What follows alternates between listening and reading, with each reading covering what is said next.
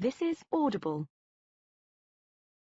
King of Kings, Warrior of Rome, Part 2, by Dr. Harry Sidebottom, narrated by Nick Bolton. The author opens the book with the following quote. The other crag is lower. You will see Odysseus, though both lie side by side, an arrow shot apart. Atop it a great fig tree rises, shaggy with leaves. Beneath it, awesome Charybdis gulps the dark water down. Homer, The Odyssey. Book 12, lines 112 to 115. Translated by R. Fagles. And now, King of Kings. Prologue. The Syrian desert between the Euphrates River and the city of Palmyra. Autumn, AD 256. They were riding for their lives. The first day in the desert they had pushed hard, but always within their horses' limits. Completely alone, there had been no sign of pursuit.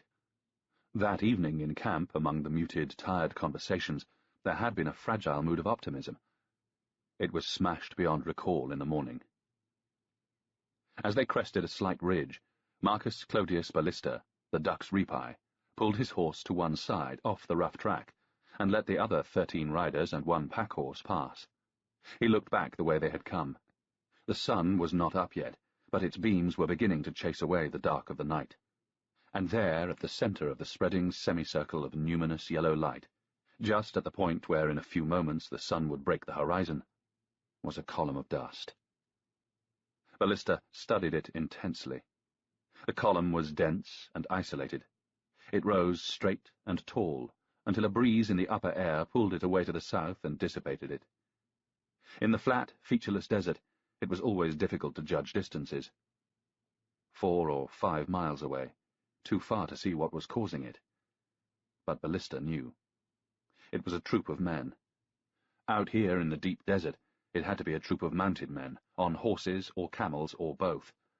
Again, the distance was too great to make an accurate estimate of the numbers, but to kick up that amount of dust, there had to be 4 or 5 times as many as rode with Ballista. But the column of dust did not incline to left or right, but seemed to rise up completely straight, showed that they were following. With a hollow feeling, Ballista accepted it for what it was. The enemy was chasing them. A large body of Sassanid Persian cavalry was on their trail. Looking round, Ballista realized that those with him had stopped. Their attention was divided between him and the dust cloud. Ballista pushed them out of his thoughts. He scanned through 360 degrees. Open, slightly undulating desert. Sand with a thick scattering of small and sharp dun-coloured rocks, enough to hide a myriad scorpions and snakes. Nothing to hide a man, let alone 14 riders and 15 horses. Ballista turned and walked his mount to the 2 Arabs in the centre of the line. "Riding hard, how long will it take to reach the mountains?" 2 days, the girl replied without hesitation. Bathsheba was the daughter of a caravan protector.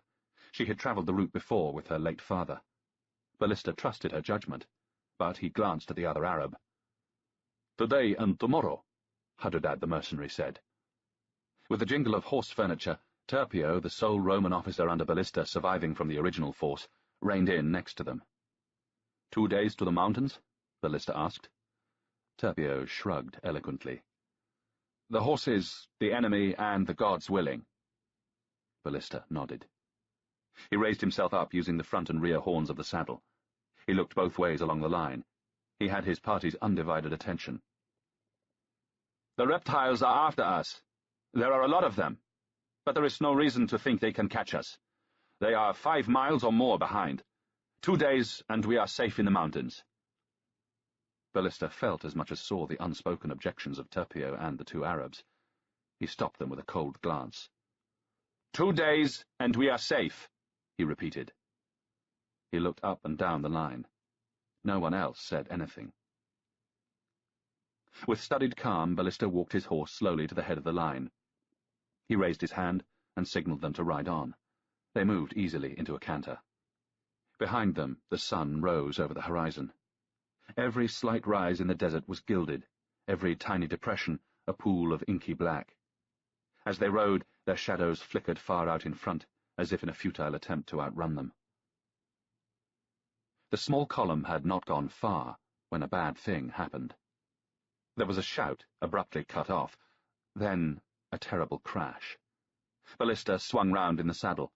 A trooper and his mount were down, a thrashing tangle of limbs and equipment. The man rolled to one side. The horse came to a halt. The soldier pulled himself onto his hands and knees, still holding his head. The horse tried to rise. It fell back with an almost human cry of pain. Its near foreleg was broken. Forcing himself not to check the dust cloud of their pursuers, Ballista rattled out some orders. He jumped down from his mount. As endurance was at issue, it was vital to take the weight off his horse's back at every opportunity. Maximus, the Hibernian slave who had been Ballista's bodyguard for the last 15 years, tenderly coaxed the horse to its feet. He talked to it softly in the language of his native island as he unsaddled it and led it off the path. It went with him trustingly, hopping pathetically on its 3 sound legs. Ballista turned his eyes away to where his body servant, Calgacus, was removing the load from the one pack-horse. The elderly Caledonian had been enslaved by Ballista's father. Since Ballista's childhood in the northern forests, Calgacus had been at his side.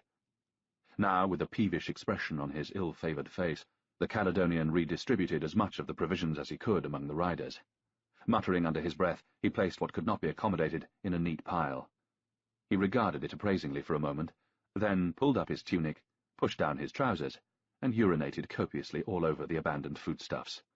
"I hope the Sassanid fuckers enjoy it," he announced. Despite their extreme fatigue and fear, or maybe because of it, several men laughed. Maximus walked back looking clean and composed. He picked up the military saddle and slung it over the back of the pack-horse, carefully tightening the girths. Ballista went over to the fallen trooper. He was sitting up. The slave boy Demetrius was mopping a cut on the man's forehead. Ballista began to wonder if his young Greek secretary would have been so solicitous if the soldier had not been so good-looking. Before, annoyed with himself, he closed that line of thought. Together, Ballista and Demetrius got the trooper back on his feet. "Really, I am fine." Then up onto the former pack-horse. Ballista and the others remounted. This time he could not resist looking for the enemy dust. It was appreciably closer. Ballista made the signal, and they moved out past where the cavalry horse lay. On top of the spreading pool of dark red arterial blood was a foam of light pink caused by the animal's desperate attempts to breathe through a severed windpipe. For the most part, they cantered, a fast ground-covering canter. When the horses were blown, Ballista would call out an order, and they would dismount, give their mounts a drink, not too much, and let them have a handful of food, bread soaked in watered wine. Then they would walk, leading rein in hand, until the horses had something of their wind back, and the riders could climb wearily back into the saddle. With endless repetition, the day wore on.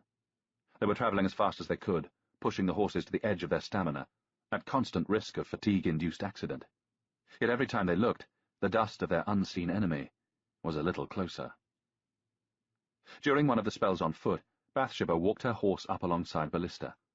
He was unsurprised when Hadadad appeared on his other side. The Arab mercenary's face was inscrutable. "Jealous bastard," thought Ballista. They walked in silence for a time. Ballista looked over at Bathsheba. There was dust in her long black hair, dust smudged across her high cheekbones. Out of the corner of his eye, Ballista watched her moving, watched her breasts moving. They were obviously unconstrained under the man's tunic she wore. He found himself thinking about the one time he had seen them, the rounded olive skin, the dark nipples.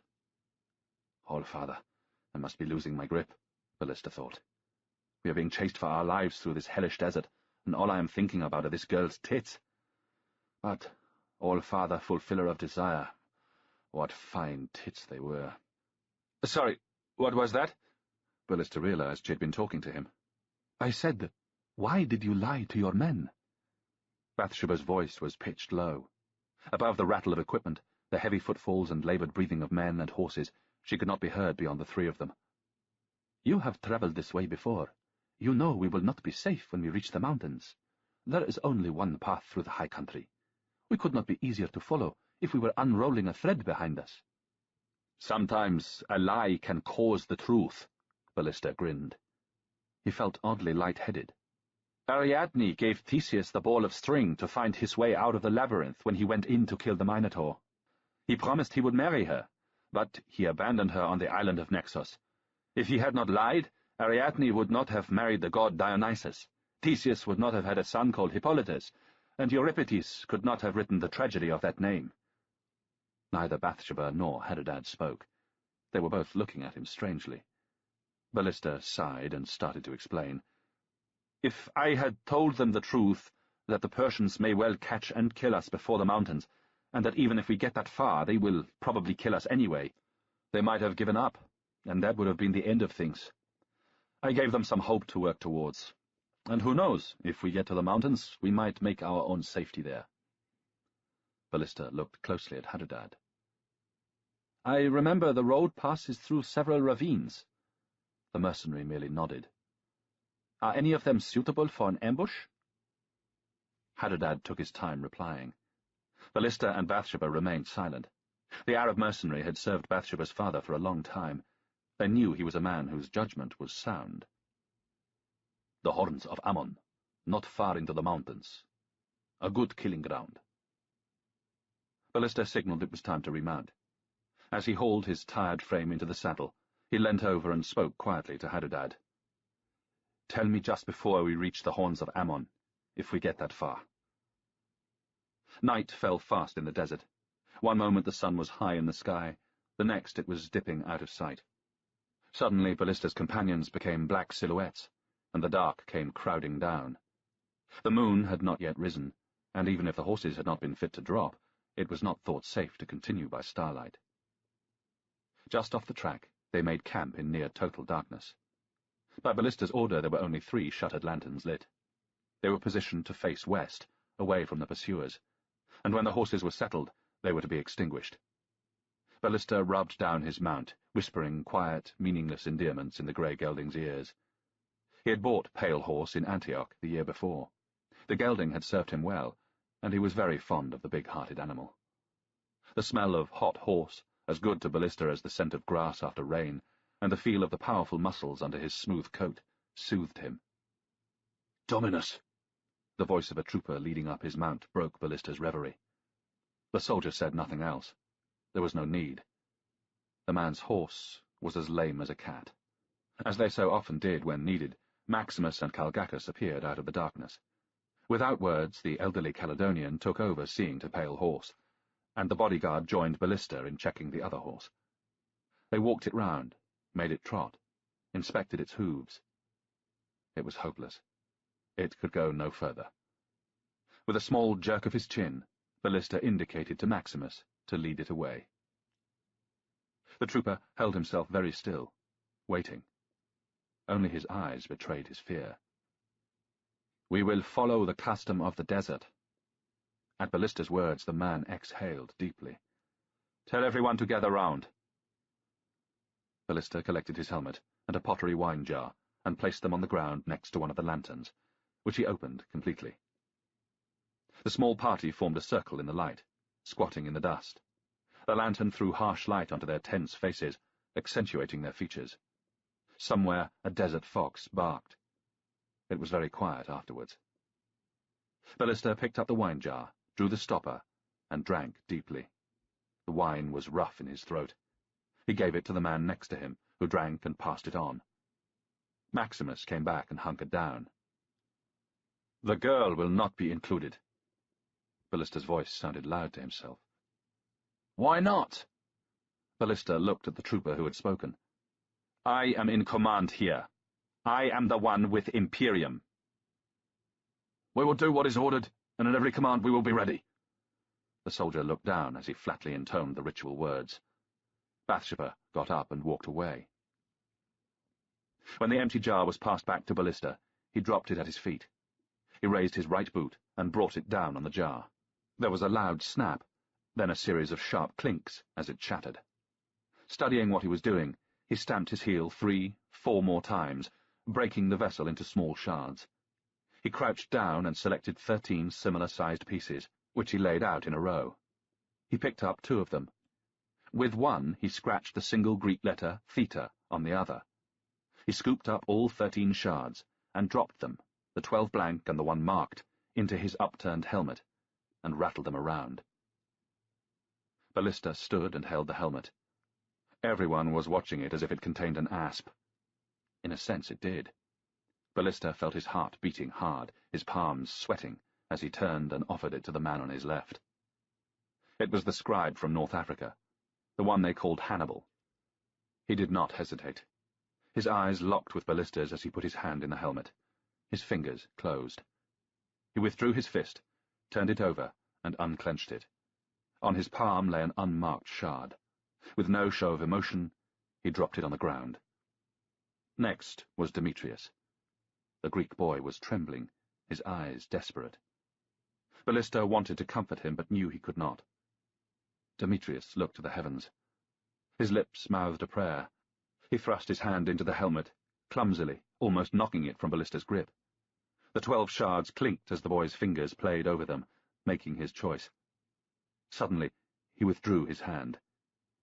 In his fingers was an unmarked piece of pottery. Demetrius exhaled, almost a sob, and his eyes misted with tears. The soldier on Demetrius's left was called Titus. He had served in Ballista's horse guards, the Equites Singulares, for almost a year.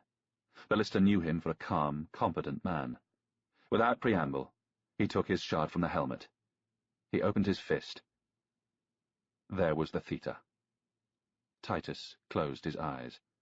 Then, swallowing hard, he opened them, mastering himself. A sigh like a gentle breeze rustling through a field of ripe corn ran around the circle. Trying hard not to show their relief, the others melted into the night. Titus was left standing with Ballista, Maximus, and Calgacus. Titus smiled a sketchy smile. "The long day's task is done. Might as well unarm." He took off his helmet and dropped it, lifted his baldric over his head, unbuckled his sword belt, and let them fall too. His fingers fumbled with the laces of his shoulder guards.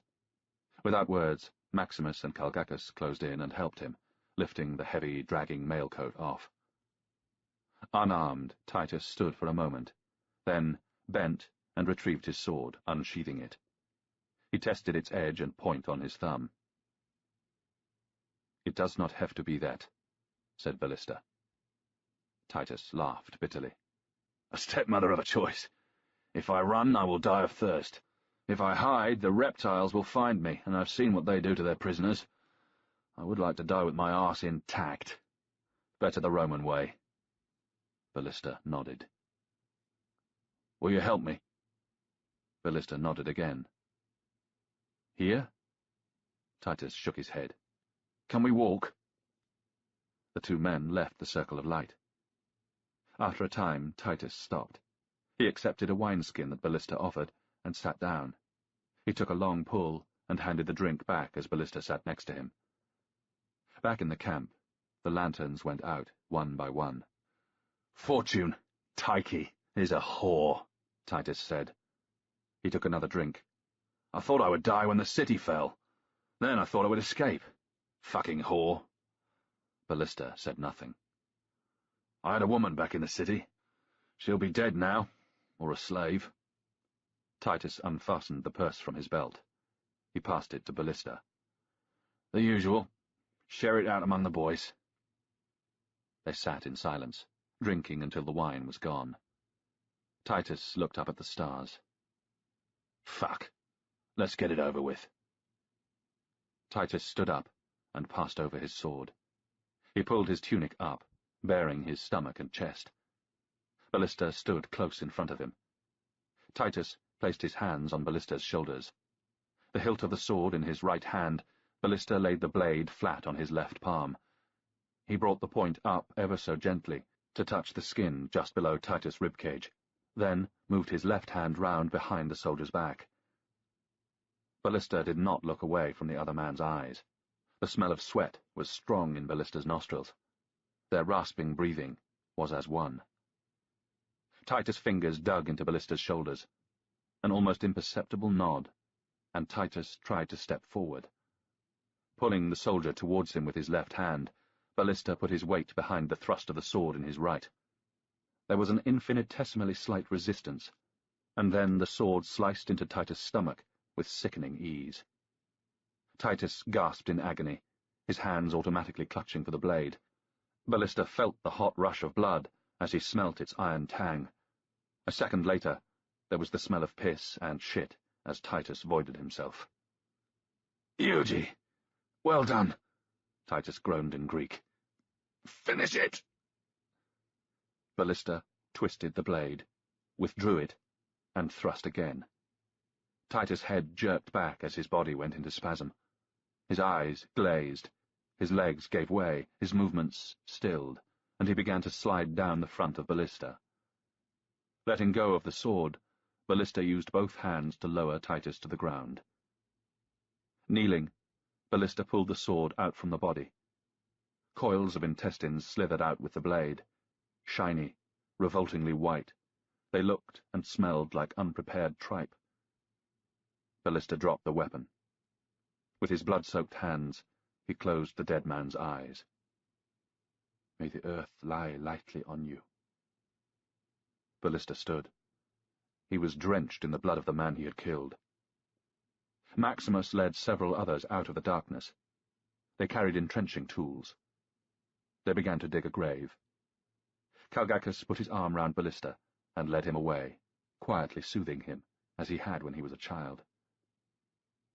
4 hours later, the moon was up, and they were on the move. Ballista was surprised that after Calgacus had undressed him and cleaned him, he had slept a deep, unhaunted sleep.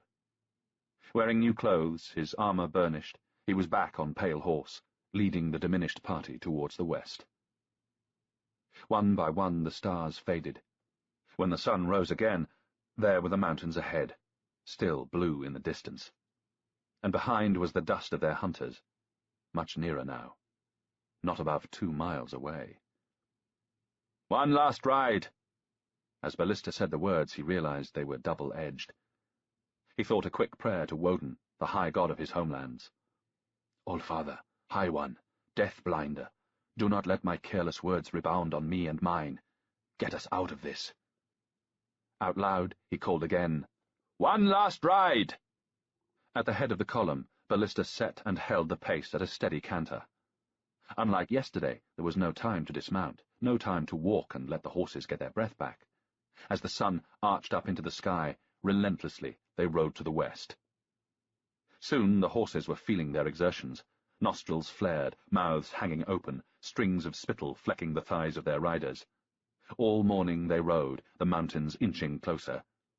Some god must have held his hands over them. The track was rough, pitted and stony, but there were no cries of alarm. Not one animal pulled up lame or went down in a flurry of dust and stones. And then, almost imperceptibly, they were there. The track began to incline up. The stones at its side grew bigger, became boulders. They were in the foothills. Before the path turned and began to grade its way up the slopes, before the view was blocked, Ballista reined in and looked back. There were the Sassanids, a black line about a mile behind. Now and then sunlight glinted perpendicular on helmets or pieces of armour. Certainly they were within 1,300 paces. Ballista could see they were cavalry, not infantry. He had known that already. He estimated there were some 50 or more of them. There was something odd about them, but there was no time to stop and study more. He coaxed Pale Horse on. They had to slacken the pace as they climbed. The horses were labouring hard, yet they had not been in the high country long before Hadridad said, "The horns of Ammon." They turned left into the defile. The path here was narrow, never more than 20 paces wide. It ran for about 200 paces between the outcrops that gave the place its name. The cliff on the left was sheer. That on the right rose more gently. A scree-covered slope a man could ascend, lead a horse up, probably ride one down. "At the far end, where it turns right, out of sight, the path doubles back behind the hill," Hadridad said. "Place archers up on the right. Hold the far end. It is a good killing ground if we are not too outnumbered." As they rode up the defile, Ballista retreated into himself, planning, making his dispositions. When they were about 50 paces from the end, he stopped and issued his orders. "I will take Maximus, Calgacus, and the girl with me up the hill. She is as good with a bow as a man. The Greek boy can come to hold our horses, And you, he pointed to one of the 2 remaining civilian members of his staff, not the North African scribe, will come to relay my orders. He paused. He looked at Hadadad and Turpio. That leaves you 2 and 5 men down on the path. Wait round the corner, out of sight until you get my command. Then charge down into the reptiles. Those of us above will ride down the slope to take them in the flank. Hadadad nodded. Turpio smiled sardonically. The others, exhausted, hollow-eyed, just stared. Ballista unfastened the black cloak he had been wearing to keep the sun off his armor. He dropped it to the ground. It landed with a puff of dust in the middle of the path. Then he untied poor Titus' purse from his belt. He opened it. There were a lot of coins, a soldier's life savings. He scattered them on the ground just beyond the cloak. As an afterthought, he took off his helmet, the distinctive one with the bird of prey crest, and tossed that down as well. Hadadad grinned. "Cunning as a snake," he said. "Among your people that is probably a compliment," Ballista replied. "Not always," said the Arab. Ballista raised his voice to reach them all. "Are you ready for war?" "Ready!" 3 times the call and response, but it was a tired, thin sound, almost lost in the hills. Turpio brought his horse next to Ballista. Quietly, he recited a poem in Greek. "Don't cry over the happy dead, but weep for those who dread to die." Ballista smiled and waved them all off to take up their positions. "We will do what is ordered, and at every command we will be ready." Ballista lay full length on the crest of the hill, an old grey-brown blanket over his shoulders. He had rubbed handfuls of the dun-coloured sand into his hair and over his face. 20 arrows were planted point down in the ground by his head, looking like a clump of desert grass or camel thorn. Those with him were resting behind the brow of the hill. Staring at something for a long time in bright sunshine began to have a narcotic effect. The scene seemed to shift and waver. Inanimate objects start to move. It was not long after noon. They had made good time. The Sassanids must have halted for a rest in the foothills, confident their prey could not escape them. Ballista blinked the sweat out of his eyes and shifted slightly in the hollow his body had made in the stony ground. He very much doubted this was going to work. 10 fighting men and the girl against at least 50. Strangely, he did not feel particularly frightened. He thought of his wife and son, and felt an overwhelming sadness that he would not see them again. He imagined them wondering what had happened to him, the pain of never knowing. A movement, at last. The Sassanid cavalry walked round into the defile, and Ballista's heart leapt. He saw what had been odd about their column. Each Sassanid led 2 spare horses. That was how they had narrowed the distance so fast. 60 horses, but only 20 riders.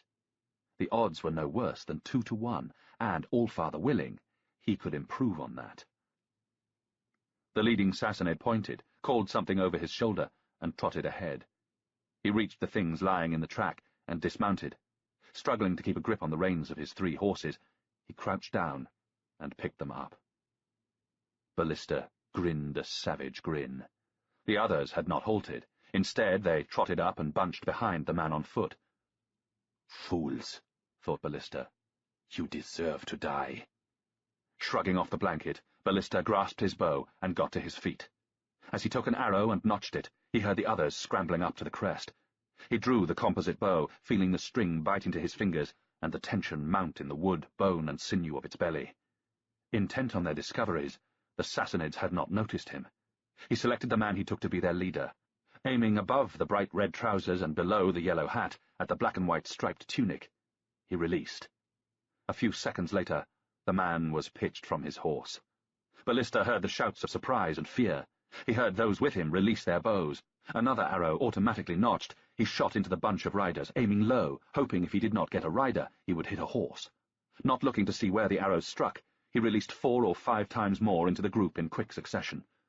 The floor of the defile was a picture of confusion, bodies of men and animals thrashing, loose horses plunging, crashing into those still under control.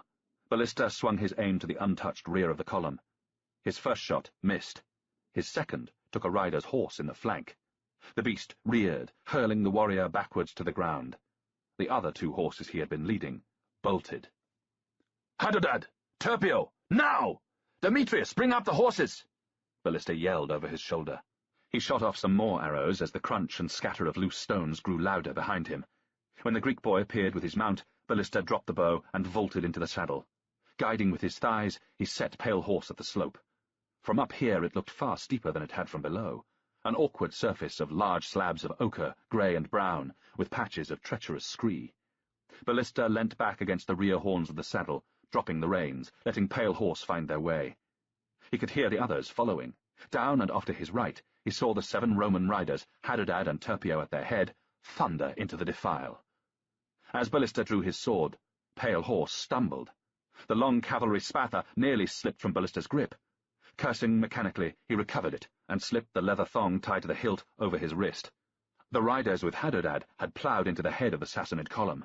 They had bowled over or cut down 3 or 4 of the Easterners, but the lack of space and sheer weight of numbers had brought them to a halt.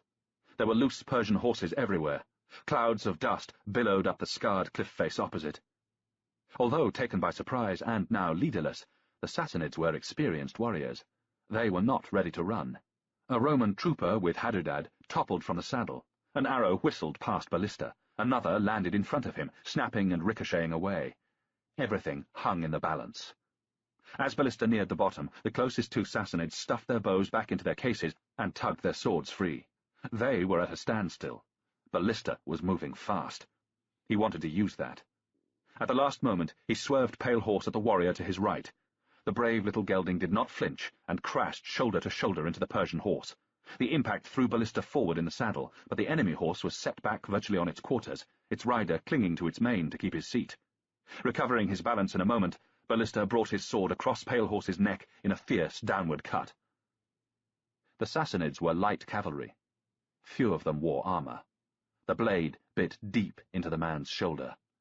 Retrieving his sword, Ballista put Pale Horse to cut round the rear of the injured Sassanid's mount to get at the other one. Before he could complete the manoeuvre, a 3rd Easterner lunged at him from the right. Ballista caught the blade on his own, rolled his wrist to force the Persian's weapon wide, and riposted with an underhand cut at the man's face. The Sassanid swayed back. As Ballista's blade sliced harmlessly through the air, he felt a searing pain in his left bicep. Now he was caught between the 2 Sassanids. With no shield, not even a cloak to guard his left side, Ballista had to try to parry the attacks of both with his sword. He twisted and turned like a baited bear when the dogs close in. Steel rang on steel, and sparks flew. A hammer-like blow from the right hit Ballista in the rib-cage. The Persian's lunge had broken 1 or 2 of the mail rings on his coat, forcing the jagged ends into his flesh, but the armour had kept out the point of the blade. Despite the pain, Ballista forced himself upright and swung a horizontal cut not at the man on his right, but at his horse's head. It missed, but the animal skittered sideways. Painfully sucking air into his lungs, Ballista swiveled in the saddle, blocked a blow from his left, and lashed out with his boot, kicking the Sassanid's mount in the belly. It, too, gave ground. He had bought himself a few seconds' reprieve. Ballista looked up. There was nowhere to go. In front of Pale Horse were 4 or 5 loose horses, milling, blocking the way. Again the fierce, dark faces closed in. Again Ballista twisted and turned like a cornered animal. But he was getting slower. His left arm throbbed. His damaged ribs were agony as he moved. It hurt like hell to draw breath. Just when it seemed that it could only end one way, Maximus appeared. A deft cut, almost faster than the eye could follow. There was a spray of blood, and the warrior on Ballista's left toppled from the saddle. No time for thanks. Maximus spurred on, and Ballista turned all his attention to his remaining adversary. After a time, as if by mutual consent, Ballista and his opponent backed their horses a pace or 2. Panting heavily, each waited for the other to make the next move. The din of combat echoed back from the rocky slopes, and the dust rose up like chaff from a threshing floor. Around Ballista and the Persian, the hot battle roared, but their perceptions had narrowed to a space little bigger than the reach of their swords. Ballista's left arm was stiff, almost useless. Every breath he took seared his chest. He noted another rider in Eastern dress looming up in the murk behind his assailant. Ballista recognized him. Anamu! Ballista had last seen him just days before, serving as a temporary Roman officer in the defense of his hometown, Arete. Anamu, you traitor! The long, thin face of the man from Arete turned towards Ballista. The wide-spaced eyes showed no surprise. It is not my fault, the man shouted in Greek. They have my family. I had to guide them after you. Seeing Ballista's distraction, the Sassanid surged forward. Instinct and the memory in his muscles let Ballista flick the blade aside. Anamu tipped his head back and shouted loud in Persian, "Every man for himself! Run! Save yourselves!" He kicked his horse. It gathered itself and set off. Over his shoulder he called to Ballista again in Greek, "Not my fault!" The Sassanid facing Ballista backed his horse again, 4, 5 steps, then hauled on the reins, jerked the beast round, and followed Anamu. Suddenly the air was full of high eastern cries. The rattle of hooves echoed round the horns of Ammon. As one, the Persians desperately sought to disengage and spur their way to safety. The fight was over. Ballista watched the Sassanid cavalry disappear down the defile. His own men were already busy, throwing themselves off their mounts, slitting the throats of the wounded Easterners, stripping them, searching for the wealth they were rumoured always to carry. "Leave one alive!" Ballista shouted. But it was too late. Hadadad and Turpio arrived and calmly announced the butcher's bill. 2 troopers dead, 2 men wounded, including Turpio himself, who had an ugly gash on his left thigh. Ballista thanked them, and all 3 climbed stiffly to the ground. Ballista checked over Pale Horse, a graze on the left shoulder, a small nick on the right flank, but otherwise the gelding seemed unharmed. Kalgakis appeared with water and strips of clean cloth. He started to bandage Ballista's arm, swearing volubly as his patient kept moving to stroke his mount. Bathsheba cantered up. Ballista had forgotten all about the girl. She jumped off her horse, ran to Hadadad, and threw her arms round his neck. Ballista looked away. Something shining on the ground caught his eye. It was the helmet he had discarded earlier. He went over and picked it up. It was buckled. A horse's hoof had trodden on it. The bird of prey crest was bent, twisted out of shape, but it could be repaired. Dux Repi, autumn AD 256 to spring AD 257. Alas, the earth will drink the dark blood of many men, for this will be the time when the living will call the dead blessed. They will say it is good to die, but death will flee from them. As for you, wretched Syria, I weep for you. Oracula Sibyllina 13, lines 115 to 119. Chapter 1. Ballista wanted to be a good Roman. Woden the Allfather knew he did. But it was difficult. At times like these it was almost impossible. How could they stand the stupid rules and ridiculous rituals, the stifling impediments of civilization? If a wounded man, coated in the dust of 19 days of almost non-stop travel, rode up to the imperial palace in Antioch, staggered slightly as he dismounted, and said that he had news for the emperor's ears only, news of the terrible Persian enemy, he would think that the courtiers might usher him without delay into the presence of the Augustus. "I am most abjectly sorry, most high Dominus, but only those specifically invited to the sacred concilium of the Emperor Valerian Augustus can be admitted." The fat eunuch was adamant. "I am Marcus Clodius Ballista, Dux Repi, commander of the riverbanks, Via Egregius, knight of Rome. I have ridden non-stop from the Euphrates, and I have news of the Sassanid Persian enemy that the emperor needs to hear." There was a clear, dangerous edge to Ballista's voice. "I could not be more abjectly sorry, most noble Dux, but it is impossible." The eunuch was sweating hard, but, metaphorically, he did not lack balls. He was standing his ground. Ballista could feel his anger rising. He breathed deeply. "Then pass a message to the emperor that I am outside and need to speak to him and his advisers." The eunuch spread his hands wide in a gesture of desolation. "I fear that it is beyond my powers. Only the Abbot Missionibus could authorize such a thing." Rings, gold, amethyst, garnets, glittered on his chubby fingers. "Then tell the Abbot Missionibus to give Valerian the message." A look of genuine shock appeared on the heavily jowled face.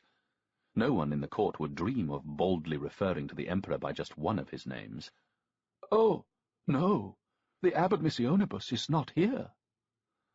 Ballista looked around the courtyard. Brick dust hung thick in the air. From somewhere came the sound of hammering. At the foot of the steps stood 4 silentarii, their title eloquent of their function, no man should disturb the sacred calm of the imperial deliberations.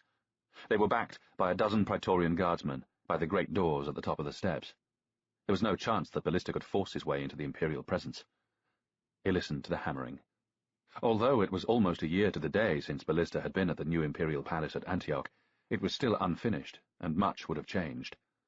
There was no real likelihood that he could expect to find an unguarded way to sneak in among the confusion of builders. He knew that fatigue was making his grip on his temper tenuous. As he rounded again on the functionary barring his way, the eunuch began to talk. "Not all members of the Concilium are here yet. The Abbot Missionibus is expected at any moment, Dominus. Perhaps you might speak to him." The eunuch's smile was placating. His expression was like that of a dog which fears a beating and bares its teeth. At Ballista's nod, the eunuch quickly turned and waddled away. Ballista looked at the heavens, then closed his eyes as his tiredness provoked a wave of nausea. "For fuck's sake," he said, in the language of his native Germania. Opening his eyes, Ballista again looked round the courtyard. The large, dusty square was crowded with men from all over the Imperium of the Romans. There were men in Roman togas, Greeks in tunics and cloaks, Gauls and Celtiberians in trousers. Other groups clearly came from beyond the borders. There were Indians in turbans, Scythians in tall, pointed hats, Africans in colourful robes.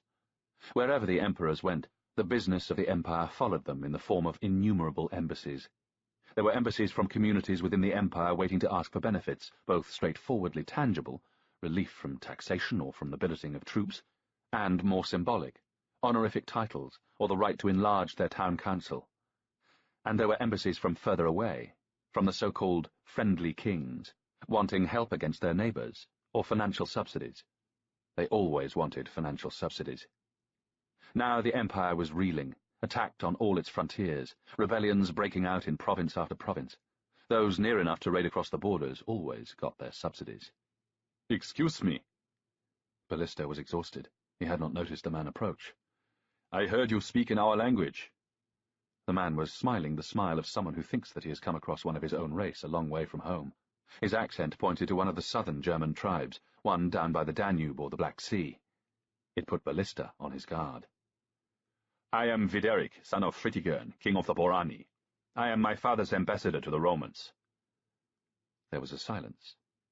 Ballista pulled himself up to his not inconsiderable full height. "I am Dernhelm, son of Isengrim, the war leader of the Angles. The Romans know me as Marcus Clodius Ballista." The look on Videric's face changed to something very different. Automatically his hand went to his hip, where the hilt of his sword should rest. It was not there. Like Ballista's, like all other weapons, it had been taken by the Praetorians on the front gate. Two other Borani came up and flanked Videric. The three warriors glowered. They looked much alike, big, powerful men, long fair hair to their shoulders, a surfeit of gold rings on their arms. "You bastard!" Videric spat. Ballista stood his ground. "You fucking bastard!" Ballista looked at the three angry men. He had sent his own men, his bodyguard Maximus and the others, to the barracks. He was alone. Yet there was little immediate to worry about. The Praetorians did not encourage those waiting in the hope of seeing the emperor to fight among themselves.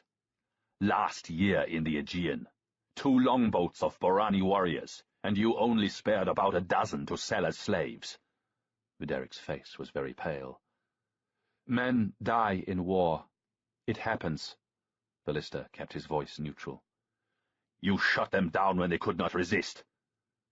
"They would not surrender." Videric stepped forward. One of the other Borani put a hand on his arm to restrain him. Videric gave Ballista a look of complete contempt. "And that is why we Borani are here to collect our tribute from the Romans, while you—" Words failed him for a moment. Then he laughed, a harsh snort. "While you wait like a slave for your orders. Maybe your Roman master will see you after he has handed his gold to us." "I live in hope," Ballista replied. "One day we will meet again where there are no Roman guardsmen to protect you. There is a blood feud between us." "As I said, I always live in hope." Ballista turned his back on them and walked away to the centre of the great courtyard. "Wherever you go, old enemies will find you. A deep metallic boom rang out from the inner gate. Ballista turned. Around him all conversation died as almost everyone turned and gazed up at the gate. High up on the second story was a gilded statue of a naked man. In his right hand the statue held a tall stake. 9 large golden spheres were suspended at the top of the stake. 3 more rested at the bottom.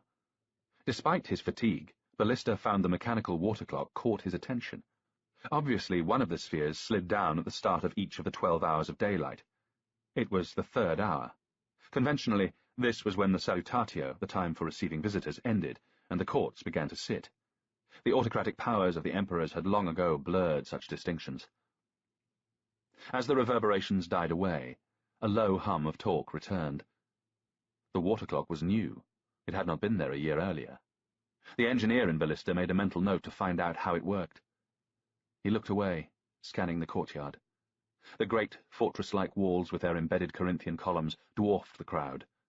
The Borani were near the inner gate, still gawping up open-mouthed.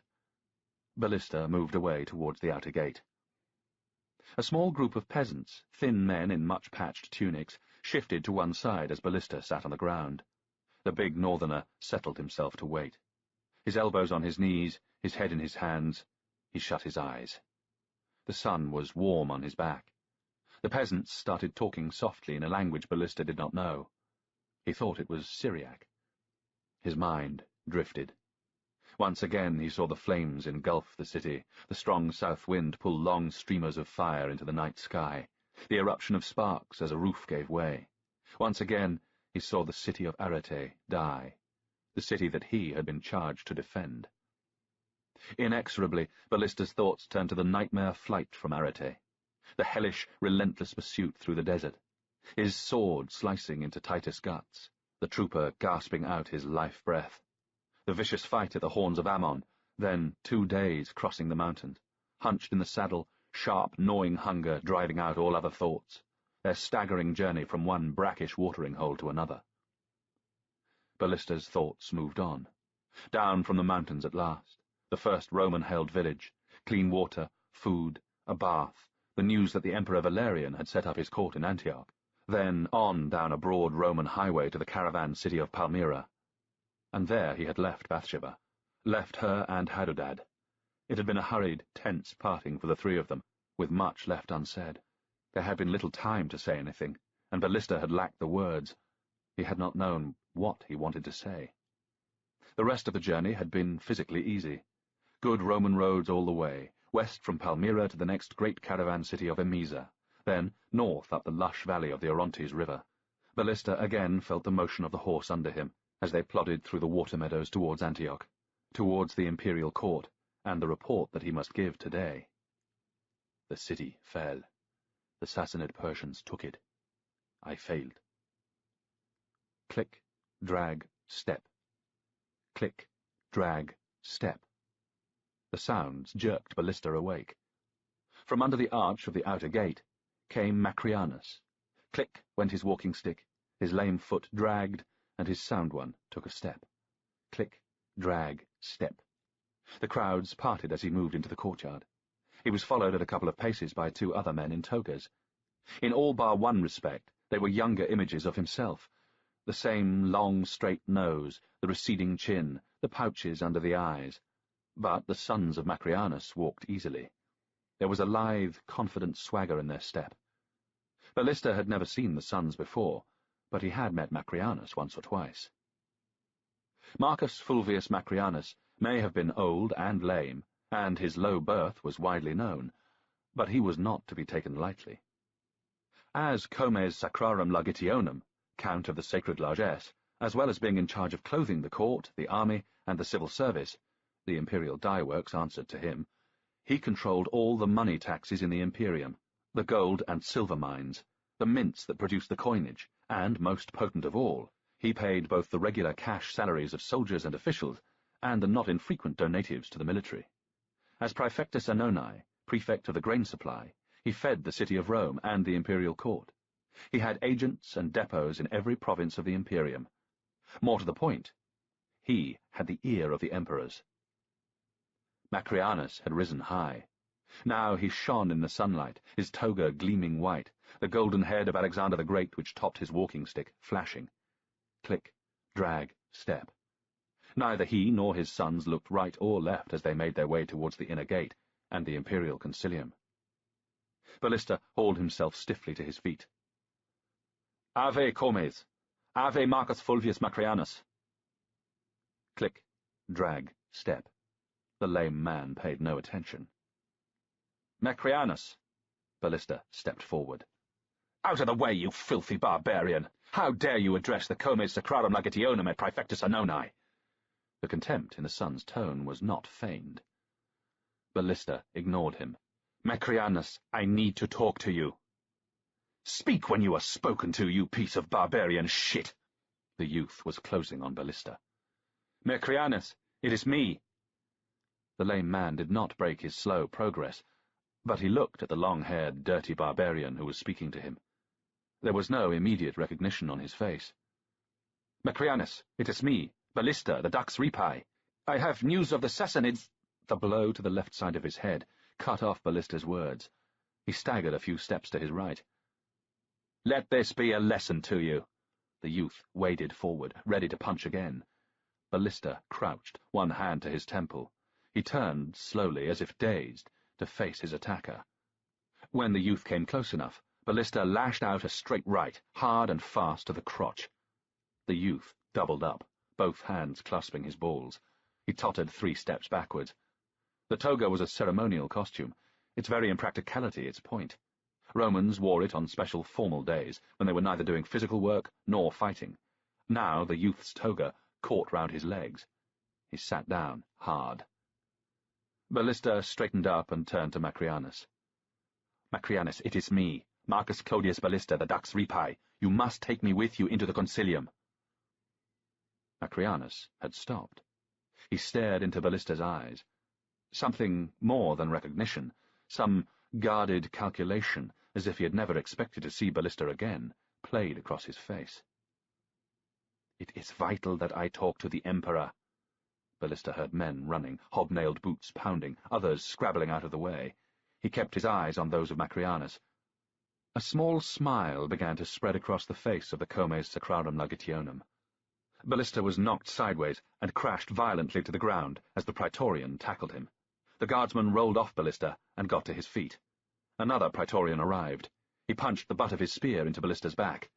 Despite the sickening surge of pain, the northerner tried to get to his feet. A blow to the head stopped Ballista. Another to the stomach dropped him to his knees. He covered his head as a flurry of spear butts rained down on his arms and shoulders. That's it! Beat the barbarian pig! He threatened the Comes Sacrarum Legationum and attacked my brother Quietus. Beat him senseless, then throw the dog out into the street, the other young man was shouting. Ballista was curled up into a ball, the paving slabs gritty under his cheek as he tried to cover himself. After a short time, the beating stopped. Ballista heard Macrianus' voice. My son, Macrianus the Younger, is right. Now, throw him out into the street. Strong hands grabbed the northerner and began to drag him to the outer gate. Ballista twisted his head and got a blow round the ear for his pains. But he saw Macrianus and his 2 sons resuming their rudely interrupted progress to the imperial concilium. Macrianus, you can't! You know that I am the Dux Ripae! Although he must have heard, the Count of the Largesse did not pause. Click, drag, step. He vanished up the steps and into the inner gate. Almost gently, one of the guardsmen punched to cease to struggle. He let his head loll. The toe-caps of his boots were dragging on the ground. Expensive boots. That will do them no good, he thought inconsequentially. Halt! The voice was one accustomed to being obeyed. The Praetorians halted. Let me see him. The guardsman let go of Ballista, who collapsed onto the flagstones. Put him on his feet so that I can see him. The rough hands that grasped Ballista were almost solicitous as they manoeuvred him to his feet. Seeing the northerner sway, 2 of the Praetorians supported his arms. A long, thin face swam into Ballista's view. It came very close, the big eyes squinting. Ballista thought it was strange. He was so light-headed with fatigue that he felt no real pain. His forehead tickled as blood ran down from a cut on his hairline. He tried to wipe it away with his left hand, but only succeeded in smearing it over more of his face. "Gods below! Is it really you, Ballista, under all that filth?" Ballista stared back at the man. The long, thin face was oddly asymmetrical. It looked familiar. "Clydonius, it has been a long time," Ballista smiled. It hardly hurt at all. Although not a close friend, Clydonius, the abbot missionibus, had long been something of an ally of Ballista's at the imperial court. "What in Hades has happened to you?" Clydonius sounded genuinely concerned. "You mean before the Praetorians beat me?" Clydonius rounded on the Praetorians. "On whose authority did you do this?" The Praetorians came to attention. "The order came from the Count of the Largesse, Dominus." Clydonius' face gave nothing away. Life in the palace did not encourage wearing your heart on your sleeve. He turned back to Ballista. "The last I heard, you were Dux Repi." Clydonius opened his mouth to say something else, but stopped. Ballista could almost see the thoughts running through the other man's mind. "You were appointed Dux Repi. You were ordered to defend the city of Arete from the Sassanids. You are here, hundreds of miles away in Antioch, wounded, covered in dirt. The city has fallen. You have failed. We had better clean you up a bit. Then you can tell the Emperor what happened." The look on Clydonius' face now was not all that different from that which had been on Macrianus earlier. Closed, careful calculation. At an autocrat's court, advanced knowledge could be turned to advantage, but close association with some news-bringers could also be dangerous. Clydonius made a courtly gesture with his arm. The two Praetorians let go of Ballista, and together he and Clydonius set off across the courtyard. The crowds parted. Although his head ached and his shoulders and back were stiff, Ballista found that he could walk quite normally. As they neared the inner gate, he saw the three Borani warriors, scowling. At the steps, the Silentarii moved aside. The Praetorians saluted and swung back the great doors. Clydonius and Ballista walked through into another courtyard. This one was long and narrow compared with what had gone before. A colonnade of freestanding Corinthian columns, linked by arches, ran down either side. The doors shut behind them. It was quiet and almost deserted. Their footsteps echoed as they walked. Statues of deified emperors of the past looked down at them. At the far end was the third gate, a relatively modest affair, only 3 or 4 times the height of a man, set in the middle of 4 more Corinthian columns. Another squad of Praetorians saluted and opened the doors. Clydonius and Ballista passed from the sunlight through into the near darkness of the imperial vestibule. They stopped, letting their eyes grow accustomed to the gloom. Dark, rich purple hangings seemed to absorb what little light was shed by 2 rows of golden lamps. The air was heavy with incense. A fat eunuch approached, his hands decorously hidden in his robes. Ballista was not sure if it was the one he had seen before. Clydonius spoke quietly, and the eunuch waddled away. "Wait here," Clydonius said. "The eunuch will bring you some water and towels. Wash the blood off your face. I will come and get you." With no further ado, the abbot missionibus went on through the hangings at the far end, leaving Ballista alone. The eunuch returned. Ballista cleaned his face. Wetting his hands, he pushed back his long blonde hair. It lay lank on his shoulders. He slapped some of the dust from his tunic and trousers. Most of his body ached. He needed to sleep. It was very quiet in the vestibule. 4 Praetorians stood to attention. Now and then, court functionaries crossed the room with silent, purposeful tread. Ballista wondered if, at the very limit of his hearing, was the sound of distant hammering.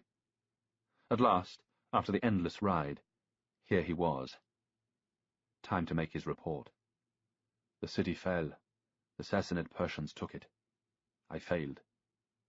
Then the worm of suspicion was back in his mind. I failed, as you always knew I would.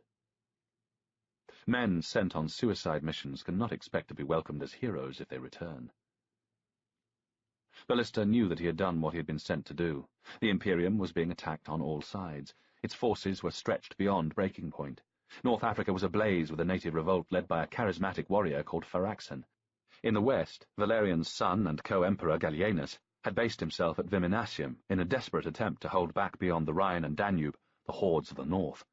The Franks, Alemanni, Carpi, Eothungi, Danubian Goths, and many other peoples. Valerian himself had come east to Antioch to try to repel both the barbarians from the Black Sea the Heruli, Borani, Black Sea Goths, and what most saw as the greatest threat of all, the Sassanids from beyond the Euphrates. Yes, Ballista had done what he had been sent to do. He had held up Shapur, the Persian king of kings, for a whole campaigning season. Through the spring and summer and into the autumn, the great Sassanid horde had sat before the walls of the city of Arete. They had sweated, laboured, and died in their thousands, their every assault thrown back in bloody ruin.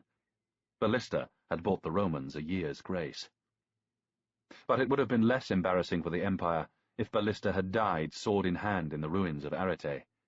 Dead, he could have been a hero.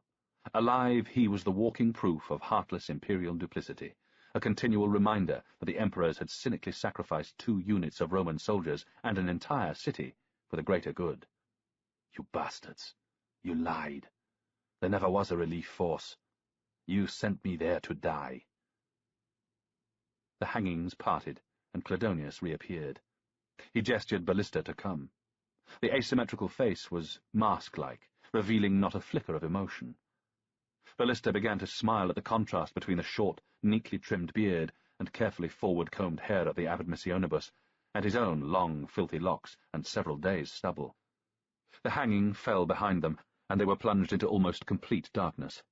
They stood still, just listening to their own breathing.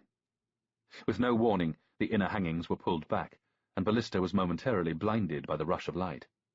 Squinting, he peered into the audience chamber of Imperator Caesar Publius Licinius Valerianus Augustus, Pontifex Maximus, Pater Patriae, Germanicus Maximus, Invictus, Restitutor Orbis.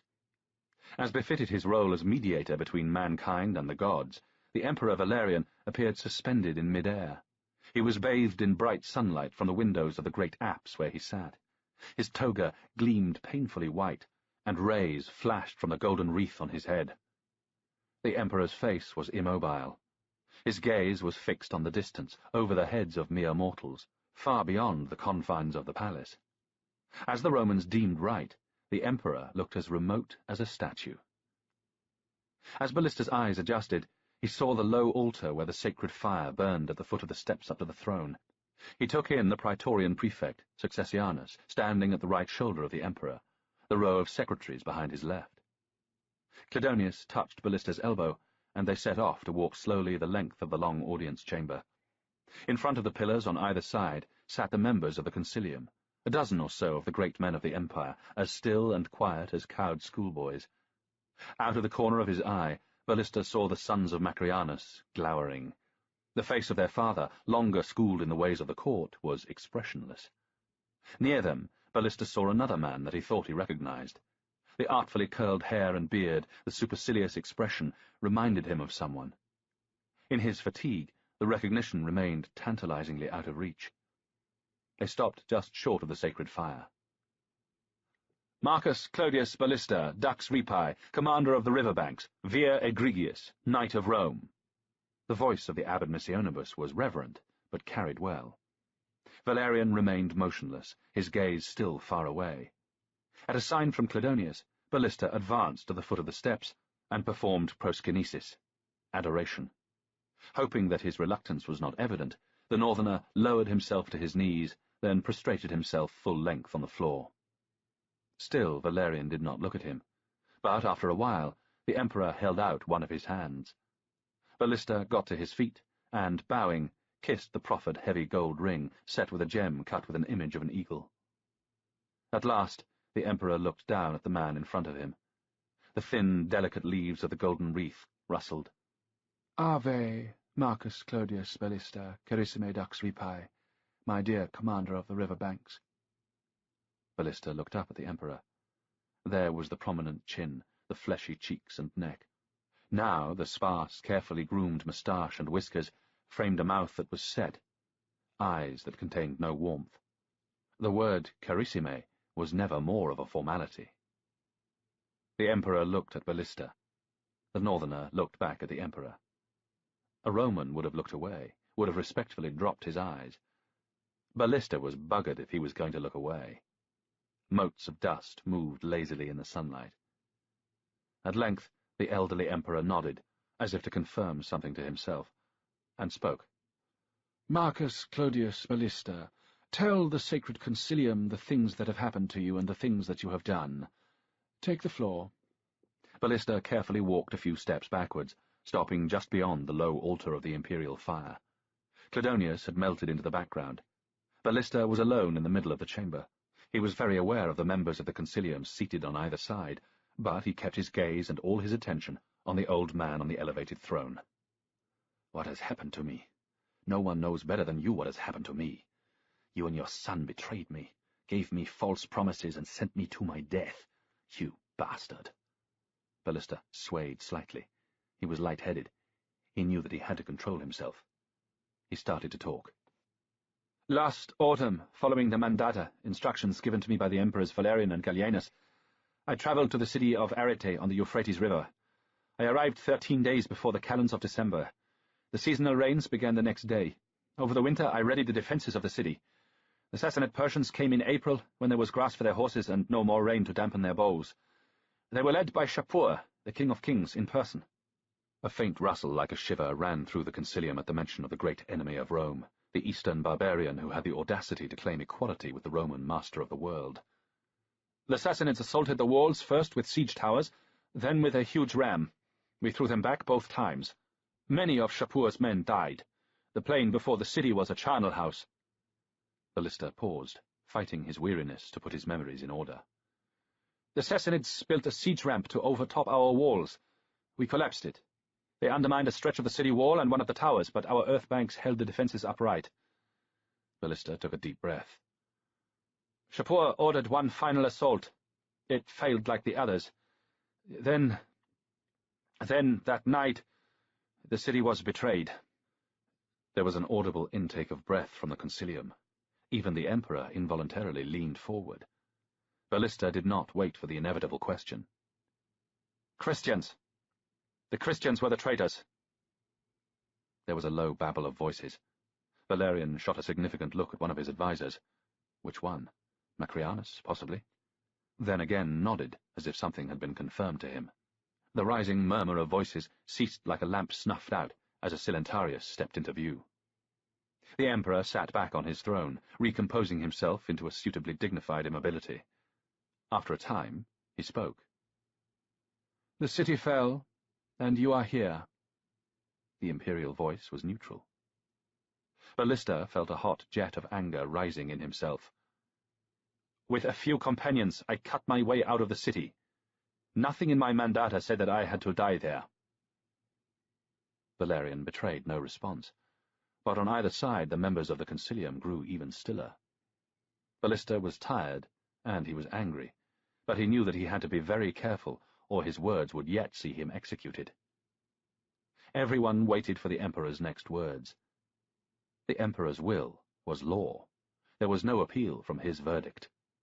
As a Roman citizen, Ballista would have the advantage of being beheaded, and not nailed to a cross. "Our nature is merciful. We are filled with clemency.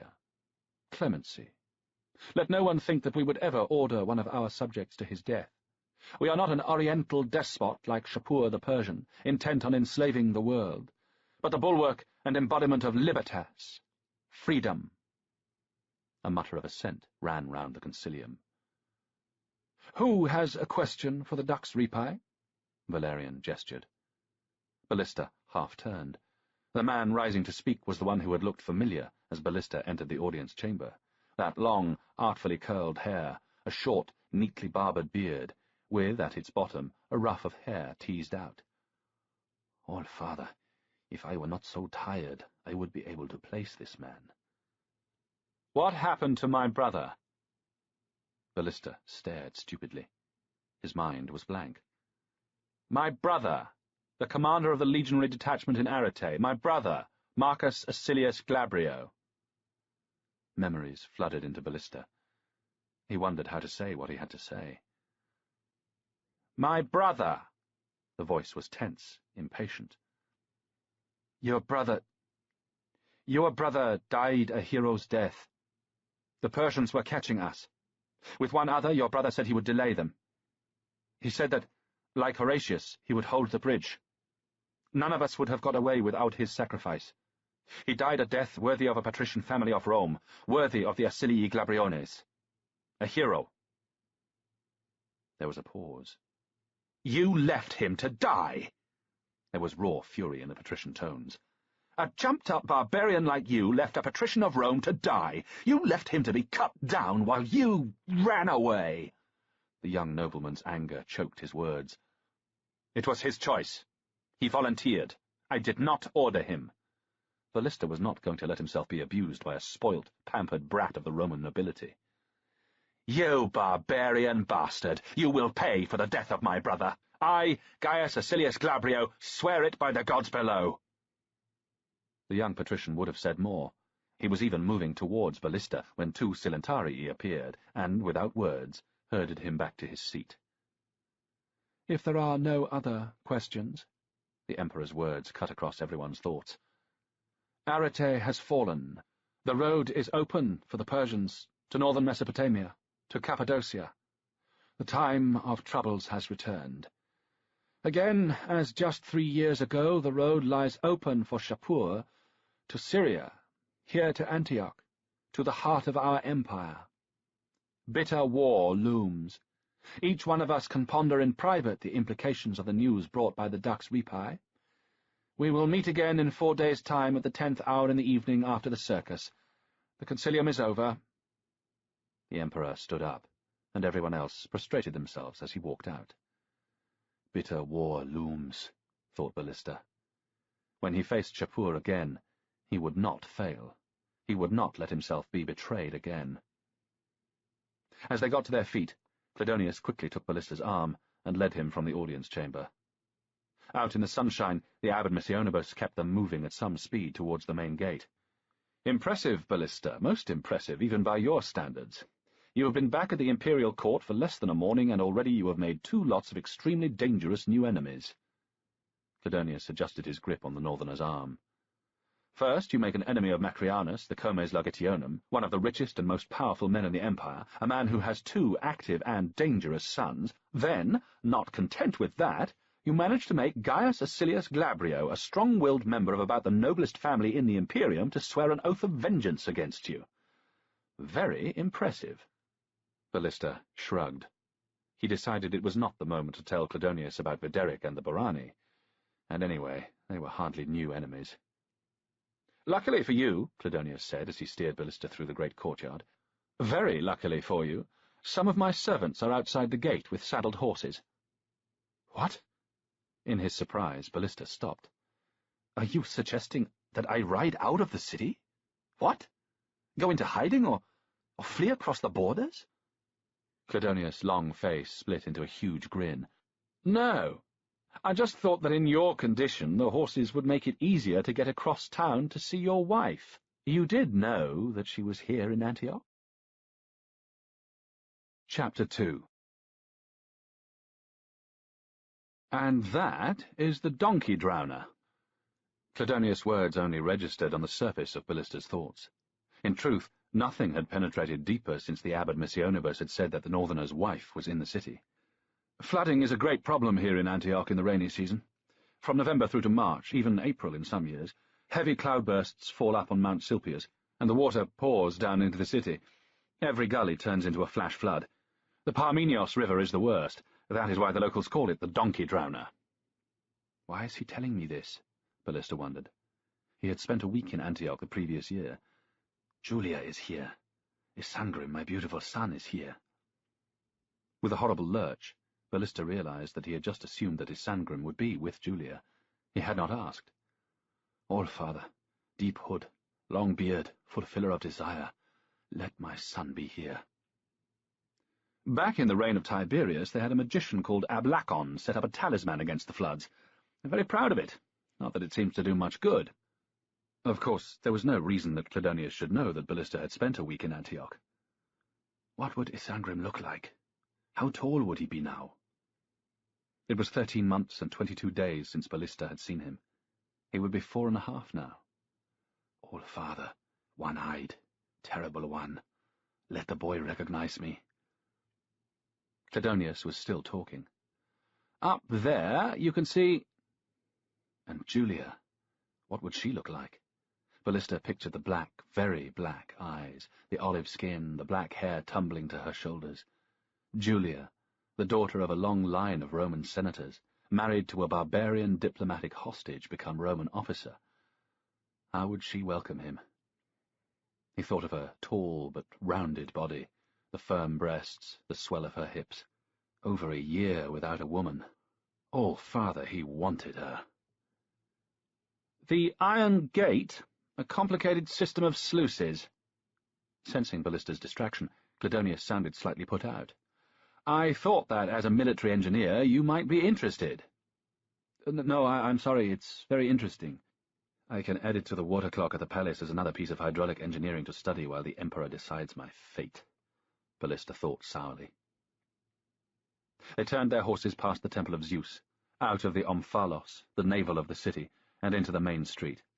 The great colonnaded street of Tiberius and Herod ran for about 2 miles right across the city. Unsurprisingly, in a city of 250,000 people, it was crowded. Numberless kiosks were jammed between the columns on either side. They sheltered a bewildering range of merchants, greengrocers, goldsmiths, stonemasons, barbers, weavers, perfumers, sellers of cheese, vinegar, figs, and wood. Ballista studied the cabins with their brushwood roofs. He could detect no order in their arrangement. More respectable trades, silversmiths and bakers, were jammed up against cobblers and tavern-keepers. Cledonius turned. His long, lopsided face was smiling. They say that each clings to his pitch as Odysseus clung to the wild fig tree above the cave of the monster Charybdis. Ballista thought about this. The poetry of Homer was common currency among the elites of the Imperium, its use an empire-wide badge of status. Does it mean that the sites are too lucrative to lose? Or that if they lose them they will fall into an abyss of abject poverty? Cledonius' face did not change. It continued to smile an open, guileless smile, but he looked sharply at Ballista. It was easy to underestimate this barbarian. Never easier than now, when, muddied and bloody, he looked like everyone's idea of a big, witless northerner. It was all too easy to forget that he had been brought into the Empire as a teenager and educated at the imperial court. Cledonius thought that only a fool would gratuitously make an enemy of this man. Off to our left is the main theatre. It contains a wonderful statue of the muse Calliope as the Tyche, the fortune of Antioch. The abbot Missionibus resumed his soothing chatter. Some of the more ignorant locals think— After a time they turned left into a side street, heading up towards the foothills of Mount Silpius. Soon they were deep in the residential district of Epiphania. On either side, well-built houses of limestone and basalt. The horses stretched out their necks and trod carefully as the street steepened. Over everything loomed the switchback wall of the mountain. They passed the temple of Dionysus, and Cledonius pulled up in front of a large townhouse. The long, blank wall of the residence was broken by a gate flanked by 2 columns of imported marble. A porter appeared. "Tell the Domina Julia that her husband has returned," Cledonius said. For a moment the porter seemed confused, looking at the small cavalcade. With a minuscule gesture, Cledonius indicated Ballista. Smartly the porter stepped over and held the bridle of Ballista's horse as the northerner dismounted. "Welcome home, Dominus." The porter bowed. Presumably he was either a hired local or a recent purchase. As Ballista thanked and said goodbye to Cledonius, the porter ordered a boy to run and inform the Domina of the happy event. "Please, follow me, Dominus." Ballista watched Cledonius and his servants ride on, then turned and followed the porter. As they entered the house, they walked over a mosaic of a naked hunchback, sporting an improbably large erection. Obviously the owner of the rented house was a man of some superstition, who feared the envy of his fellow townsmen. Ballista smiled. There were many worse grotesques that could deflect the evil eye from one's front door, and this one to some extent mirrored what was on Ballista's mind. At the end of a long dark corridor was an open courtyard. Ballista stopped when he emerged into the sunshine. There was a pool in the middle, reflecting dappled light up onto the surrounding columns. He looked into it. At the bottom was another mosaic. This one was an innocent scene of marine life. Fishes, a dolphin, and an octopus. Ballista hesitated. He leant on one of the columns and closed his eyes. The reflected sunlight played on his closed eyelids. He felt strangely nervous and unsure. How would Julia receive him? It had been a long time. Would she still want him? With a sick feeling he faced up to a fear he seldom let himself consider.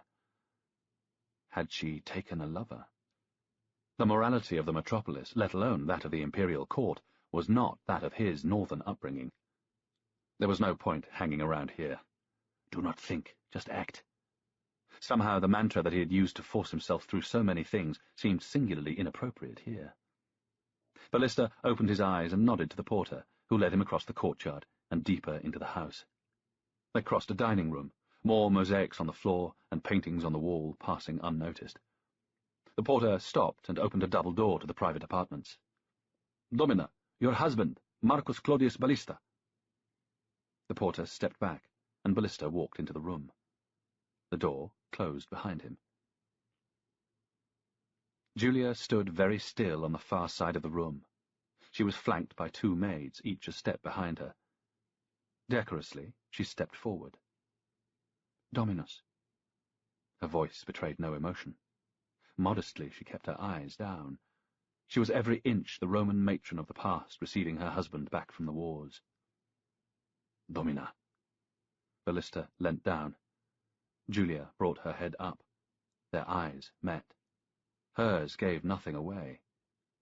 He kissed her gently on the lips. She looked. "Would you care for a drink?" Ballista nodded. She told one of her maids to bring wine and water, the other to bring a bowl of warm water and towels. The maids left, and the silence stretched. Julia kept her eyes down. Ballista sat very still. He stifled a yawn. The maids returned. Julia told them that she would see to the comfort of the Dominus herself. They should go and make sure that the bath was hot. The maids left once more. She mixed a glass of wine and water and handed it to Ballista. She moved the bowl of water close to him and sank to her knees. He took a drink. With firm hands she pulled off his boots. Taking first one, then the other of his feet, she began to wash them. The water splashed up onto his trousers. "They are getting wet. You should take them off," she said. Was there a hint of a smile before she looked down and her long black hair hid her face? Ballista stood and pushed down his undergarments with his trousers and stepped out of them. He sat. She began washing his feet again. The tension was getting to him. His chest felt tight, his palms slick with sweat. Julia looked up into his face. She smiled. With one movement, Ballista got to his feet. Putting his hands under her arms, he pulled her up with him. He kissed her. Her tongue darted into his mouth. After a few moments, she pulled a little away from him. "My family warned me of this when they married me off to a barbarian, that I would be a slave to his dreadful lusts." Ballista grinned. "Paula." He called her by the name her family used. "Little one." Then by his own affectionate diminutive. "Paulula." She stepped back and unfastened her tunic, letting it drop to the floor. She was wearing nothing underneath. Her body looked breathtakingly good.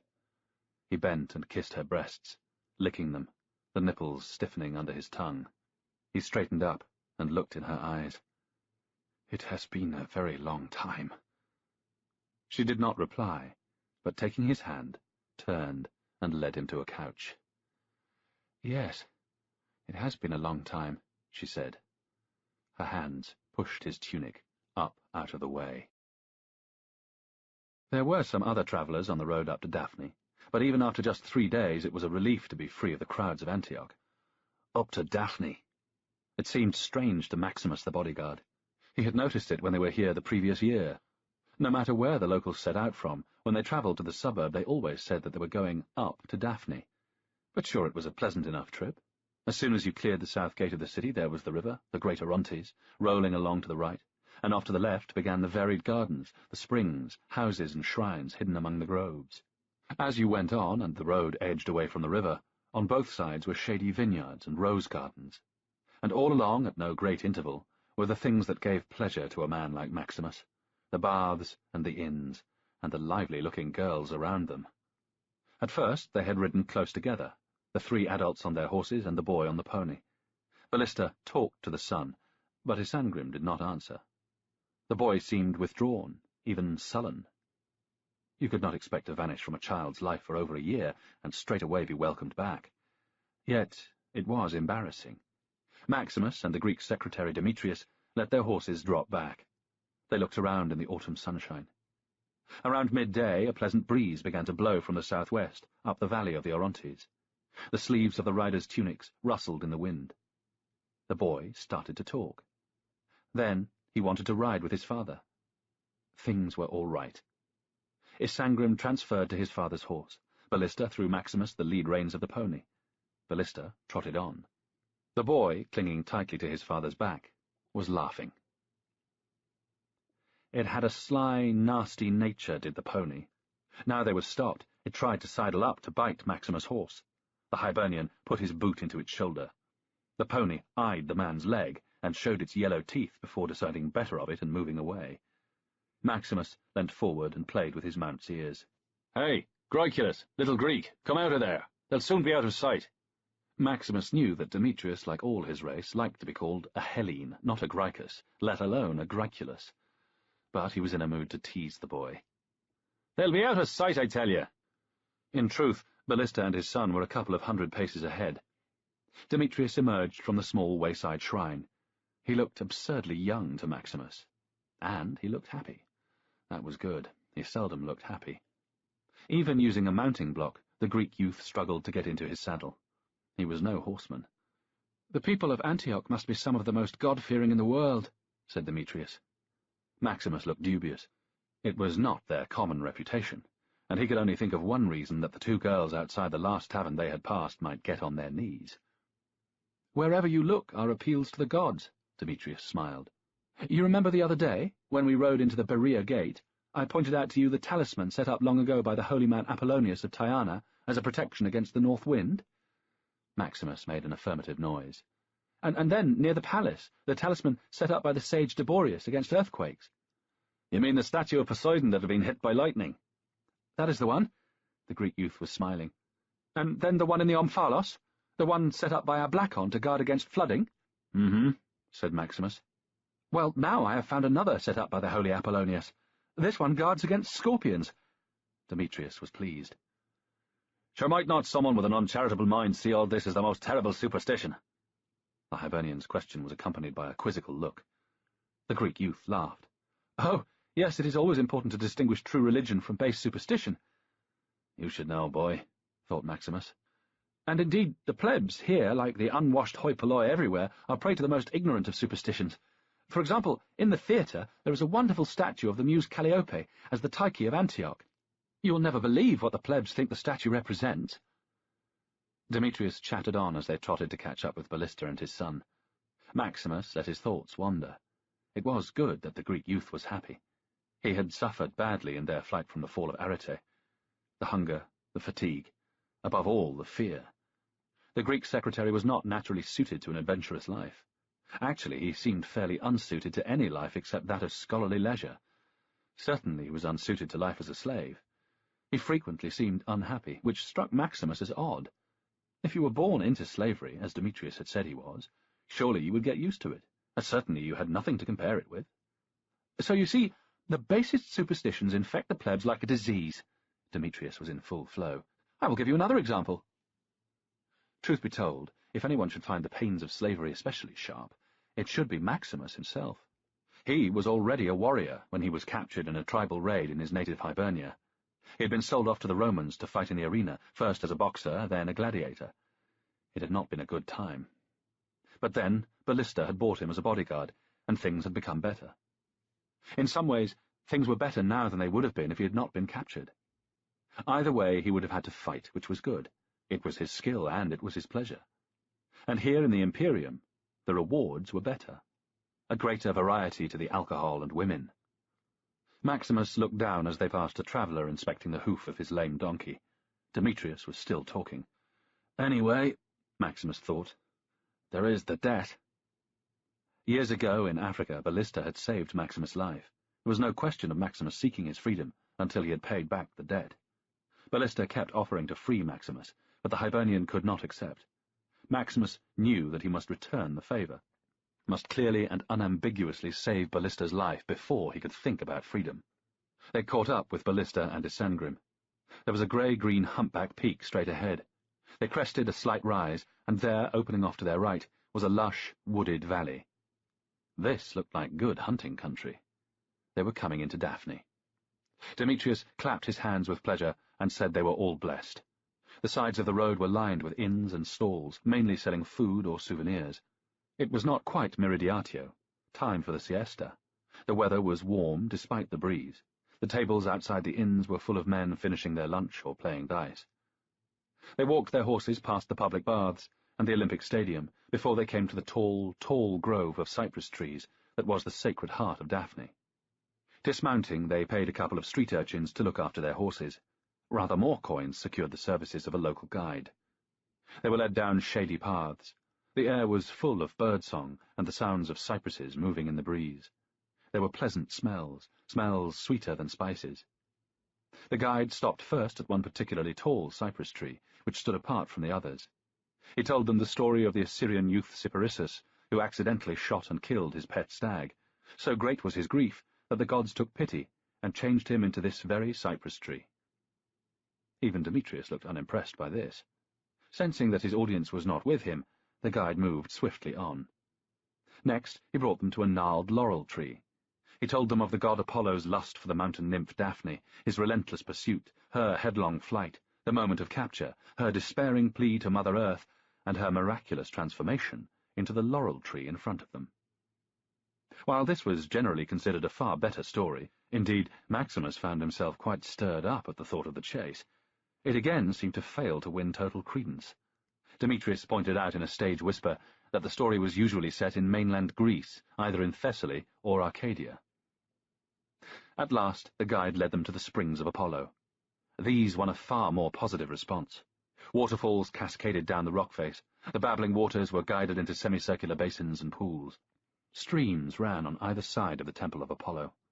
All the party except Maximus went into the temple and admired the great statue of the god, hair and laurel crown gilded, eyes made of huge violet stones, that 3 years earlier, after the Persians had sacked and burned Antioch, had made Shapur throw away his torch and leave Daphne untouched.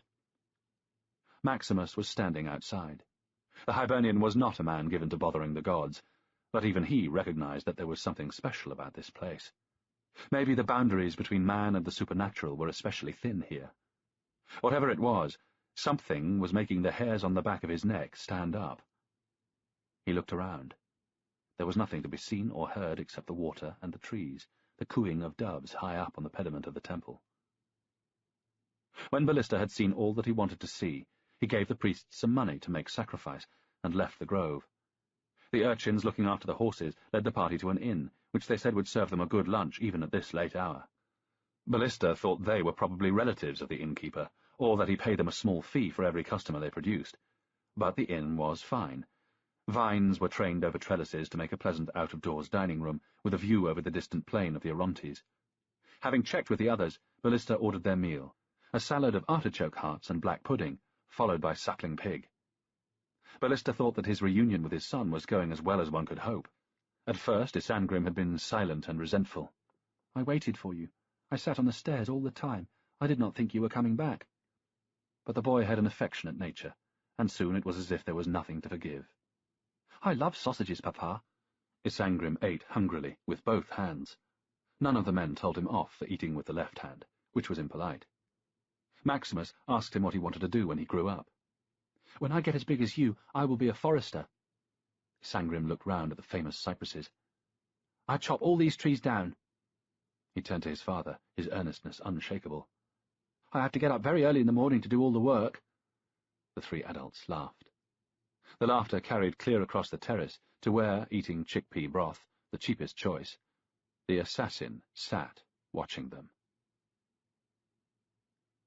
The assassin had been watching for them all day. The client had led him to the house in the Epiphania district at first light. The assassin had given the client a threadbare old cloak and a tattered, broad-brimmed travelling hat. He had told the client to sit with him under the wide eaves on the far side of the street, leaning against the wall close by the closed wine shop, just like the vagrants did. There they had waited, the assassin occasionally scratching the jagged scar on the back of his right hand.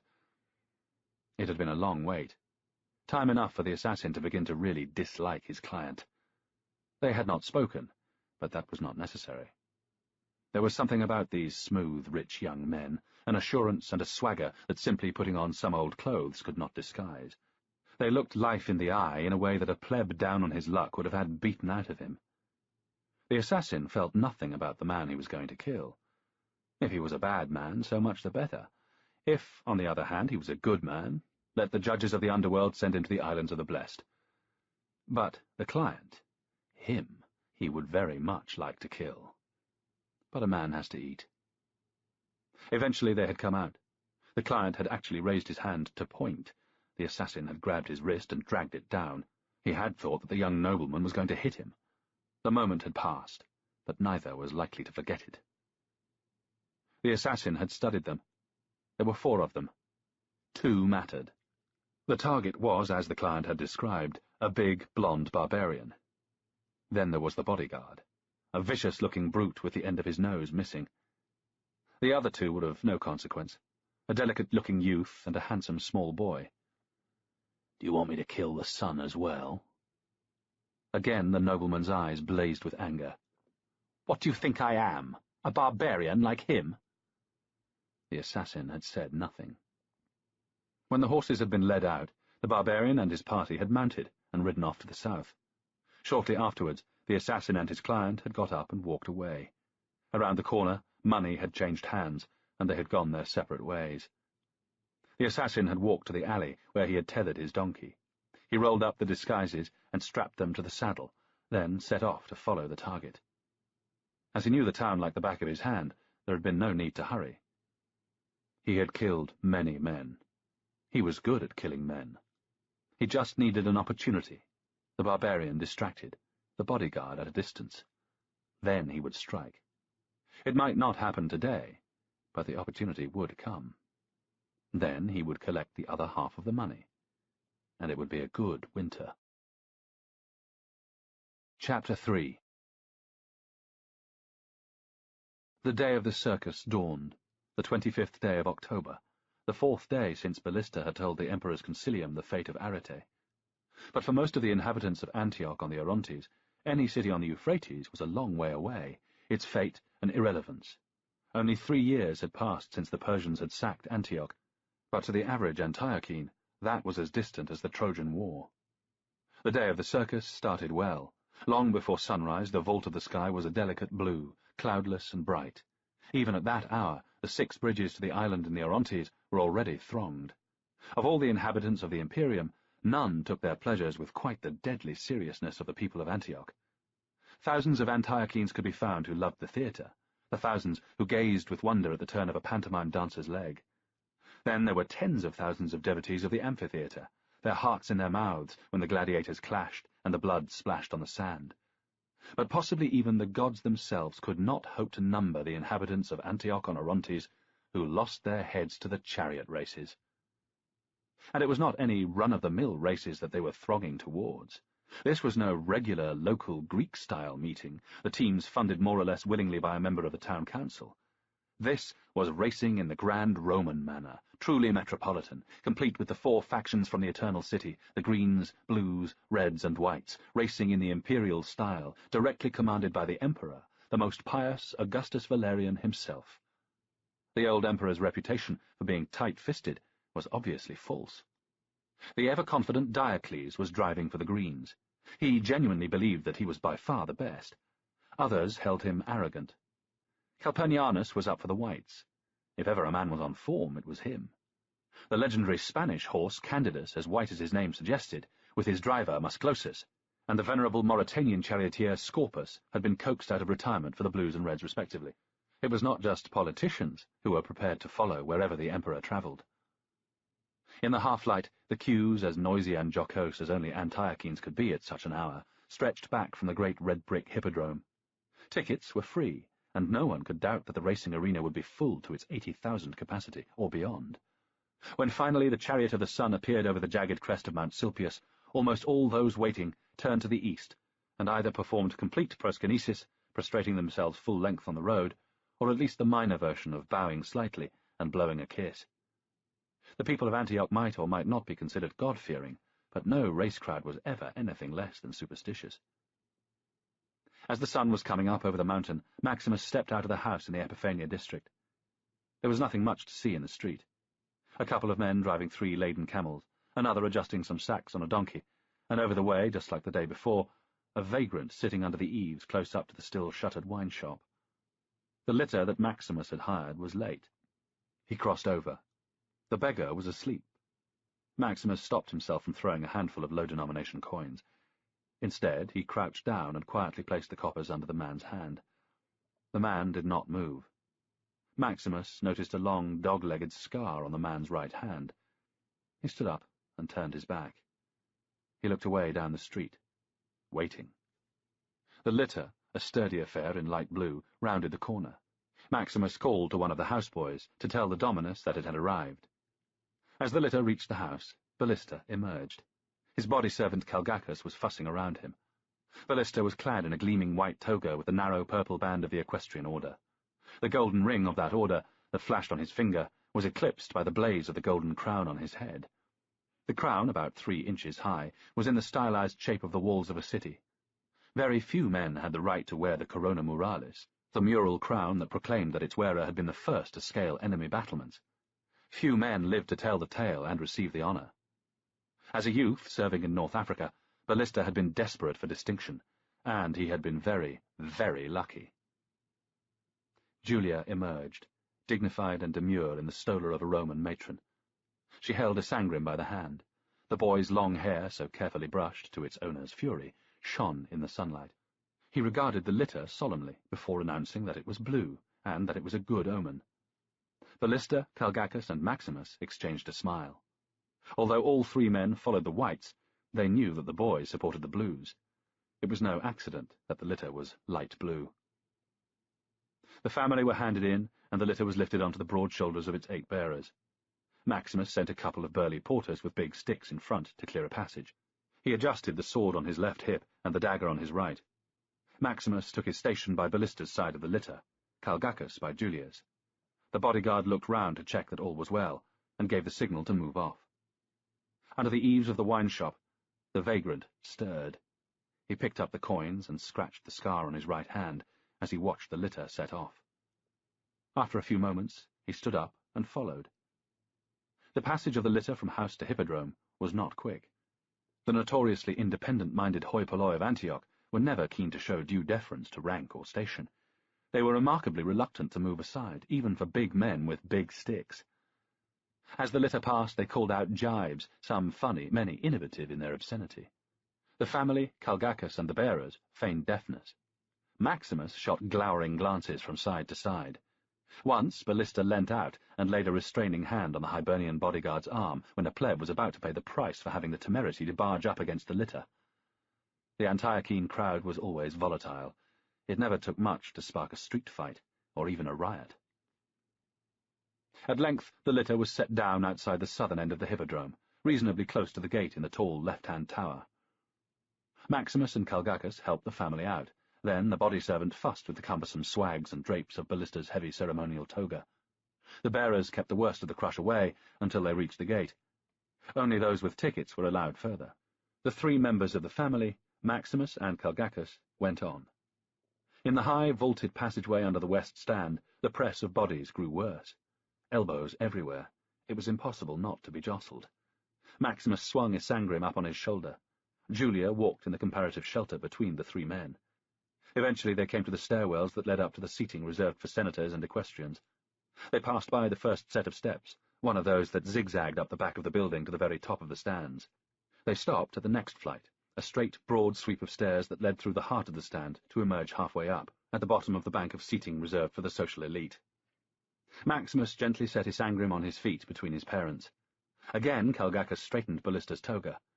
With a jerk of his thumb, Maximus indicated the next arch, which was the entrance to a passageway which ran at ground level to the very front of the stands. He and Calgacus would not be all that far away, just there in the poor people's seats if they were needed. Maximus stood still for a few moments. Calgacus waited. Maximus watched the family climb the steps, the small boy flanked by his tall father and mother, each holding one of his hands. Maximus could not understand the fidelity his friend had for this woman. He himself would never want to lead such a life of domesticity, but he knew that he would die before he let harm come to any one of the 3.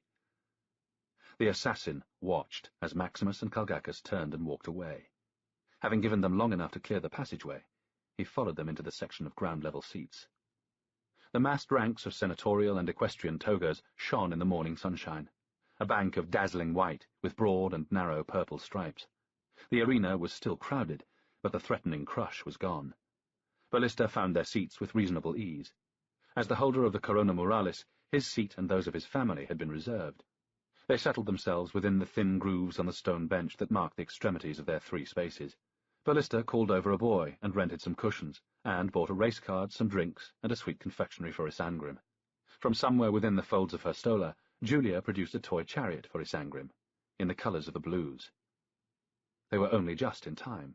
A thunderous blast of trumpets, and the gates of the monumental arch in the northern rounded end of the hippodrome opened.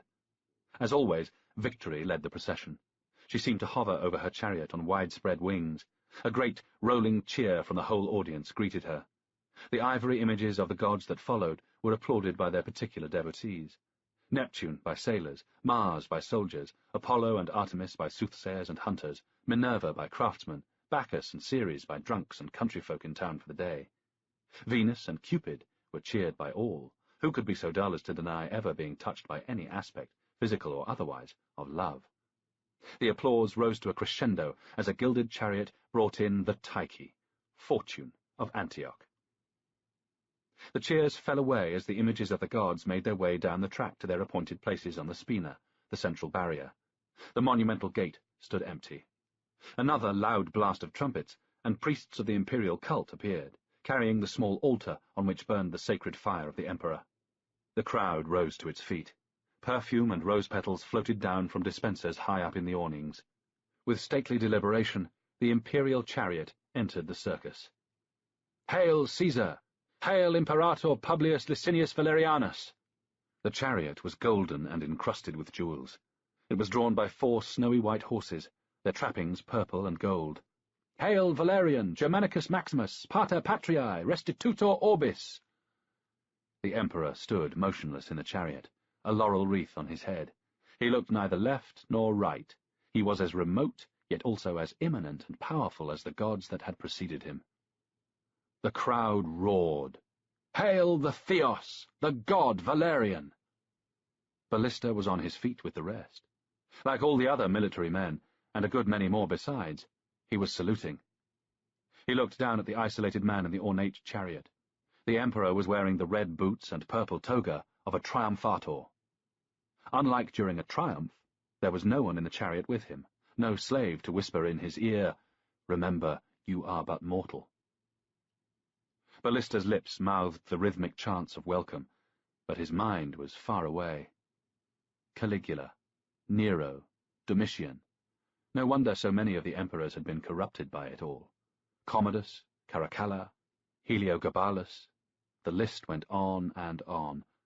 No one had accused the elderly Italian senator Valerian of any great vices, except a certain meanness since his elevation to the throne of the Caesars. But he had not told the truth when he had ordered Ballista to Arete, that there never had been any hope of a relief army. The old emperor was a callous liar, and disturbing rumours of vice floated back from the banks of the Danube and Rhine of the behaviour of his son and co-emperor Gallienus. Ballista carried on mouthing the welcome. The imperial chariot reached the winning post and stopped. Grooms rushed forward to hold the horses. Valerian dismounted. Servants opened a gate in the wall of the track, and moving slowly, the emperor climbed the broad steps to the pulvinar, the royal box. The strange low hum of thousands of conversations resumed as the emperor was settled on a throne at the front of the pulvinar. The race card largely forgotten in his hand, Ballista gazed up to his left at Valerian. Flunkies were plumping up cushions, arranging rugs, setting food and drink near to hand. Already several secretaries were in attendance, and there also were Successianus, the praetorian prefect, Cledonius, the abbot missionibus, and Macrianus, the comes sacrarum legationum et praefectus Annoni. Ballista studied the royal box. Open on 3 sides, except for some Corinthian columns, the pulvinar gave an impression of accessibility. The emperor could be seen by all 80,000 of his subjects gathered in the hippodrome. The games, the theatre, the amphitheatre, and above all the circus, or hippodrome as the Greeks called it, really were the only occasions when the emperor appeared available to large numbers of his subjects. On these occasions the emperor was expected to attend. His subjects might shout out requests. The emperor was expected to listen. Yet, as Ballista studied the pulvinar, raised above and cut off from the stands by cross walls, a double rank of Praetorian guardsmen keeping watch at the back. He thought such interaction counted for little. Having spent half of his lifetime in the Imperium, had taught the Northerner that in an autocracy, real power lay in physical proximity to the autocrat. It lay up in the pulvinar, with the officials such as Successianus, Cladonius, and the lame Macrianus, or even with the flunkies placing the finger bowls, or holding the imperial chamber pot. "Papa! Papa! The first race is about to start, and I don't even know who is running." Isangrim was tugging at his father's toga. The boy was right. The crowd was whistling, and far off to the right in the steward's box over the starting stalls at the southern flat end of the hippodrome, the lots were being drawn. A groan went up from the crowd. Obviously the team of some favoured charioteer had been allotted a bad stall. With a smile at Julia, Ballista opened the race card and studied it with his son. The first race was a team event for 4-horse chariots. 2 teams from the Blues and 2 from the Greens would run. The first-string charioteer for the Greens was the renowned Diocles.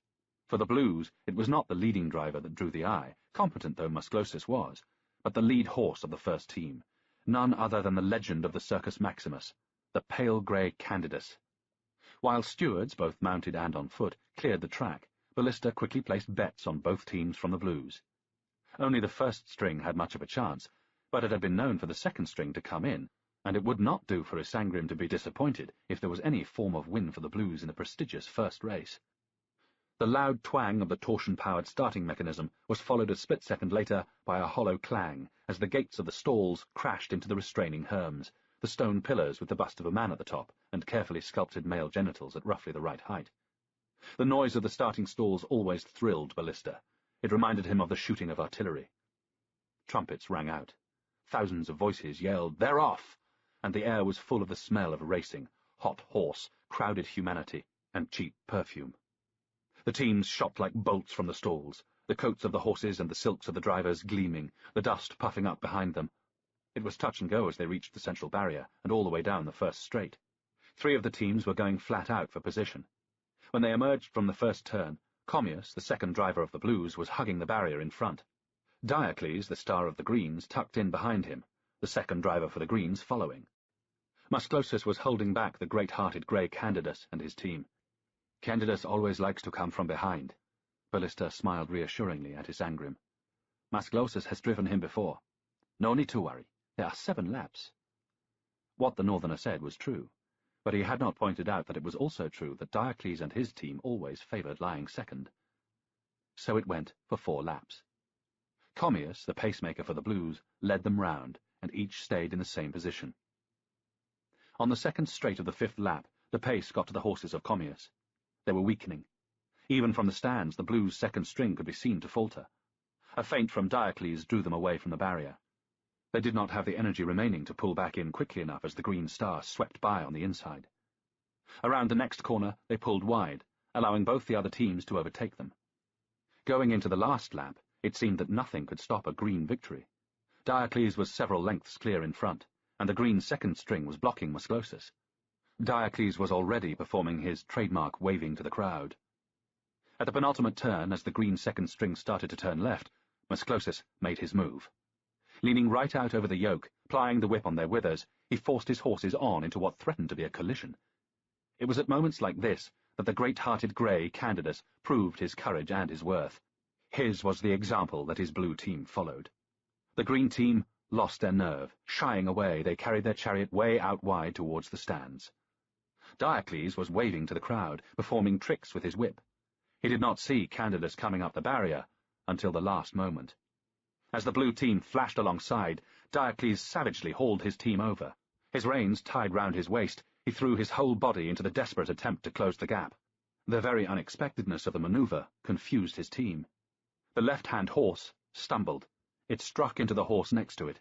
This horse lost its footing.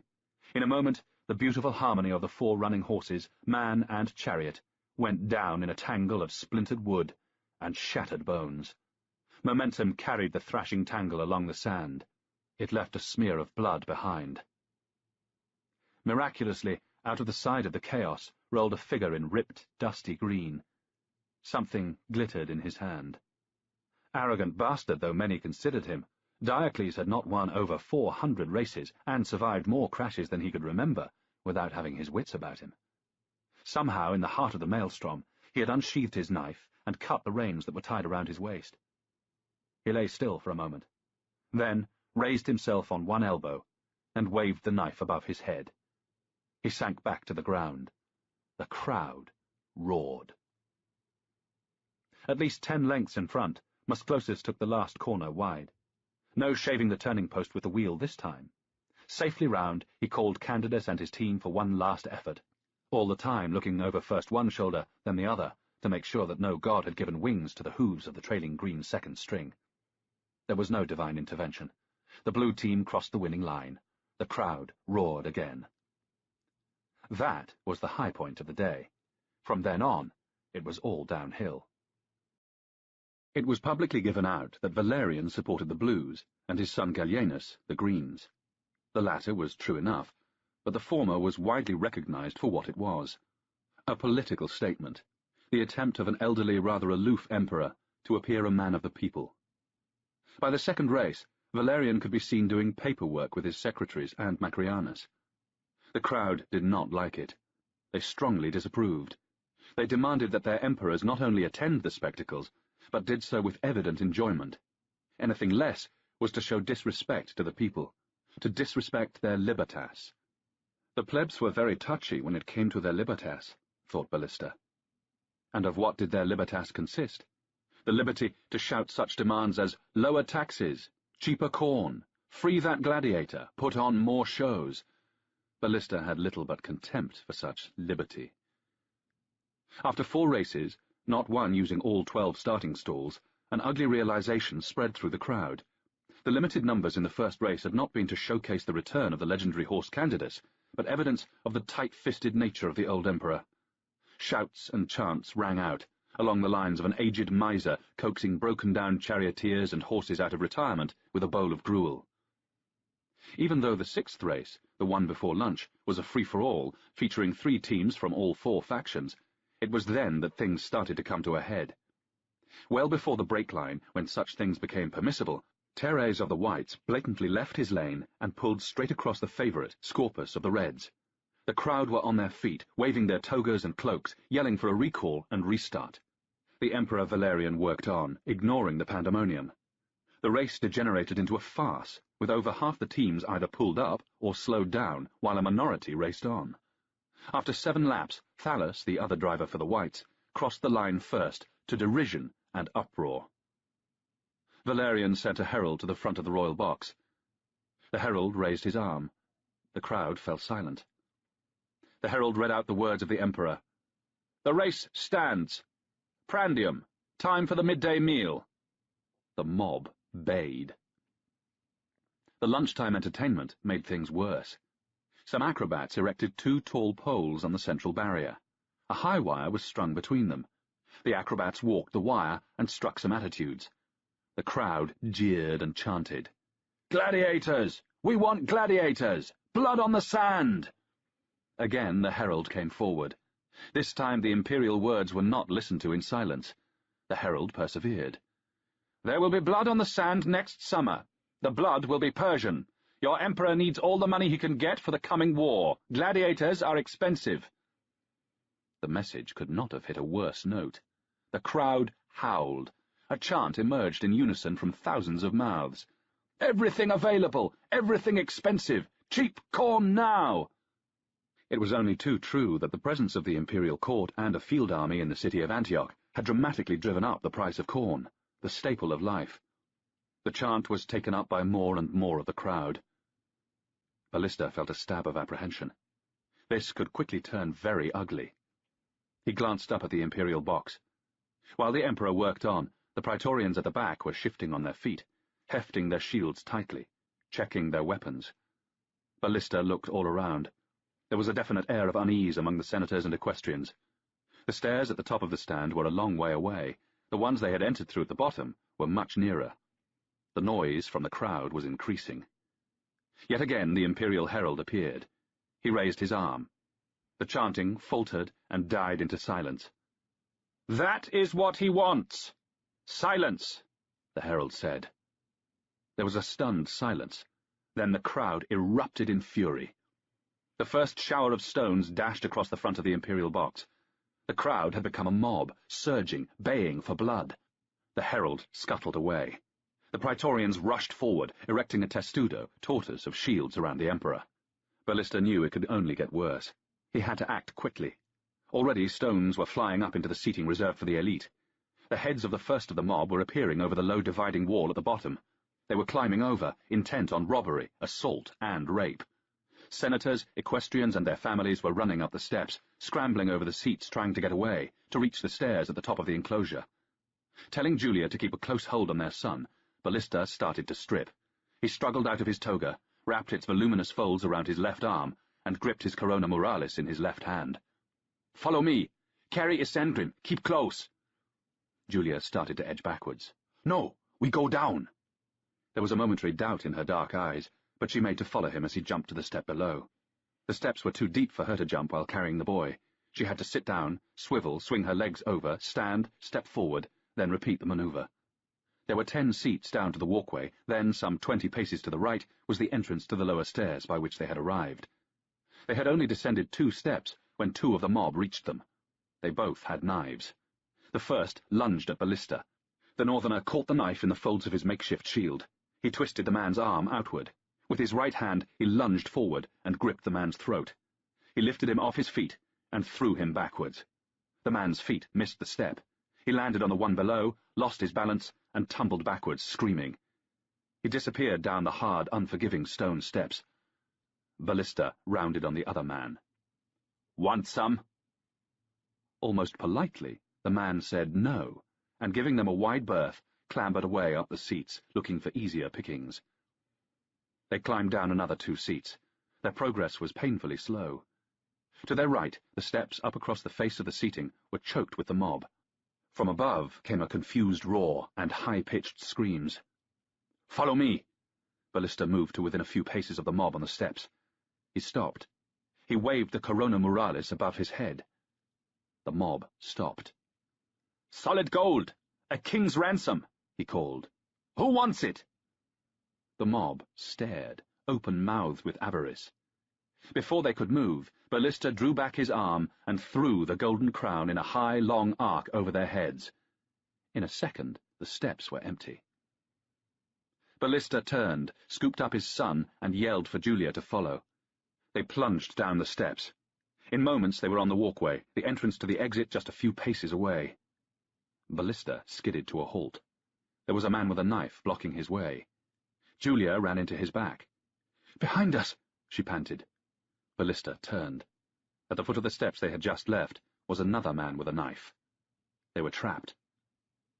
Ballista handed his Sangrim back to Julia and pushed them both onto the seat behind him. He span round to face the track, watching the men out of the corner of each eye. Ballista adjusted the toga hanging from his left arm. His mind was calm, crystal clear, but it was racing, working out the possibilities and the angles.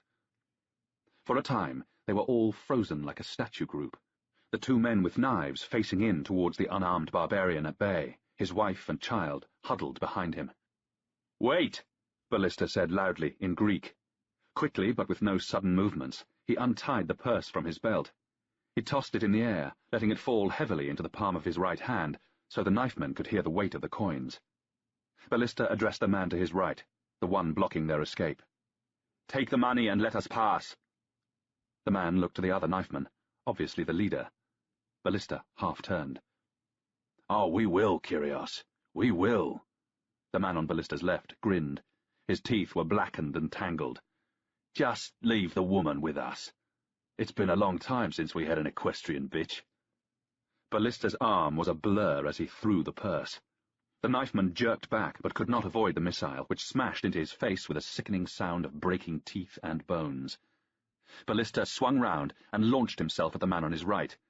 Enveloping the man's weapon with the toga hanging from his left arm, Ballista dragged the blade out wide and punched the man hard in the face with his right. The man staggered back a pace or 2, but did not go down. The knife came free. It glittered in the sun as the man raised it to strike. Desperately, Ballista caught the man's wrist with his left hand. The man swung a punch with his left. Ballista blocked it with his right forearm and seized his assailant's throat, squeezing hard. A noise behind him made Ballista glance over his shoulder. The other knifeman, his face a bloody mess, was moving forward, breaking into a run. Ballista started to swing the man he had by the throat around to block the new threat. The man was struggling. He was too heavy. Ballista could not do it in time. His side and back were open to the knife. As the bloodied knifeman ran past, Julia tripped him. It was the lightest of taps, but it destroyed the man's balance. Toppling forward, arms flailing, he ran a few more steps, then crashed on his face.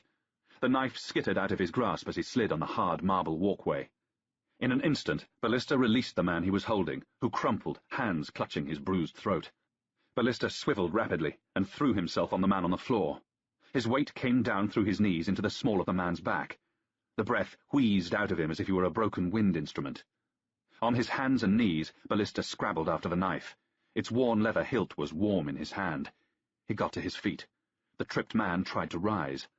Ballista stamped his left heel down on an outstretched hand. Putting all his weight on his left leg, he swiveled again. There was a terrible scream over the sound of splintering bones. The half-choked man was up again.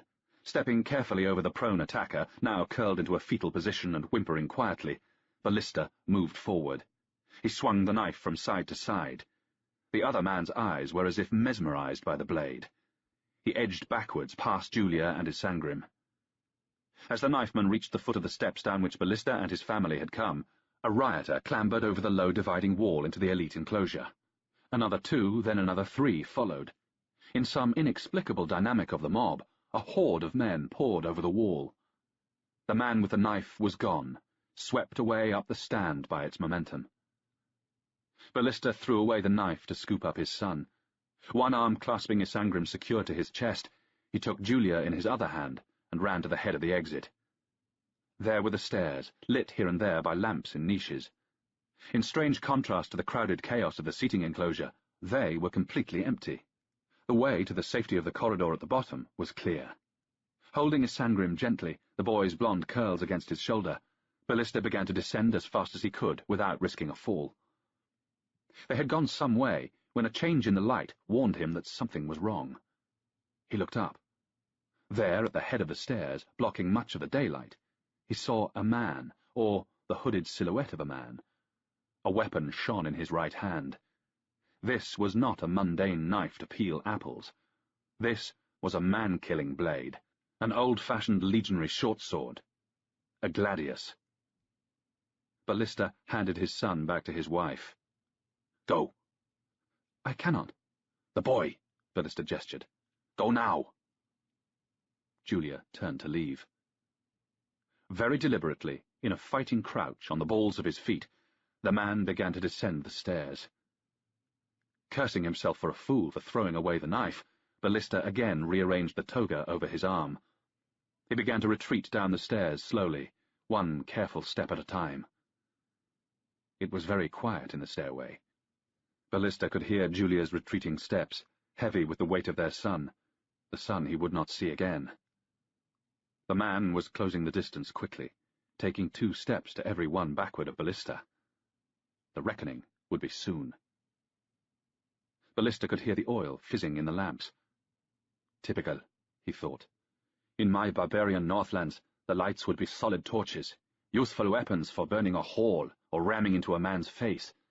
And here, civilization has given me delicate little pottery lamps. Still, the hot oil might have a use if he could surprise the man with it.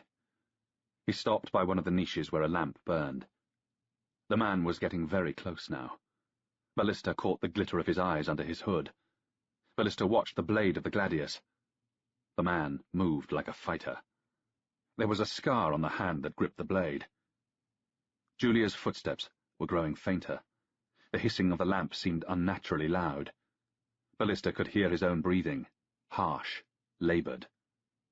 The man was just 3 or 4 steps away. Watch the blade. Watch the blade. Another sound broke into Ballista's concentration. The sound of running feet, boots pounding up the stairs behind him. Watch the blade. Ballista could not turn. His assailant flicked a glance over Ballista's shoulder. The northerner saw recognition on the nondescript face under the hood. Without hesitation, the man turned and ran. In seconds he had reached the top of the stairs and, sheathing his sword, was gone. Moments later, Maximus reached Ballista. "Are you all right?" "Never better. Like a slave at Saturnalia. Sure, but you are a cruel man to be reminding me of my servile status." Maximus grinned. "Julia and the boy are safe enough at the moment, with Calgacus down below. Want me to go up and look for him?" "No, he will be long gone, and it's dangerous up there. I do not want you getting hurt by any rough men. Let's all get out of here." Maximus turned to go. Ballista paused. "What is it?" "Probably nothing," said Ballista. "It's just that the others wanted to rob and rape, and that one, I think he was only interested in killing me." Chapter 4. Solid-looking shafts of light came through the windows of the great apse and shone onto the floor of the audience chamber. Ballista stared at them, his face carefully composed into a look of thoughtful attention. The glass of the windows gave the light a strange underwater look. Thousands of motes of dust and the odd oily flick of incense smoke moved in it. Ballista thought about the paradox of Heraclitus. No man can step into the same river twice. The Imperial Council was ever-changing, always the same. For some time, the Praetorian prefect Successianus had been telling the members of the Concilium a story they all knew, except for the ending. The outrages of 3 days earlier had been confined to the island in the Orontes. As soon as the disgraceful scenes in the Hippodrome had begun, troops had sealed off the 5 bridges that led to the city, and the one that led to the suburbs. In fact, the unrest had been contained in only a small part of the island. As ever, the Imperial Palace had been well garrisoned, and a sweep by Batavian auxiliaries, supported by Dalmatian cavalry, had dispersed any looters, at the cost of only 1 burnt bathhouse and 4 burnt dwellings. In the Hippodrome itself, the Praetorians had promptly escorted the Emperor and Imperial party to safety. After His Sacred Majesty had left, there were scenes of the most appalling depravity. 4 equestrians had been killed, several beaten and robbed, and 6 women of the equestrian order raped. Much worse than all this, wooden pictures of the imperial family had been stoned, the mob jeering when they splintered, and a bronze statue of the ever-victorious Imperator Valerian had been toppled from its pedestal, beaten with shoes, broken apart, before street children had dragged the pieces through the dirt. Although the people of Antioch had always been notorious for their unruliness and lack of respect for their betters, it was clear that the outbreak was the work of a handful of brigands, foreigners for the most part. Selected squads of soldiers had been sent in to arrest the ringleaders. The unpleasantness had lasted just a few hours, having ended soon after dark.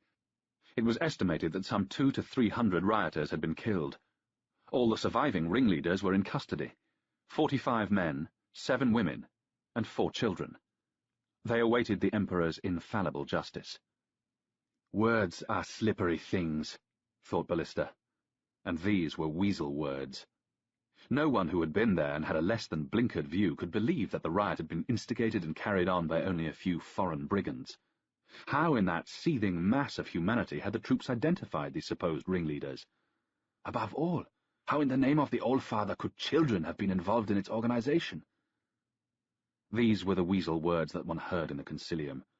Free speech, freedom itself, the much-vaunted libertas of the Romans, the Eleutheria of Greek philosophy. How could they exist when one man was all-powerful? How could they exist when one man was, depending on your viewpoint, either the vice-regent of the gods on earth, or a living, walking god himself? In the silence that followed the Praetorian prefect resuming his seat, all eyes turned to the Emperor. Seated high above his councillors, Publius Licinius Valerianus remained immobile. He stared over the heads of all into the distance. Eventually the heavy head nodded, the golden wreath rustling in the unnatural quiet. The Emperor spoke. "We are renowned for our clemency, but clementia must not be confused with weakness. It is a stern virtue. Severitas is its other face. We Romans did not win our empire by weakness. We have not held our empire for over 1,000 years by weakness.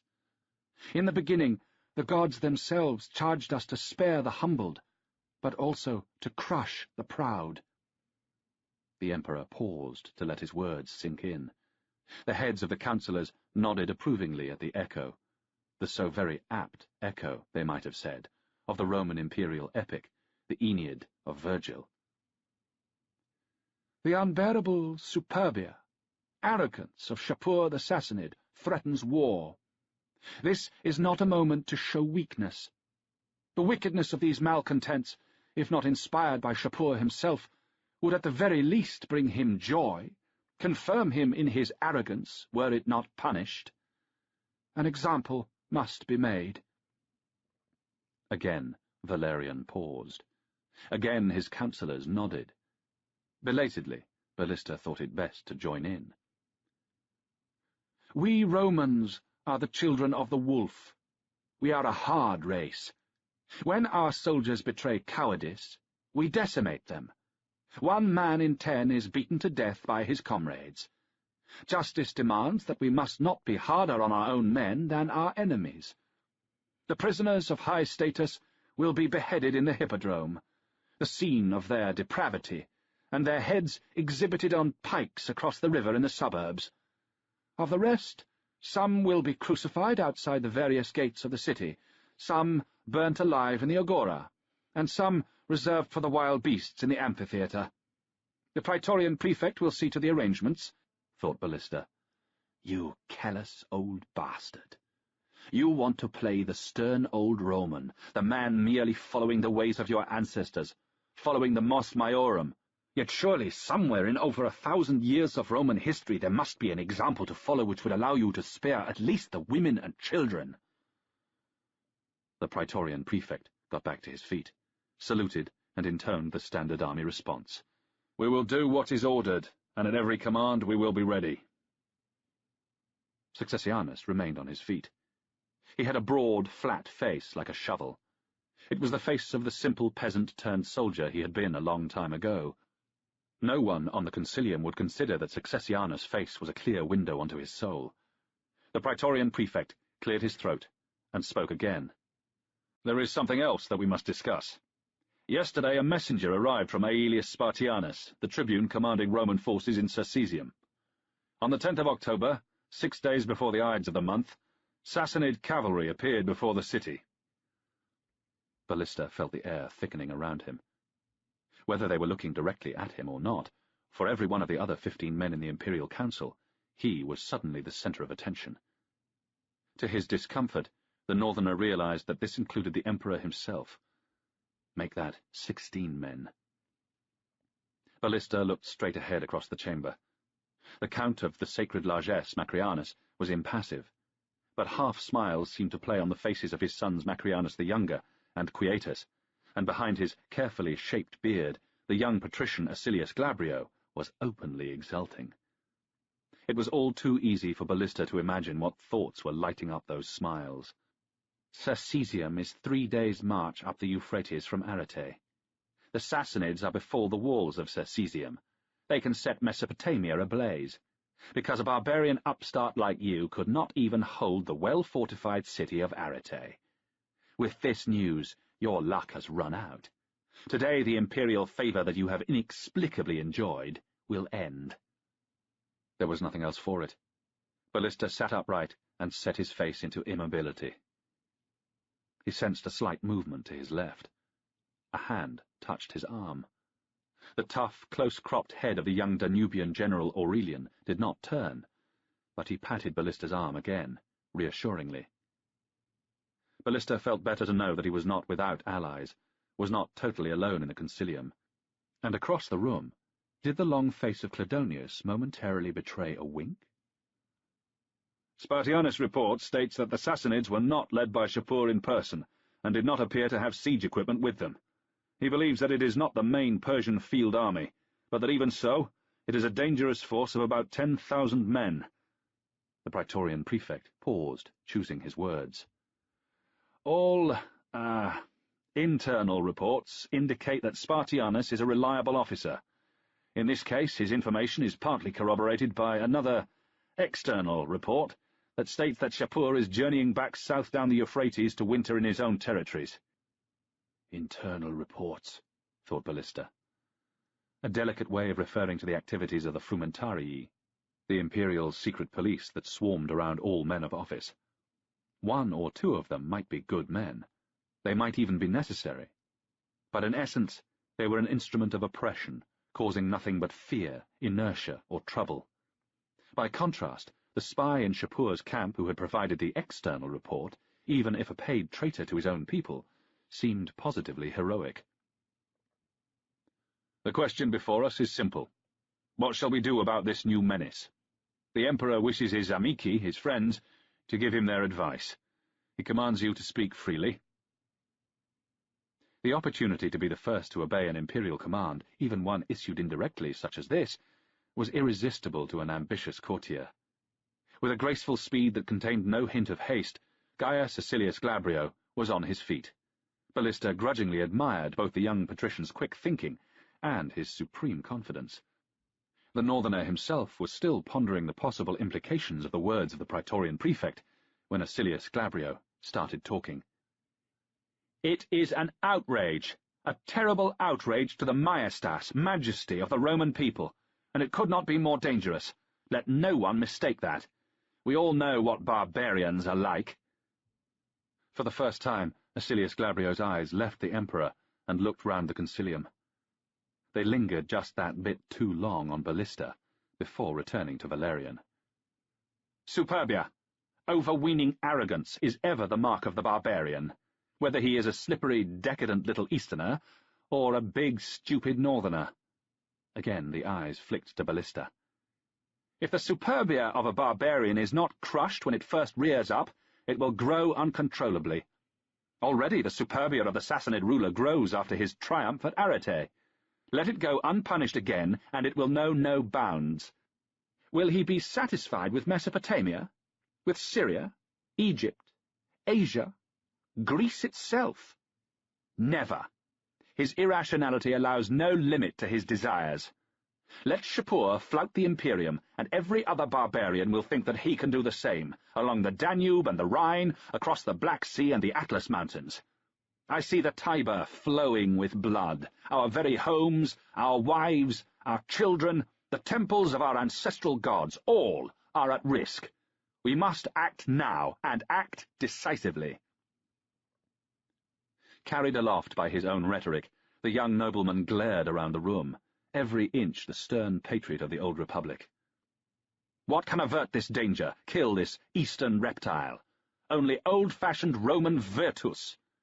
And where can we find such antique virtue? Here, in this very room.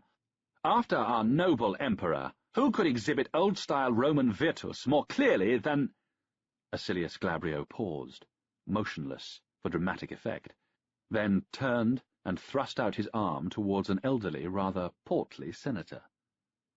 Marcus Pomponius Bassus, a man whose ancestor 769 years ago sat in the very first meeting of the Free Senate, the very day after the expulsion of Tarquinius Superbus, the last king of Rome. I say that this very day Pomponius Bassus should be ordered to gird on his armour, take up his sword, and march with an army large enough for the task to eradicate this upstart eastern threat once and for all. Silence succeeded Acilius Glabrio's ringing words. If Pomponius Bassus was surprised by this turn of events, he gave no sign of it. He arranged his plump features into an expression of nobility called up for hard duty, and in a voice quivering with emotion, real or assumed, he announced that, onerous as the task was, if called, he would not hang back. End the eastern threat once and for all, my arse, thought Ballista. For over 300 years the Romans had fought first the Parthians, and now the Sassanids, and they were no nearer ending the eastern threat once and for all than they had been after the first clash, when the Roman triumvir Crassus was killed at the disastrous Battle of Carrhae. The silence stretched. The gods alone might know what subtle calculations, what delicate balancing of favours given and received rushed silently through the thoughts of the majority of the councillors. Ballista knew that there were depths here that he could not penetrate. At last Macrianus slowly rose to his feet, his lame leg impeding him. In a measured voice he supported giving the command to Pomponius Bassus. Following that, there was an almost undignified scramble to agree. In the arrogance of their youth and the reflected power of their father, Macrianus the Younger and Quietus made sure that their voices were heard next. After them came one Maionius Astyanax, a middle-aged senator with a reputation for both intellectuality and slavishly following the house of Macrianus. Next, ponderously trying to impart an air of dignity, another descendant of the old Republican nobility spoke, the polyonymous Gaius Calpurnius Piso Frugi. By now, Pomponius Bassus' attempts to assume an air of dutiful resignation to hard service had failed, and he gave off his more accustomed impression of unreflecting self-satisfaction. Ballista felt a movement at his side. Aurelian rose to his feet. "Not you too," thought Ballista. "Surely you cannot think that old fool is up to the task." Aurelian stood for a few moments. His tough-looking head, with its close-trimmed hair and beard, turned to take in the whole room. "I hear what Gaius Acilius Glabrio says. I have nothing but the greatest respect for Pomponius Bassus, but he is the wrong man." Aurelian spoke quietly, his flat vowels typical of those from the Danube, emphasizing the lack of traditional rhetoric, or subtly pointing to a rhetoric of plain speaking. Involuntarily, the councillors leant forward. "Pomponius Bassus is not as young as he was. It is many years since he commanded troops in the field. No, what this command needs is a man in the prime of life, with a track record of recent military success. Tacitus here is 55 and straight from the army of the Danube. He should command." The blunt brevity of Aurelian caught all by surprise. Once he was sure that his fellow Danubian was not going to say anything else, Tacitus said that, if commanded, he would serve. Support came in slowly. The professional military men from the north of the Imperium were far from universally popular with members of the elite from more traditional backgrounds. The first to offer it, however, was an elderly member of the great Italian nobility, one Fabius Labeo. Even Ballista could work out that Labeo was acting out of pique that Acilius Glabrio had proposed Pomponius Bassus rather than himself. Next was a younger senator, one Valens.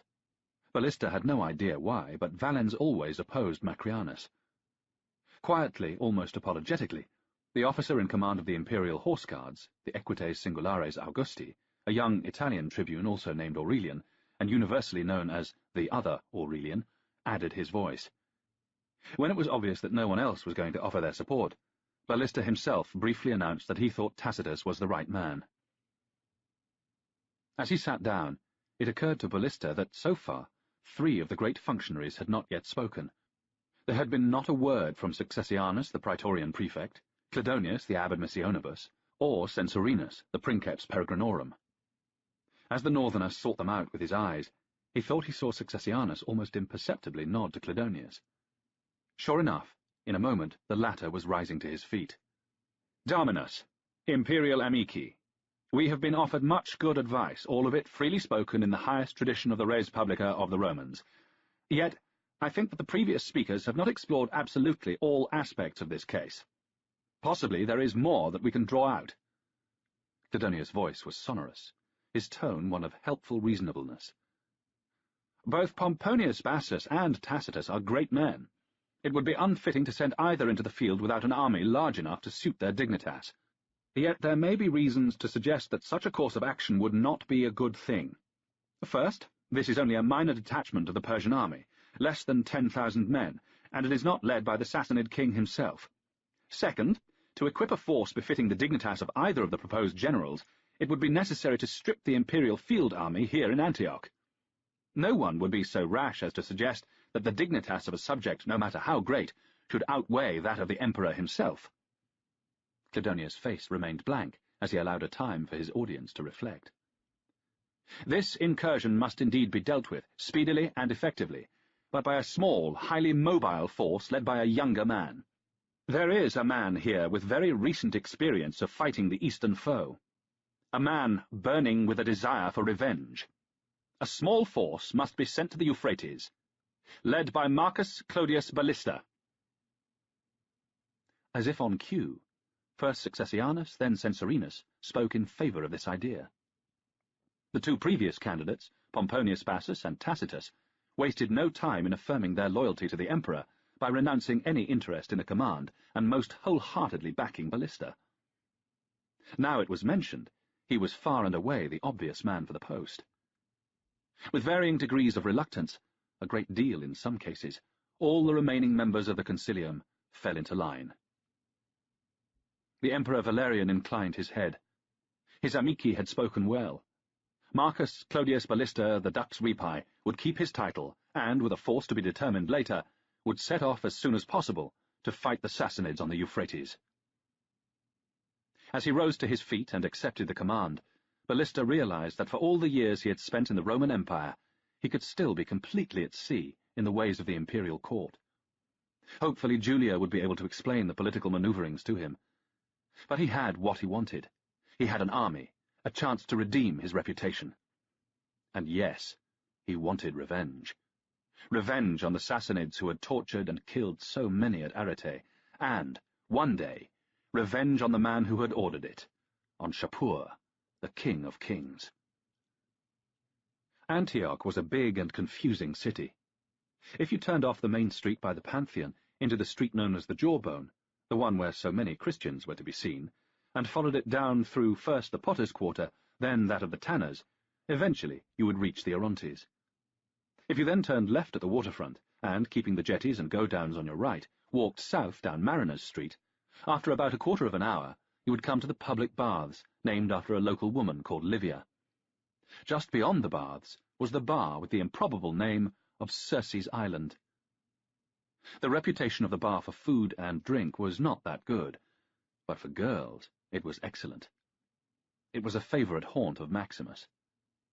On the evening of the 1st of November, the Calends, he was sitting with another man out on the rickety terrace which overhung the water.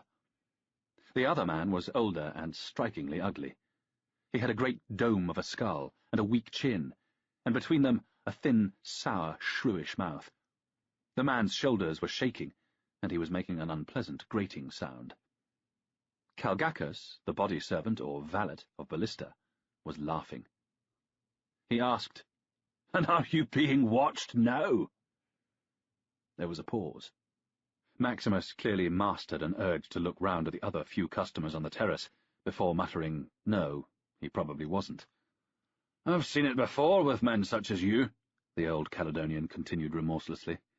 "Cock of the walk for years, scared of nothing, and one day it all goes, scared of their shadows for the rest of their lives." "I wish I'd never mentioned it," said Maximus. "The gods alone know how Ballista has put up with a miserable old Caledonian bastard like you for all these years. Wiped his arse when he was the age his son is now, paid off the fathers of the girls he fucked back in Germania, and fed and clothed the little bastard ever since we came into the Imperium. Always made myself useful. Unlike a bodyguard who thinks he's being stalked. It always follows the same course when it strikes men like you. First they think about it now and then. After a time it comes to dominate their thoughts, preys on their mind without cease, gives them no rest. And that is when it begins to affect everything, strips all their pleasures away. It is hard to get it up when you're always thinking that someone is creeping up behind you with a bloody great sword." The nasty grating sound issued again from Calgacus, as he poured himself more wine. "I hope that Demetrius gets here all right. You know how easily he gets lost, and it is late," said Maximus. "Of course he'll get here all right. This is Antioch, the city that never sleeps. Its streets are safer and better lit at night than at day. And there's a civic police force, armed with bloody great clubs, and the key job of its 18 elected officers, the ones they call the Epimeletae Tonphilon, the superintendents of the tribes, is to knock up any shopkeeper who dares to let the lights outside his shop go out." "I thought the main job of the Epimeletae was investigating unexplained corpses." "Well, that too. But, as I was saying, you're doomed to a life of misery. After a time, the irrational fear never stops preying on your mind. A hot little tart is spread on the bed in front of you. But what can you do? Nothing. Your sword sleeps in your hand. All the time you're looking over your shoulder." Maximus was spared any more by the arrival of Demetrius. As he walked across the terrace, the secretary called to a serving girl to bring them more wine. The Greek youth was growing up, thought Maximus. Possibly the suffering and the fear of the siege and the flight from Arete had begun to make a man of him. Demetrius pulled a brazier nearer to the table. A chill wind was getting up. It carried the smell of the first winter rains. "Good news and bad news," he said as he sat down. The good first. We all have tomorrow off. The Dominus is going hunting in the mountains towards Daphne with Aurelian. He says that if he took his secretary, it would look as if he were not devoting himself to the pleasures on offer. If he took his manservant, that he did not trust his host's cook, and his bodyguard, that he did not trust his host himself. Which Aurelian? Calgacus croaked. The Danubian one, Demetrius continued. The Aurelian to whom a strange thing just happened as everyone left the palace. In his haste, he mounted the wrong horse, not his own, but the Emperor's. He dismounted quickly enough when it was pointed out to him, but a few people noticed. Something he should keep very quiet about, and something that others should not discuss in public, Calgacus interrupted. So, what's the bad news? Aurelian has been appointed a deputy to the Dux Repi. Nothing much wrong with that, said Maximus. Sure, young Manu ad Ferrum, hand of steel, has a quick temper, likes a drink, and is a savage one for the discipline. The troops fear him more than love him, but he's a good fighter. They say he killed 48 Sarmatians with his own blade in a single day. Maximus began to sing a marching song. 1,000, 1,000, 1,000 we've beheaded now. 1 man 1,000 we've beheaded now. 1,000 drinks, 1,000 killed. So much wine no one has as the blood that he has spilt. Maximus had been drinking for some time, but the staff and clientele at Circe's Island were used to boisterous behaviour. A boat loomed out of the darkness and bumped up against the ramshackle tenement next door. Seemingly from nowhere, dozens of women and children appeared, and, with much calling back and forth, set about unloading its cargo of fish. The Dux has been given 2 deputies. The other one is the bad news. Demetrius paused. It is Gaius Acilius Glabrio. The brother of that smug little shit at Arete, the one who has publicly sworn revenge on Ballista for his brother's death. That's insane! What is that old fool of an emperor playing at? Maximus' flow of words was cut off by Calgacus placing his hand on his arm. It is not for us to debate the ways of our masters, the old Caledonian said sanctimoniously. Now, Demetrius, I was just discussing Maximus' little problem. It seems he has been having trouble getting it up. That is it. Maximus rose to his feet. You, over here. He took the wine jug from the serving girl and put it on the table. Do you want to come on watch? Gods below, not in this life, exclaimed Calgacus. I can think of nothing worse than watching your hairy arse going up and down like a harpist's elbow. The assassin watched Maximus steer the girl to the stairs. It had been a bad moment when the Hibernian said he thought he was being watched. But he was only a barbarian. Earlier, he had looked right at the assassin with no glimmer of recognition. Now the assassin knew for certain a time when the bodyguard would be away from the target. Now he could strike. The assassin signalled for a girl to come over, paid his bill, and walked across the terrace. An unassuming man who drew no attention to himself. At the door, he looked back for a moment at the 2 still at the table. The ugly old man and the handsome youth sat in a companionable silence, all unsuspecting as they listened to the shrill shouts of the women and children unloading the boat, and the heavy slop, slop, slop sounds of the wheels of the watermills on the far bank. As he stepped outside, it started to rain. The assassin pulled up his hood and set off north up Mariners Street. Magnificent! Thank you very much, said Ballista. Julia laughed. Actually, I was referring to the political cunning of Clodonius. That is rather deflating. Naked, Ballista walked down the steps into the sunken bath and sat in the warm water. As the water stilled, he heard the storm outside. Rain drummed on the roof, and somewhere in the house the wind slammed a shutter or door. I thought you had told his Sangrim's nurse to take him to visit the children of one of your endless cousins, and had given the rest of the slaves the evening off so that we would be completely alone, so that you would have complete privacy to take care of your husband's needs. Julia was on the other side of the room, pouring drinks, putting some food on a plate. She smiled over her shoulder. I might force myself to do that later, but first I want to use this rare moment of privacy to make sure that my barbarian dominus understands the intrigues that surround his latest command. She turned, the drinks and food temporarily forgotten. As ab admissionibus, Clodonius cannot be away from the emperor. As he could not take this command on the Euphrates himself, he was determined that no other leading politician should hold it. Acilius Glabrio's candidate, Pomponius Bassus, may be a self-satisfied fool, but he is a great nobilis. Things were going badly for Clodonius when Macrianus spoke in favour of Pomponius Bassus, and all the creatures of the lame one fell over themselves to agree. Ballista watched as she paused, thinking. She was wearing a thin white cotton robe, held together with a sash. The lamps on the table behind her shone through the material. He could see the outline of her body. She was naked beneath the robe. Piso is a bankrupt. Macrianus owns him. There are many rumours, most of them disgusting, but no one knows for sure just what hold Macrianus has on Maeonius Astyanax. She shook her head to dismiss such distasteful speculations.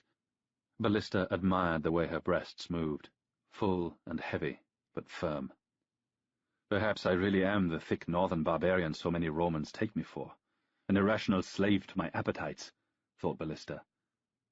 Julia was trying to explain something very serious, something which could affect the success of his mission, maybe his life itself, and all he was thinking about was her body. Ballista smiled. No, he may have spent half his life in the Imperium, but he was not completely irrational. He could give his mind to two things at once, and she did look good. Then your Danubian friend Aurelian proposed Tacitus. That was no better in Cladonius' eyes. So he started talking about important men entrusted with big armies, about taking troops from the Imperial field army. There was no need to say the word. After the last 20 years, treachery is on everyone's mind.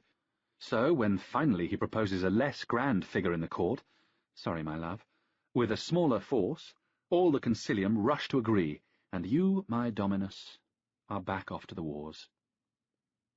She picked up a large silver plate and 2 crystal goblets of watered wine, and brought them over to Ballista. As she crouched next to him, the robe fell open, exposing her legs.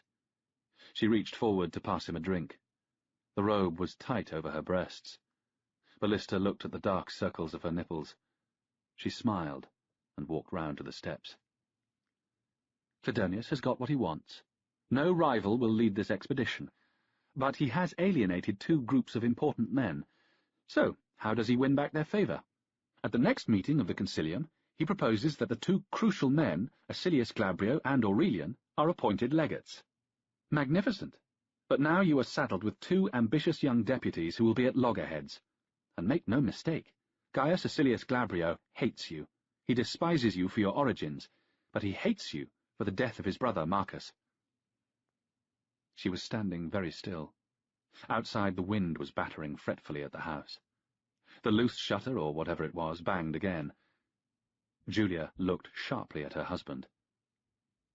Your friend Aurelian. He drinks too much. He has a savage temper. Mark my words, he will not come to a good end. Ballista said nothing. Somewhere in the far reaches of the house, the wind tugged at the unfastened shutter. Rap, rap, rap. Julia laughed. You realize this is why I had to come out east. It was not that I was worried the Persians would kill you in Arete, but that you would have no idea what was happening in the Concilium when you got back to Antioch. As she raised her hands to untie her hair, her breasts lifted. Ballista gazed hungrily at her large, dark nipples, flat stomach, flared hips, her shaven delta. I think it is time that you took care of your wife's needs. She stepped down into the water, waded over to him, and straddled his lap. Rap, rap, rap went the shutter. I do not think you appreciate the risks that I run for you. Over a year without a man inside me. There is not a doctor in the Imperium who would not agree that such abstinence is very bad for a woman's health. She tipped her head back and laughed. Although I am sure that many a doctor would be prepared to help a girl in such a predicament. She leant forward and kissed him, her tongue sliding into his mouth, her breasts flattening against his chest. Rap, rap, rap. Wait a moment. I cannot concentrate with that row going on. Ballista slid out from under her, running his hand across her slick, wet breasts, the nipples hard against his palm. Do not be too long, she smiled. He draped a towel round himself and picked up a small lamp. He left wet footprints on a marble floor. Outside the bathrooms, the house was in darkness. Ballista stood in the main living room, listening. There was the sound. Rap, rap, rap. It was coming from somewhere in the slave quarters. This was a part of the house that he did not know at all well. He had only set foot in it once, when he had first been given a tour of the whole property. It was a rabbit warren of short, windowless corridors and tiny cells. Once, as the sound receded, he had to retrace his steps. Eventually, he found the open window, at the end of a corridor, up under the eaves. The rain stung his face when he stretched far out to grab the wildly swinging shutter. Far below, the road ran like a river. The fitful wind blew great gusts of rain one after another down the road. When he fastened the window, for a moment everything seemed unnaturally quiet. Then other sounds emerged, small creaks and scratching sounds. Suddenly, he thought he heard a footstep. He smiled. It was just an old house, cooling as the warmth of the day died out of it, moving gently in the face of the wind. In his small circle of lamplight, he started to head back. Before he reached the tepidarium, he nipped out the lamp. Quietly, he looked round the door. Julia was lying back, her shoulders and arms supporting her floating body. Her breasts broke the surface of the water. She looked superb. He watched for some time before he walked in, dropped his towel, and stepped down into the bath. Chapter 5. Leaving Julia asleep, warm in their bed, Ballista dressed and walked to the stables. He saddled Pale Horse and led him out into the night. He rode alone through the empty streets. It was dark, at least 3 hours before dawn. The rain had eased off, but the wind still ripped through the alleys of the Potter's Quarter. Once the Northerner thought he heard something, a clink of steel on stone. He reined in, pushed back his hood and sat, motionless, listening, hand on hilt, looking all around. Nothing. He could hear nothing but the wind itself buffeting his ears. He could see nothing except the empty, wind-swept alley. Ballista smiled to himself. Any more of this and he would become as nervous as Demetrius. Of course, it was eerie to ride through deserted streets that usually teemed with men and animals, and he was tired. His smile broadened. Julia had seen to that. All-Father, but she had tired him out. He could have chosen worse for a wife. A gentle pressure from his thighs set his mount in motion again. He left his hood down. Jumpy or not, it was worth cold ears to be able to hear properly. Always blessed with a good sense of direction, Ballista pulled up in a narrow alley. The walls here looked uncared for, damp, the plaster peeling. He got down from his mount and hammered on an inconspicuous door. The lantern hanging over it squealed as it swung in the wind, its light glinting off puddles and the rivulet that ran down the middle of the alley. The door opened, throwing a yellow rectangle of light. The head of Gillo, Aurelian's manservant, peered out, squinting into the darkness. "Ave, Dominus! Ave, Marcus Clodius Ballista!" He smiled, snapped over his shoulder for a boy to take the Dominus' horse, and gestured for the Northerner to step inside. Ballista handed his cloak to Gillo, who hung it on a peg in the shabby corridor. From peasant stock, the young General Aurelian had never tried to conceal his lack of money. Those who liked him said his continuing impecunious state pointed to his financial probity. No soldier ever became rich honestly on what the res publica paid him. For those who did not care for him, it was an ostentatious sham. For sure, no peasant could keep his nose out of the trough. There were dark stories of millions hidden away. A wave of warmth and noise washed over Ballista as the door to the main room was opened. "Ah, here he is. Better late than never." The strong Danubian accent of Aurelian rang out. Come in, come in. You know everyone. The esteemed ex-consul Tacitus, my young friends Mucapor and Sandario." The face, visible between the close-cropped hair and beard, was flushed. There was a dark red spot on each of Aurelian's prominent cheekbones.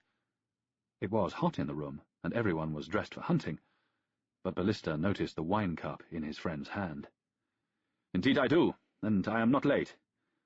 Ballista stepped forward with his hand out. "Marcus Claudius Tacitus, it is good to see you again." The older man turned his heavily lined face to the newcomer, shook his hand, then embraced him. Close up, Tacitus looked all and more of his 55 years. The dour, big-nosed face itself was clean-shaven, but luxuriant whiskers ran together into a beard underneath the chin. "It is good to see you, Ballista." The Danubian accent was less pronounced than Aurelian's. The older man's family had been landowners there, time out of mind. The two men in their 20s, both again from the lands around the Danube, greeted Ballista with wide smiles. Sandario's made him look even more dashing. Unfortunately, Mukapo's did not have the same effect. It made him look even more of a simpleton. "Drink!" Aurelian bellowed. "Eros! Where in Hades has that little Greek bugger got to? Eros! Bring drinks for our guests!" Aurelian's slave secretary kept his eyes down as he gave Ballista a cup of wine, and topped up all the others, except Tacitus, who quietly put his hand over his cup. "Food!" Aurelian was in tearing form. "Ballista, I know how you northern barbarians eat. I told Gillo to buy more food than one could imagine. Help yourself." The young general gestured with his cup to a table at the back of the room, which did indeed appear to be laden with food. Aurelian grinned at Ballista. Everyone in the room got the irony that, for most of the inhabitants of the Imperium, the men from the Danube were almost as much barbarians as the Angle from the far north beyond the frontiers. "My dear Tacitus," Aurelian said in a slightly more respectful voice, "you are eating nothing, and I specifically told Gillo to buy all the lettuce he could get his hands on, knowing it was your favourite vegetable." Tacitus, who was actually solemnly eating a piece of dry bread, which he dipped now and then in some olive oil, took his time in replying. "Only in the evenings. Lettuce helps you sleep, cools the desires of the flesh. Last night, I admit, I ate a great deal of it. Usually I read myself to sleep, but obviously not yesterday, it being the night after the Day of the Calends. Any fool knows that would bring terrible bad luck." To hide his smile, Ballista busied himself filling a plate with food. Some cold pheasant, ham, cheese, bread, a little of the lettuce. Aurelian was no fool, but he ought to be careful teasing Tacitus, for the older man was no fool either. They made an odd couple. The elder was a circumspect, kindly man, abstemious, almost ascetic in his habits, much given to superstition, while the younger, hand to steel, was impetuous, even hot-headed, and, possibly Julia was right, altogether too keen on drink and food. It said a lot that they got along well. The very presence of the two puppies, Sandario and Mukapo, showed how the military men from the Danube stuck together.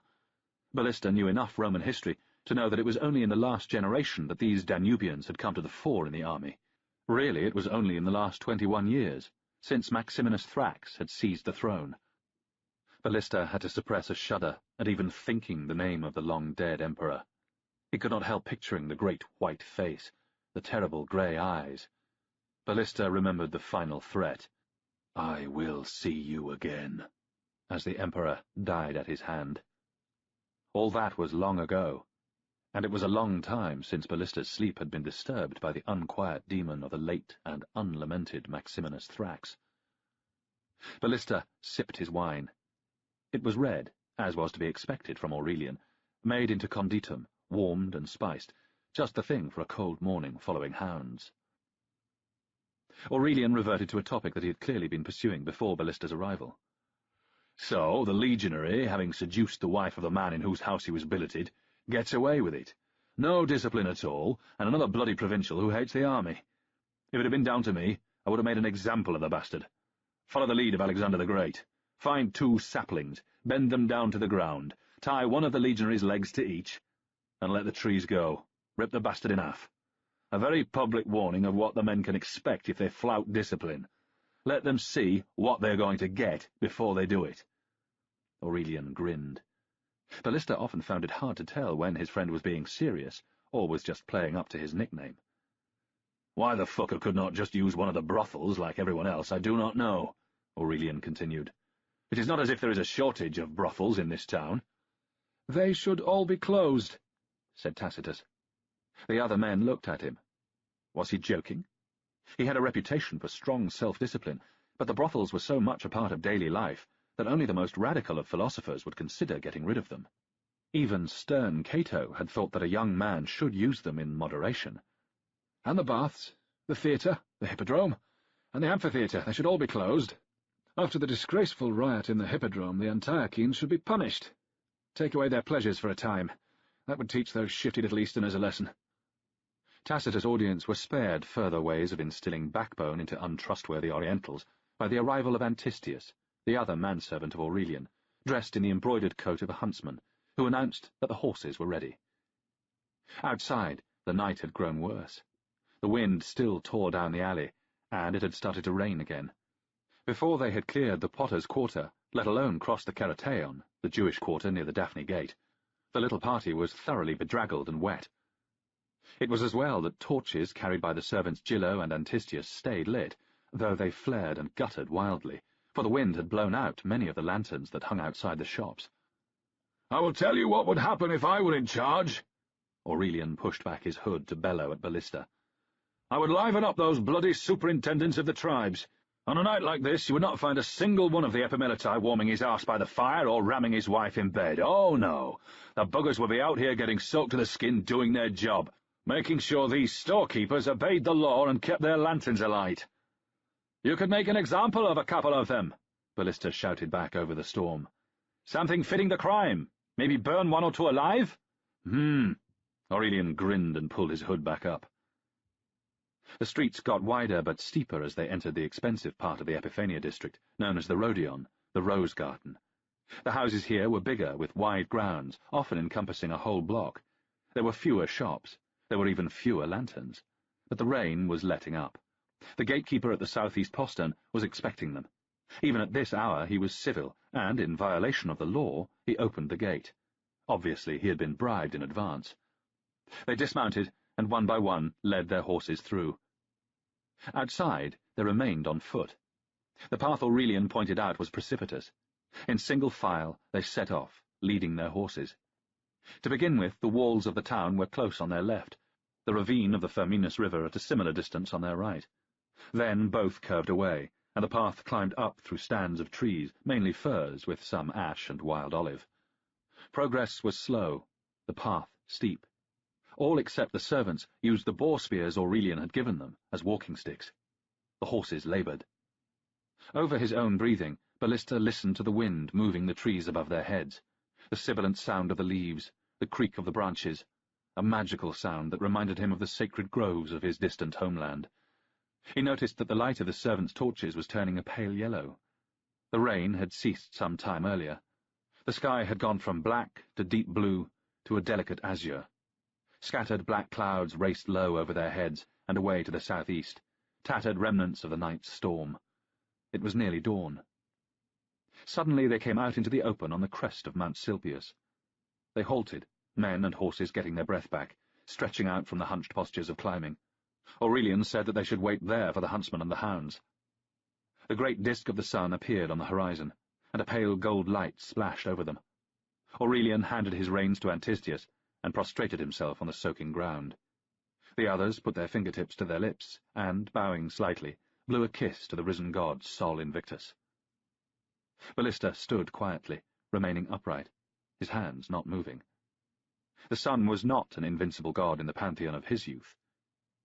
Indeed, at the end of time, Skoll, the wolf that chased the sun, would catch her in the iron wood and devour her, bringing darkness to Asgard, home of the gods, and to Middle-earth, home of mortal men.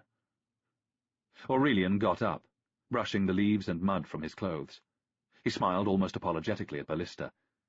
"My mother was the priestess of the sun in my home village. Bergeraca was a dump. I enlisted when I was 16, but I miss her, and I think she was right. I am still alive. Sol Invictus has held his hands over me." They waited in the sunshine, both the men and their horses steaming slightly. Ballista looked back the way they had come. He watched the shadows retreat towards him as the sun rose behind his back over Mount Silpius. The clear sunlight revealed first the wide flat plain of the Orontes and the little peasant huts, small as toys, the smoke from their dung fires plucked away by the wind, then the suburbs of the city and the Campus Martius across the river, and finally Antioch the Great herself, the half-built fortress palace on the island, the broad line of the main street, the glint of the river running through her. Ballista looked all around, at the path they had followed from the west, at the citadel further along the crest off to the northeast, at the land to the east to which they had come to hunt. And then the realization struck him.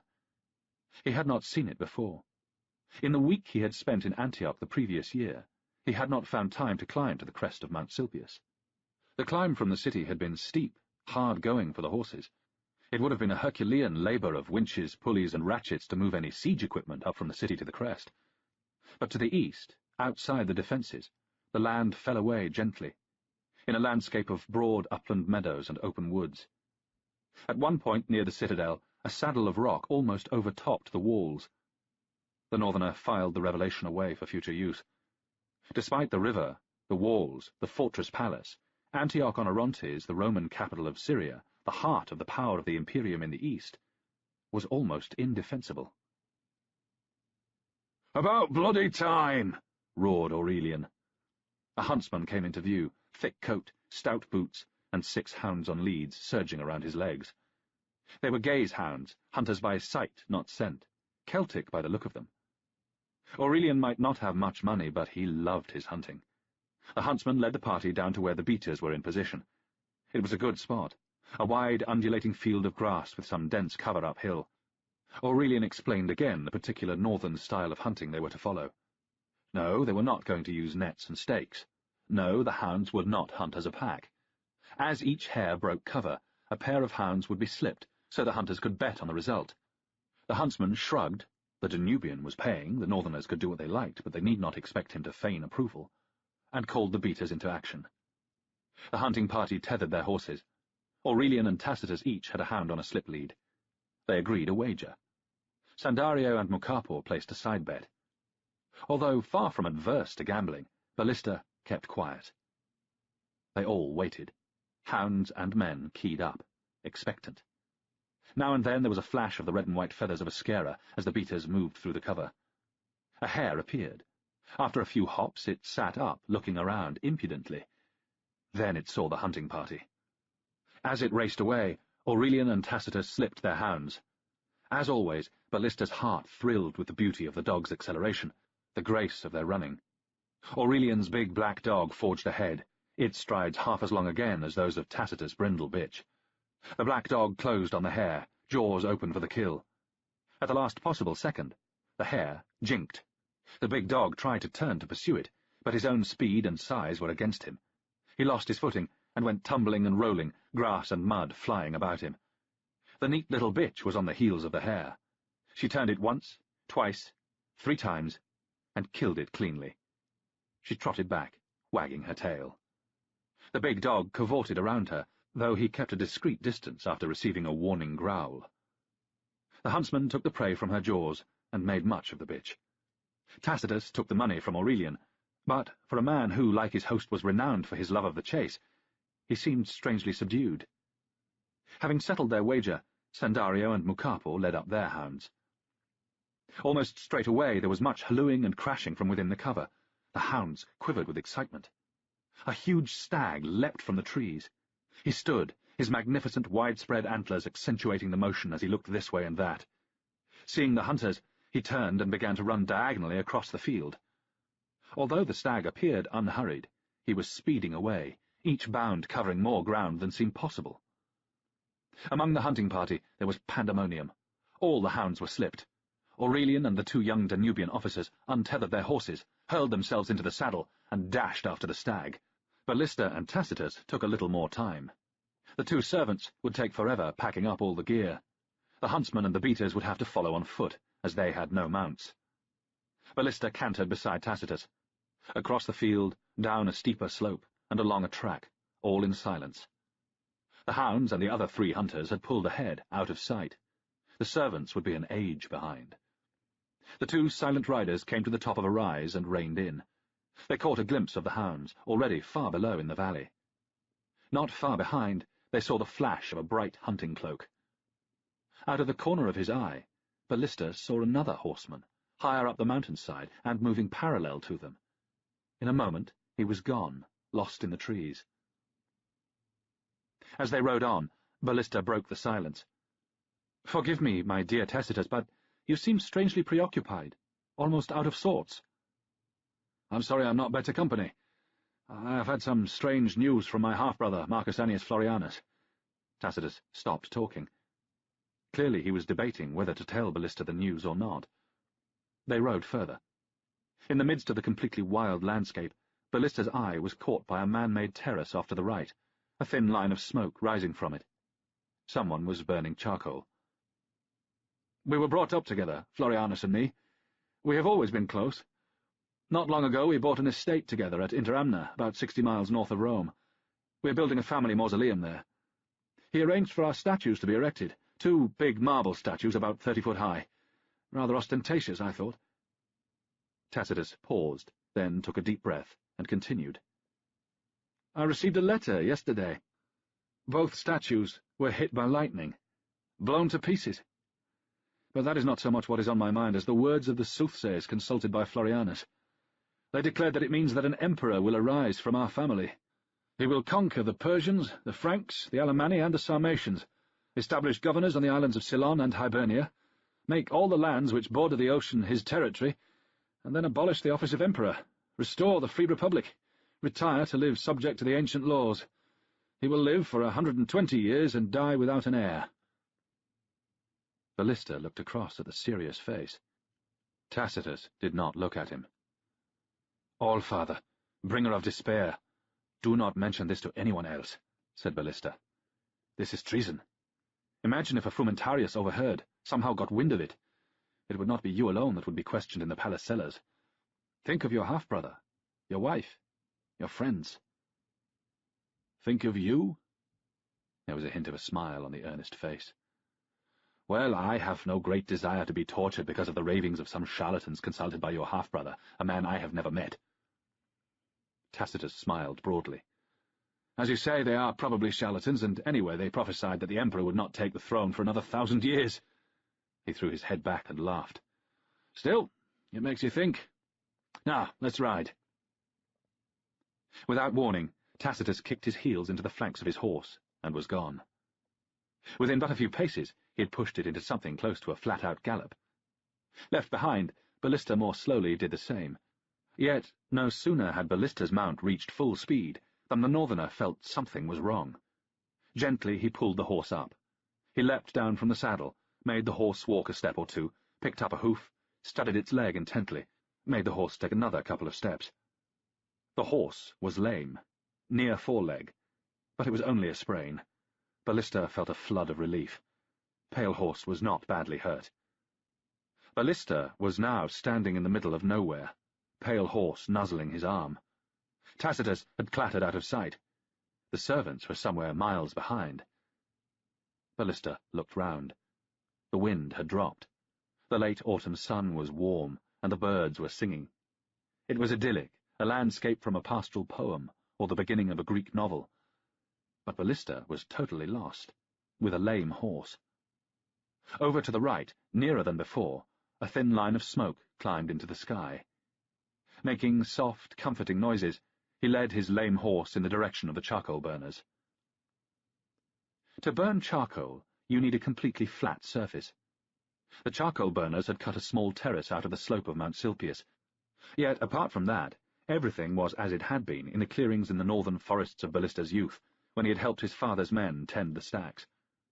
The barren ground where the heat had sterilized the soil, the round hut made of misshapen branches, a stump as a seat outside, the scatter of tools, shovels and spades, a rake and a sieve, a curved ladder. On the far side of the clearing, about half as tall again as Ballista, was the stack itself, looking like an upturned cup. The northerner could tell at a glance that this one had been alight for some time, at least 2 or 3 days. The earth crust packed round the wood had darkened to near black, and from the low vents came a steady trickle of white smoke. Ballista called. No one replied. A charcoal burner would be along soon. A stack needs looking at 3 times an hour at least, to dampen the crust, check there are no cracks in it, generally to make sure that the air cannot get to the wood, cause it not to char but to burst into flames. Ballista would never forget the tiredness that came with seeing to a stack overnight when he was little more than a child. Ballista set to looking after Pale Horse. He unsaddled the gelding, fed him a carrot from the saddlebag, and began to rub him down. The northerner's thoughts drifted comfortably. The homely smell of horse in his nostrils, and the repetitive, instinctive work of his hands, made the ritual of brushing as soothing to rider as to horse. At last it was done. Ballista went to fetch Pale Horse a drink. There was a bucket near the stack, but it was lying on its side, a dark stain next to it where the water had run out. Ballista picked it up. There was a water butt next to the hut, and he filled it from that. After his mount had had a drink, not too much, Ballista put the bucket back where he had found it. He had been there a long time now, and no one had come. He reached out and touched the earth crust of the stack. It was hot, crumbly, and dry under his palm. Far too dry. He walked around the stack. There was a circular depression about a foot across in its side. Inside, some of the charcoal must have slumped down, taking its covering of the earth crust with it. So far, the cave-in was still black, but invisible cracks must have opened, for the smoke issuing from the nearest vent was no longer white, but blue. The air had got into the stack, and inside, the wood was burning. A man walked into the clearing. His tunic had a damp stain on the front, but otherwise was clean. His hands were also clean. On the back of the right one was a jagged scar. "Good day, woodsman. How are things?" Ballista asked politely. The man looked round the terrace. He studied the stack and said that the gods be thanked things could be worse. Ballista said that he had some wine. Would the charcoal burner care to share some? The man said he would. Ballista turned away. He paused for a moment, then turned back. The broad blade of the axe glittered wickedly as it arced through the air. It was coming down vertically, straight at the northerner's head. Ballista hurled himself backwards, losing his balance. The heavy axe hummed just past him and embedded itself in the hard-packed soil. Ballista landed on his arse. His boots skidding wildly on the loose topsoil, he scrabbled backwards to his feet. As he tugged his sword from its scabbard, the other retrieved his axe from the ground. "The young Eupatrid sends you this," the man laughed. He swung the axe horizontally, low, at ankle level. Ballista leapt back. He felt the wind of the heavy blades passing. Now, while his opponent was off balance momentarily, was Ballista's chance. He lunged forward, weight coming down through his bent right knee, left leg straight behind him, blade flashing out towards his enemy's guts. Now it was the axeman's turn to scramble backwards. The initial flurry over, the two circled each other, knees slightly bent, moving on the balls of their feet. Ballista's eyes never left his assailant's blade. The northerner had the hilt of his own weapon in a two-handed grip, the long, shimmering line of the blade pointing up at the man's throat. Ballista's eyes never left the blade of the axe. They moved, slowly, intent on their work. The laughter had died out of the man. Ballista stamped his right foot as if advancing. The man flinched. Stepping forward on his left foot, Ballista made a one-handed cut from left to right to the head. As the axe came up to block, Ballista pulled the blow, let his arm swing through and out to the right, then chopped diagonally back in, down towards the man's left thigh. Just in time, the man shifted his grip, sliding his right hand along the haft, and got the axe down in the way. Ballista's blade bit a chunk of wood out of the handle between where the man's hands now clasped it, at the base and below the head. Without warning, the man rammed the blunt top of the axe head into Ballista's shoulder, as if it were a spear. The northerner staggered back. The axeman followed, gripping his weapon by the base, raising it over his head to strike. Still off balance, Ballista twisted his body and thrust wildly. The very tip of his blade caught the man's right shoulder. The man howled and took a couple of paces back. They resumed their cautious circling. Though the wound could not be deep, blood was seeping down the axeman's tunic. Ballista was taken completely by surprise when the man suddenly threw the axe. Stumbling back, he awkwardly fended the heavy thing away from his face, the handle catching him a painful blow on the forearm. The man was running now. He had gained a few paces head start. Ballista set off after him. The man was unencumbered by a sword, and fear lent wings to his feet. Already, as they plunged into a path from the clearing, he was drawing away. They ran on. Branches whipped at their faces. The man disappeared around a bend. The path here was very overgrown. Ballista could not remember if the man had been wearing a blade on his belt. The northerner skidded to a halt. Cautiously, ready for ambush, he edged round the bend. The path stretched away into the distance. The man was nowhere in sight. Blade at the ready, Ballista turned slowly, scanning the trees. Birds sang. Then, from above, came the sound of a horse's hooves. Ballista caught a glimpse of the man's tunic through the foliage. Then he was gone. The drumming of the hooves was receding. Ballista turned back and found the charcoal burner. He was just off the path. Neatly chopped staves of wood were scattered all around him. He lay on his back, his tunic deeply stained, his sightless eyes to the sky, his blackened hands clutching a ghastly wound to his neck. Ballista cleaned and sheathed his sword. He was out of breath. He leant forward, hands on knees, panting. The sweat was cooling on his back. Someone had just tried to kill him. Who? The young Eupetrid sends you this. What young nobleman would pay to see him dead? Ballista stood up, went over and closed the charcoal burner's eyes. He put a small coin in the man's mouth to pay the ferryman. Chapter 6. Ballista walked between the marble columns that flanked the door of his house. It was late. He was tired. It had been a long, long day. He glanced down at the grotesque mosaic of the improbably endowed hunchback. Possibly it had done its job, had averted the evil eye. The axeman in the charcoal burner's clearing had failed. Ballista was still alive. It had only been that morning, but it seemed half a lifetime away. Coming into the courtyard, he paused beside the pool. Its waters were green in the lamplight. With his left hand, Ballista scooped up some water and bathed his eyes. His right shoulder hurt like hell. Blinking the water out of his eyes, he went on into the house. Julia was waiting for him. Her face, mask-like, gave nothing away as she spoke the formal words of welcome, then told her maid to get the Dominus a drink and prepare him a bath and food. She stood very straight and still as her maid served the drink. She did not speak again until the servant had left the room. "It is very late." Her voice was tight, angry. "I thought I should report the attempt to Censorinus and the Frumentarii straight away. Otherwise it might look suspicious, as if I had something to hide, as if I were fighting a private war or something. Then Censorinus suggested I go on to the headquarters of the Epimeletiton Phylon in the Agora. The earlier the local police came to hear of it, the more chance of them catching him." Ballista stemmed his defensive flow of words. "I asked Aurelian to tell you I was all right." "Oh, yes," Julia snapped.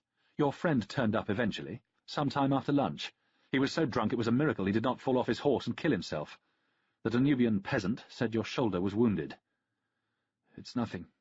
Just bruised." It always irritated Ballista that she did not like his friend, let alone that she despised his origins. "Well, I have not been idle while you have been out." To avoid replying, Ballista took a drink. Julia continued. "Someone wants to kill you. They may want to harm your family. I will not let anything happen to my son." She had never liked the barbarian name that Ballista had insisted their son carried. At times like this, Isangrim always became my son. "I have hired 3 ex-gladiators. They will guard the house. One of them will accompany my son whenever he goes out. I suggest you keep Maximus with you." Julia spoke with the icy self-possession that came with 200 years of senatorial birth. The Julii of Nemausus and Gallia Narbonensis had been given that exalted rank by the Emperor Claudius. Roman citizenship had come 100 years earlier still, from Julius Caesar. By contrast, Ballista was very aware that his own entry into the citizen body of Rome had been just 18 years ago. Although the reason was not made public, the Emperor Marcus Clodius Papienus had given it to the young northerner as a reward for killing Maximinus Thrax. Papienus had been one of the very few who knew Ballista's role in the desperate coup before the walls of Aquileia. Less than a month after enrolling Ballista in the ranks of the Quirites, Papienus had taken the secret to his grave.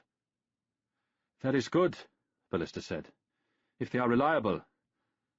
Julia made a sharp, dismissive gesture. "They are the best. My family has never been mean." To hide his annoyance, Ballista turned away, on the pretense of putting his drink down. Money was a delicate subject between them. When, in his 20s, on his return from Hibernia, Ballista had been given equestrian status, the Emperor Gordian III had included a gift of 400,000 sesterces, the property qualification for that order. To the vast majority of the inhabitants of the Imperium, it was wealth beyond the dreams of Croesus. To the daughter of an old senatorial house such as Julia, it was a pittance. Although it was seldom mentioned, much of their lifestyle was funded by his wife. Ballista unbuckled and took off his sword belt. He reasoned it was just her concern for Isangrim, and even for himself, that was making her so waspish. "What are you smiling at?" she said, testily. Nothing at all." He sat down wearily. "Who do you think hired him?" Julia shook her head, as if freshly amazed by her husband's obtuseness. "Gaius Acilius Glabrio, of course. He hates you for leaving his brother to die in Arete. He has publicly sworn to avenge him. Patricians of Rome keep their oaths." "He is not the only enemy I have in Antioch," Ballista said.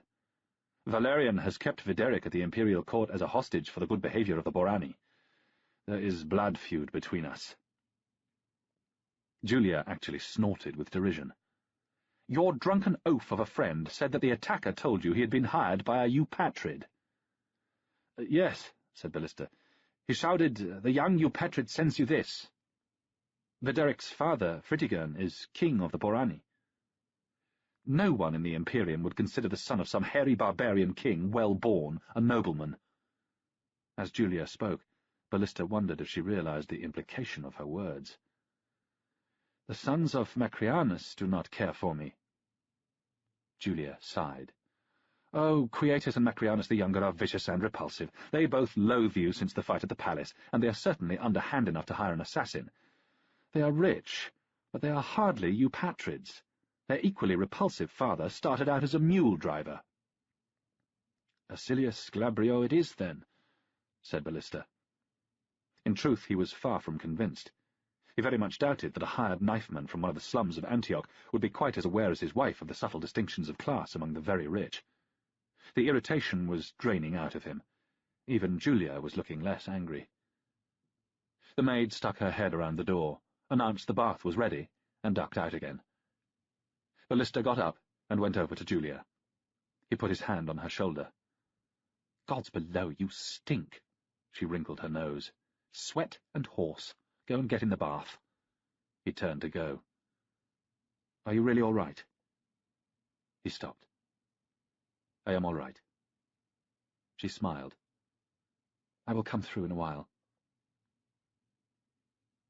It was Saturnalia, the greatest festival of the Romans, and the one the hedonistic Antiochenes had taken to heart. 7 days of pleasure, of eating and drinking, 7 days of license, of open gambling and illicit sex. The normal rules of society were loosened, if not completely inverted. Slaves roamed at will. In some households, they were served by their masters. Everyone relaxed their dignitas and let their guard down at the festival of Saturn. Ballista raised his eyes from reading when Demetrius came into the room. The Greek youth looked worried. He had looked that way since the attack on his Kyrios in the charcoal burner's clearing. 47 days of apprehension were taking their toll. This evening he appeared at the end of his tether. "It is Lucius Domitius Aurelian," the words tumbled out of Demetrius. "He is hurt, badly hurt, a fall from his horse, on his way back from hunting, in the Kerateion district, near the Daphne Gate. He wants to see you. There is a boy outside to lead us." By an act of will, Ballista forced down his rising panic. He put the papyrus roll down on the table next to his couch, carefully placing paperweights to keep it open at the passage he had reached in Lucian's little treatise, The Dance. Ballista followed Demetrius from the room. To avoid thinking about his friend, he forced his thoughts to run over his reading. It was the 18th of December, the second day of the Saturnalia, so he had decided to read Lucian's work on the festival. He had enjoyed it. But then he had started reading The Dance. He was not enjoying that as much. It was always the way with Lucian. You read one satire, and it was splendid. You went straight on to another, and it seemed less good. You read 3 in a row, and you were sick of them. In the lodge were the porter and Cupido, one of the ex-gladiators that Julia had hired. Most of the servants, including Maximus, Calgacus, and the other 2 ex-gladiators, were on leave. It was the Saturnalia, after all. Ballista did not much care for Cupido. He was a large, brutish man, his muscles turned to fat. He was lazy, and he drank. He smelled like the taste of a copper coin carried in the mouth. When Ballista had put on his boots, buckled up his sword belt, and slung a heavy cloak over his shoulders, he saw that Cupido had done the same. "Demetrius, you stay here. Tell the Kyria where I have gone." At Ballista's words, Demetrius started to wrestle his boots off again, hopping on one foot. Ballista smiled at him. "Keep an eye on the house until I return. Oh, and if you can find a slave that is sober, send him to tell Maximus and Calgacus what has happened.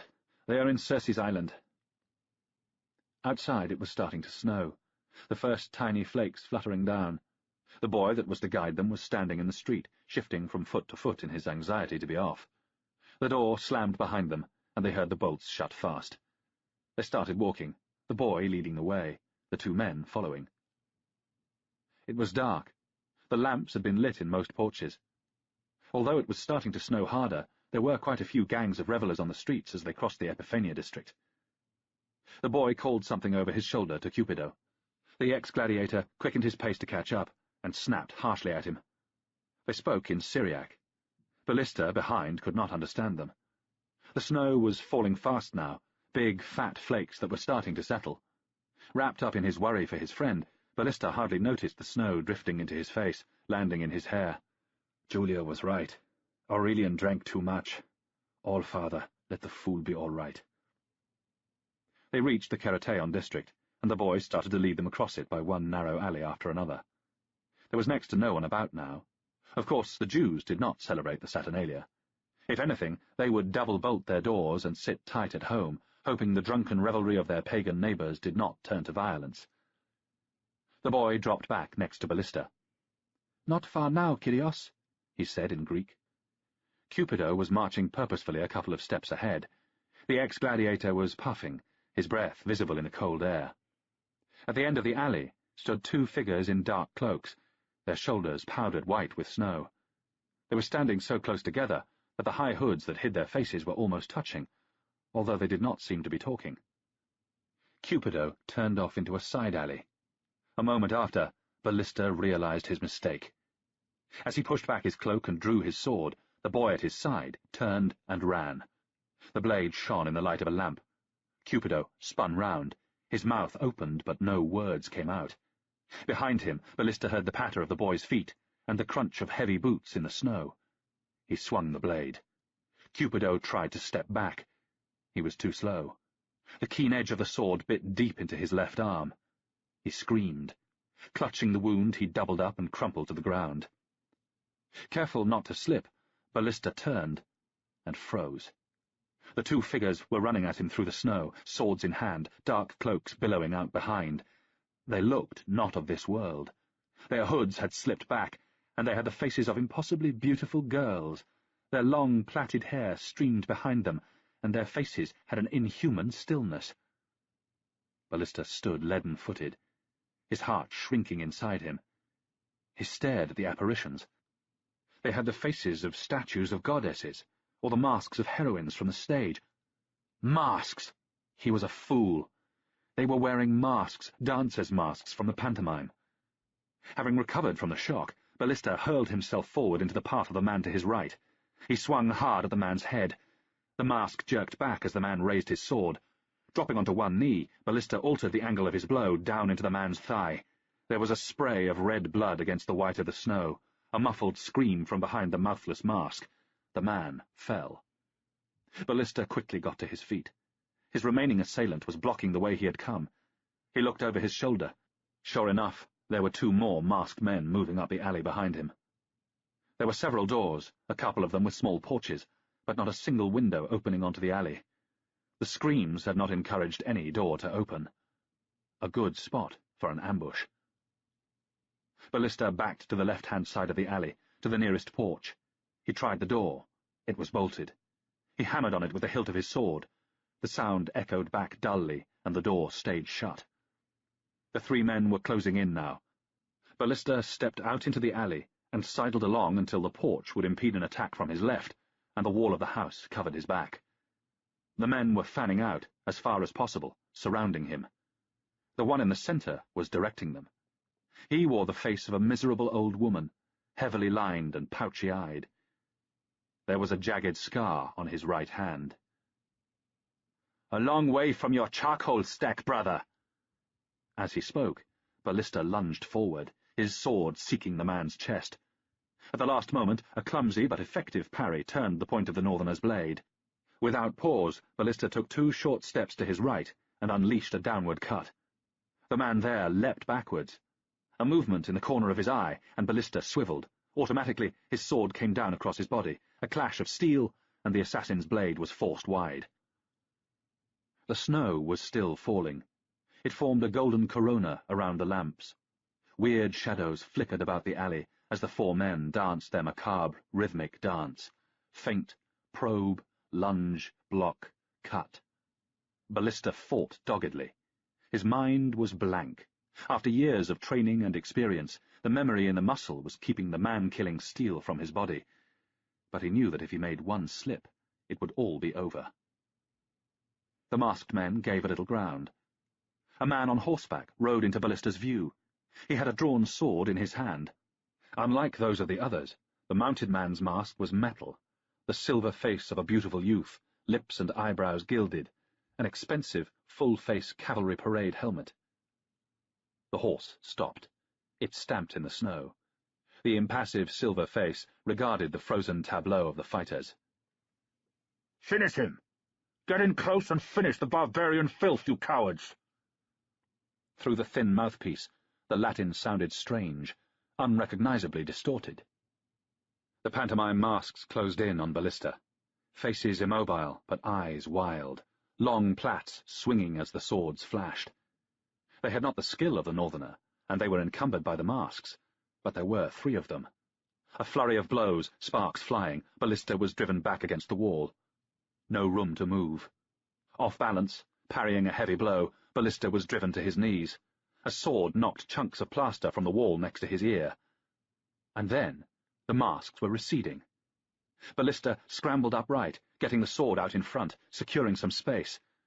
Snow deadened sound, but Ballista could half hear something off to his left, beyond the porch, out of sight. The eyes behind the masks seemed to be flicking glances in that direction. Ballista got his breathing right, waiting for his opportunity. It never came. The face of the beautiful girl, and that of the harridan, looked in at the swordsman with the scar on his hand. The mask of the miserable old woman jerked, and all 3 were running off to the right, their boots kicking up flurries of snow. The horseman looked down at Ballista. The silver face remained unmoving, but the eyes behind it were full of hate. He pulled the reins and walked his horse after the others, the way Ballista had come. At the entrance to the alley, the masked man Ballista had cut down had risen to his feet. His leg was pouring blood. The horseman stopped. He held out his hand. A silver ring with the portrait of Alexander the Great glittered. The wounded man stumbled painfully across, his useless left leg dragging. He put up a hand to be helped up onto the horse. The horseman leaned out and gripped the proffered arm with his left hand. A glittering arc of steel, and the blade in the horseman's right hand crashed down onto the man's exposed head. There was a sickening sound like stepping on rotten fruit. Fountaining blood, the man fell away. The man in the silver mask turned to look at Ballista. The light of the lamps shone on the mask of the beautiful youth. His arm came up. The bloodied sword pointed at the northerner. Then he kicked his boots into the horse's flanks, and was gone. Ballista leant back against the wall. He was drenched in sweat, limbs trembling with fatigue. Blood dripped into the slush at his feet. For the first time he noticed 4 or 5 minor defensive wounds on his forearms. The noise was getting louder, the sound of men pounding through the snow. Ballista pushed himself away from the wall and raised his sword again. "My enemy's enemy is my friend, but you never can be sure."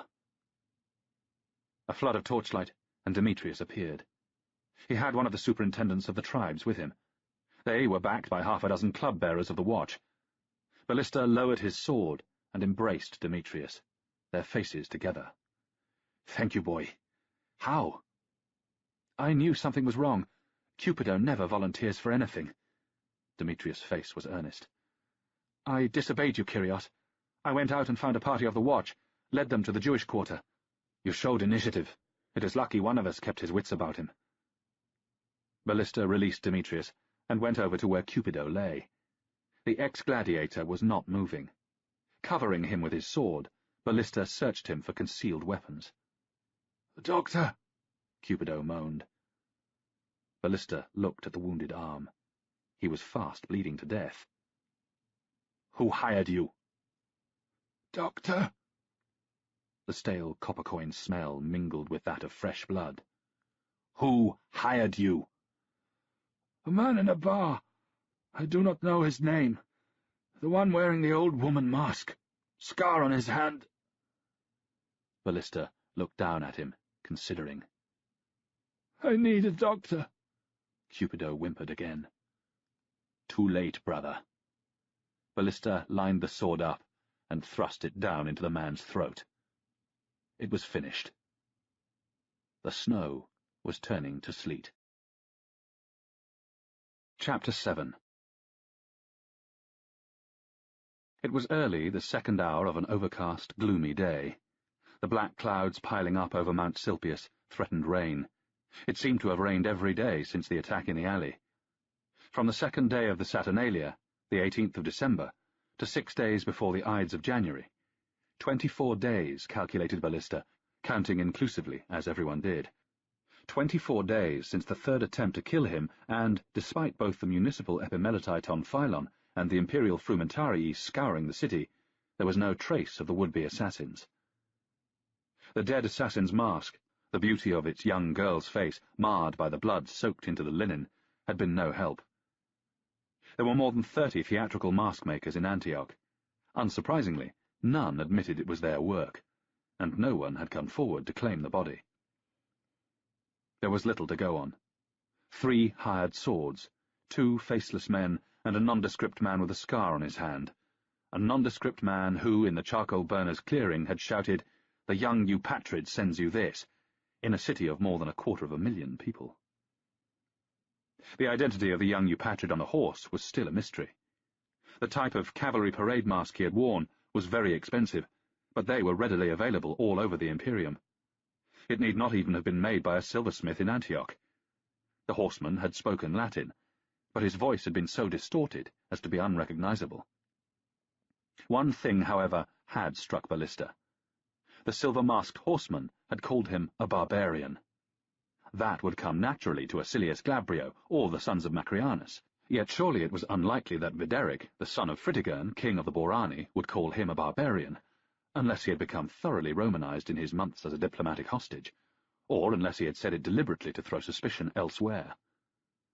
There was so little to go on. Still, the northerner had hoped that something would have turned up before he had to leave. Ballista sat on pale horse outside the Berea gate, waiting. He looked up at the nearest window in the great square projecting towers of the gate. The bright lamps inside made a halo of golden hair low down in the window. Higher and less distinct, slightly behind the boy, was the dark hair of his mother. Ballista had said he would leave Maximus to protect them, but Julia would not hear of it. She had pointed out that while someone had 3 times tried to kill Ballista, there had been no attempt on his family. She had stated firmly that the 2 remaining ex-gladiators would be enough protection while Ballista was away. The northerner felt some guilt at his relief that he would have the familiar presence of his Hibernian bodyguard at his side. Behind Ballista, his staff were getting restless. It irritated him. They irritated him. He did not want them there. It was so typically Roman. The dignitas of a man granted imperium, command, demanded that he be accompanied by a commensurate number of staff. As dux ripae, Ballista must have an escort of 4 scribes, 6 messengers, 2 heralds, and 2 haruspices to read the omens. Whether he wanted them or not was a matter of no moment. And the members of staff were more than an irritation. They presented a danger. Ballista knew that concealed among their number would be at least 2, maybe more, frumentarii. The reports written by these members of the secret police would fly along the cursus publicus, sometimes at more than 100 miles a day, into the hands of their commander, Censorinus, the princeps peregrinorum, who would pass them to his superior Successianus, the praetorian prefect, who in turn would hand them to the emperor himself. Every move Ballista made would be scrutinized. The only grim satisfaction to be drawn from the situation was the marked reluctance of the 12 new members of staff he had chosen from the officially approved lists. There were so many places to be filled because, from the last expedition, only 2 of the staff had come back alive. From under the great arch of the Berea gate came a clatter of horses' hooves. A trumpet rang out. Gaius Acilius Glabrio, commander of the cavalry in the army of the Dux Ripae, led out his 2 units of men. As befitted a scion of one of the oldest noble houses in Rome, Acilius Glabrio and his charger, a glorious prancing chestnut, were magnificently turned out. Even on this dull day, the young patrician seemed to shine with gold, silver, and precious gems. The troopers that followed him were less gorgeous, but they were well equipped. There was no complete uniformity, but they were all much alike. Heavily armoured men on heavily armoured horses. Wherever one looked there was mail, scale, hardened leather, and in each right hand a long spear, a kontos. They made an impressive sight, silent apart from the ring of their horses' hooves and the jingle of armour, bridle and bit. Red pennants nodding above the equites primi cataphractarii parthi, green above the equites tertii cataphractarii palmyrinorum. These were elite heavy cavalry, shock troops, regular units of tough, disciplined professionals. These men knew their own worth and expected to be treated accordingly. Rank after rank they came out of the gate. As the last rank cleared the fortifications, the ritual shout went up. "We will do what is ordered, and at every command we will be ready." There was a perfunctory sullenness to the cry. It could be that they had caught the distaste of their commander, Acilius Glabrio, for serving under a barbarian dux, but Ballista suspected it was more to do with the reduced numbers of each unit. They had numbered 400 each. Now they were down to 300. Ballista had taken 100 men from each unit to form a new one, his guard of equites singulares, under the command of the Danubian Mucapo. A fresh round of trumpet calls, and the tramp of marching feet. Lucius Domitius Aurelian, commander of the infantry in the army of the Dux Ripae, marched out from under the great gate. Ostentatiously, he was equipped in the worn mail and leather of his men, and like them, he was on foot. First at his back were the men of Legio III Felix. It was a splendid-sounding title, but it could not hide that this was a scratch unit of only 1,000 men, made up of drafts from the long-established legions 3 Gallica and 4 Flavia Felix.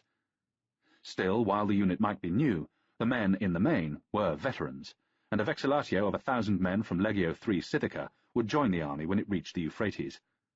At the heart of the force would be 2,000 of the best heavy infantry in the world, the feared legionaries of Rome. 4 troops of light infantry, all bowmen, emerged next, in no great order. These were not regular units of the Roman army, but ad hoc bands of warriors, mercenaries, fugitives and exiles from the wilder reaches of the empire. 400 Armenians, 200 tent-dwelling Saracens, 400 Mesopotamians, 300 Etrurians. They did not march. The men of the 4 numeri slouched or swaggered, each as the mood took him. At least the Etrurians were famed for the deadly accuracy of their black-fletched arrows. They were followed by a new unit of slingers. Ballista had created this by combining a ridiculously small unit of 150 sedentary Arabs with 200 volunteers from the Armenians. He had appointed the young Danubian Sandario to command them. "We will do what is ordered, and at every command we will be ready." The braying of mules and a stench of camel announced the approach of the baggage train. Ballista had appointed his old subordinate, Titus Flavius Turpio, as praefectus castrorum, to be in charge of it. The ever-humorous face of Turpio appeared. Ballista was glad to see him. It was important to have as many men as possible in place you could trust. When Ballista had first met the ex-centurion Turpio, he had distrusted him intensely. Then, in Arete, he had found him guilty of embezzling funds from his unit. Turpio claimed he had been blackmailed into it, and after that his service, both in the siege and in the desperate flight from the city, had earned him the right to be trusted. Besides, Ballista had grown fond of Turpio. There was something deeply reassuring about the way he reacted to any news, no matter how bad, with just a slight grin and a quizzical look, as if once again surprised by the follies of humanity or the capriciousness of fate. With shouts and provoking animal squeals, the civilian porters gradually bullied the baggage train along. Ballista's mind wandered. "The young Eupatrid sends you this." Ballista knew he had many enemies. Who among them would a hired blade from the back streets of Antioch describe as well-born? Gaius Acilius Glabrio, certainly. The sons of Macrianus, Quietus, and Macrianus the Younger, almost certainly. Videric, the son of Fritigern, the king of the Borani, just possibly, if racial prejudice was set aside. At any event, further attempts were far less likely while Ballista was in the heart of his army. The squeal of an axle pulled Ballista's mind back to the present. In the midst of the baggage train were 5 carts. Ballista had given explicit orders that no wheeled transport was to accompany the army. Who had dared ignore his orders? Even as he formulated the question, an answer came to him. The carts were smart, freshly painted, expensive. The carts of a rich man, a high officer. In the interests of discipline, Ballista could not let Gaius Cecilius Glabrio flout his orders. At long last, the end of the baggage train passed. The stolid, almost bovine face of Mucapor appeared at the head of the Equites Singulares. It was time to go. Ballista turned in the saddle and took one lingering last look at the window in the tower, willing himself to remember every detail. Julia's long dark hair, the boy's golden curls. He raised his hand in valediction. He saw the frantic waving of his Sandgrim's small hand. He turned Pale Horse away. Breathing shallowly, controlling himself, he rode away down the road to Berea, and beyond to Circesium, the city on the Euphrates he had to save. They made the discovery in Antioch the day after Ballista rode out. The superintendent hated this side of things. All the other duties that came with being one of the epimelitite on Phylon were close to unalloyed joy. Striding through the streets at night, a troop of burly club-bearers at his back, felt close to being a hero, even a god. The knock on the door at midnight, the placating smiles of the merchants as they hurried to relight the offending extinguished lamp, the return to the warmth and mulled wine of his official office on the Agora. It was all good. But this side of things was not. There were 18 superintendents of the tribes, and it always seemed to happen when he was on duty. This was the third in as many days. "Fish it out." This turned out to be easier said than done. The corpse was wedged in a grating at the opening of a tunnel, where a storm drain ran under a street in the Epiphania district. The heavy winter rains which had been falling up on Mount Silpius meant the water was running deep and fast. One arm of the corpse, about all that could be seen in the dark, swirling water, banged against the metal, as if seeking to call attention to itself. The club-bearers busied themselves with ropes and hooks. So far, it was impossible to tell if the corpse was that of a man or woman, or even a child. The superintendent, hunched in his furs, looked at the skies. It was not raining now, but a leaden sky looked as it might presage snow. It would be colder than Hades in the water, the superintendent thought absently. Eventually, soaked to the skin, the club-bearers dragged the corpse out of the water. They deposited it at the feet of the superintendent. Part of him wanted to look away, but part of him was drawn to look by a morbid fascination. The gods below knew he had seen enough of the things. It was a man dressed in just a ripped tunic. If he had ever had them, belt, cloak, and sandals were long gone, taken by the water or his killers. "He did not fall in. No accident or suicide. His throat has been cut." The superintendent spoke out loud, but to himself. He leant over to peer closely at the corpse. It was only a little knocked about. It had not been in the water long. The man had not been dead more than a day or so. The superintendent straightened up, easing his back. These days it always played up in damp weather. He hoped that his wife had told the new girl to buy the proper ointment this time.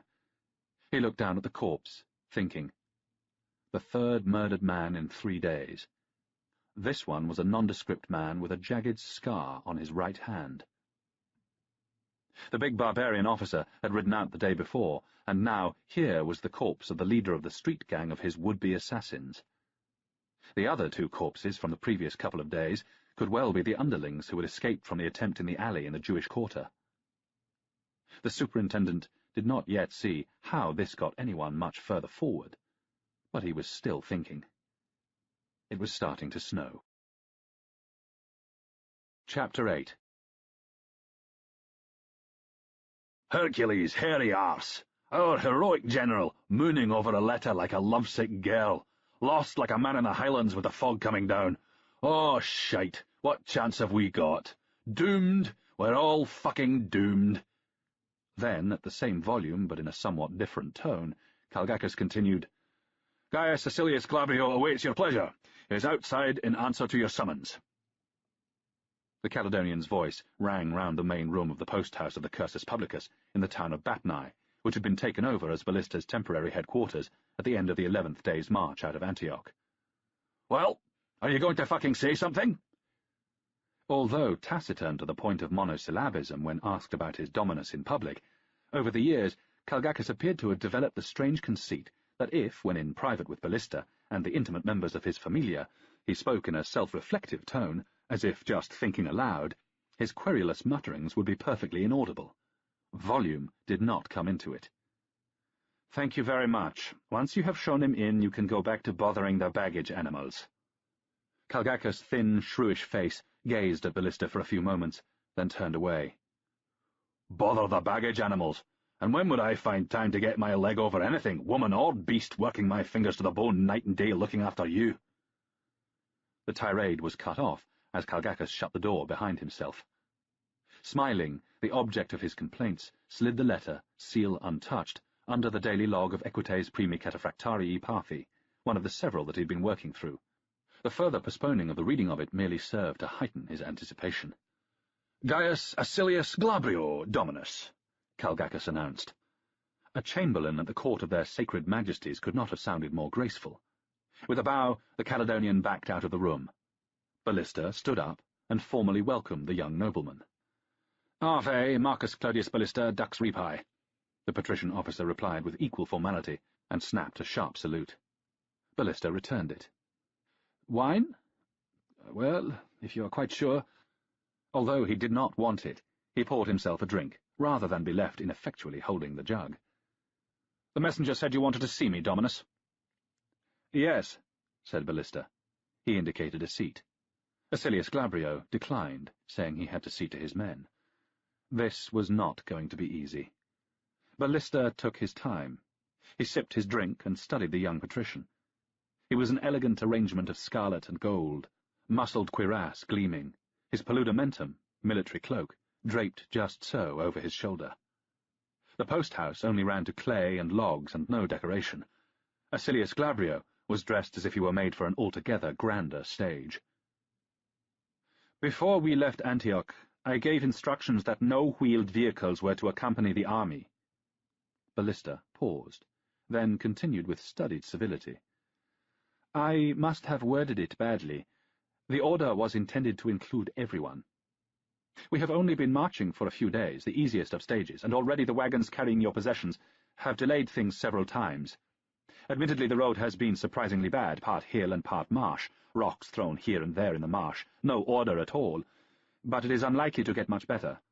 Acilius Glabrio stood at attention, not responding in any way. Ballista smiled, but as he did so, he knew that it would convey no warmth.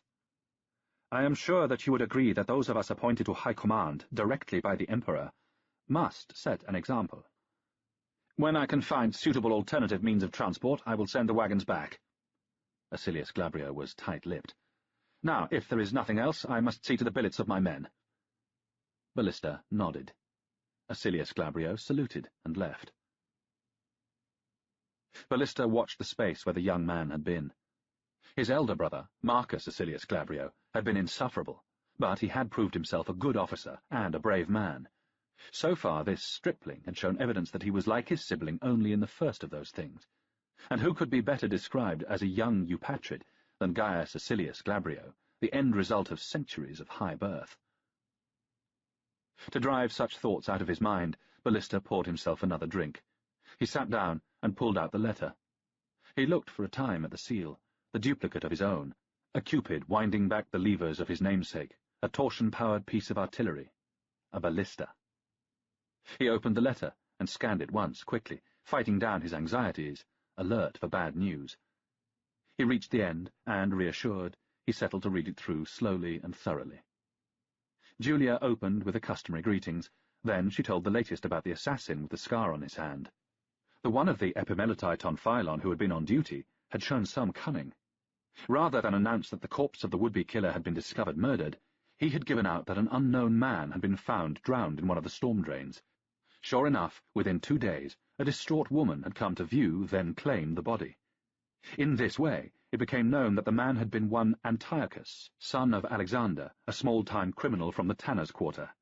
Despite rigorous questioning, it became apparent that the widow knew nothing of what she called her husband's trade. They were no nearer finding out who had hired the man. The man left 3 children, all girls. The remainder of the letter set out clearly some domestic affairs, before closing with a simple sentence saying that she loved and missed him. It was partly her brisk underplaying of sentiment that had made Ballista fall in love with her.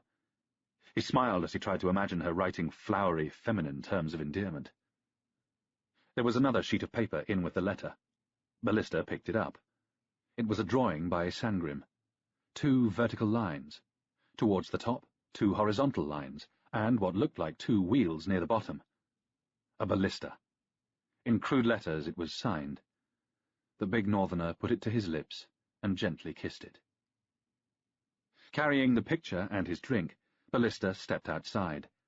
Bats hunted through the bare fruit trees in the middle of the small walled garden. Around the walls stood rows of cypresses.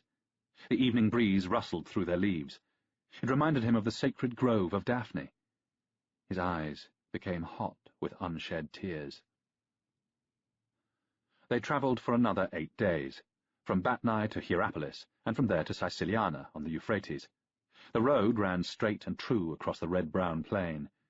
Orchards and vineyards came down on either side, but it was winter. The leaves had long since fallen from the fruit trees. Their trunks were black with rain, and the vines were thin and stark, savagely cut back. There was mud, but nothing like before. On this stage of the journey it barely splashed the knees of the infantry, seldom even touched the boots of the cavalry at all. The 5 carts of Vasilius Glabrio's possessions became stuck fast only infrequently. Even someone as impractical and bookish as Demetrius could see that this was more down to the natural drainage of the high plain than the efforts of the road builders. On the morning they reached Siciliana, the weather lifted. They marched into the small town under a cloudless sky. Beyond the mud-brick walls at the foot of the cliff ran the mighty Euphrates. Here it was divided into several channels, enclosing several greater and lesser islands. Under the cold winter sun, the river was an intense blue. The small army made a reasonably brave show as it followed the white Draco, the personal standard of Ballista, through the gates. A few handfuls of locals had turned out, and cheered with some enthusiasm. In accordance with orders issued long ago, a vexillatio of 1,000 men of Legio IV Silica had marched downriver from their base at Zeugma and was drawn up, waiting in the agora. Much more surprising was the identity of the centurion in command. At first, Demetrius did not recognize him under his helmet. The young Greek was surprised when Ballista threw himself off his horse and hugged the man. There was a dull metallic clash as their helmets met. Laughing, both men stepped back, took off their helmets, and tried again. "Castricius, you old bastard!" Ballista roared. "I thought you were dead in Arete, or a slave in Persia." The thin, lined face smiled wryly. "It takes a lot to kill me." "I would bloody say."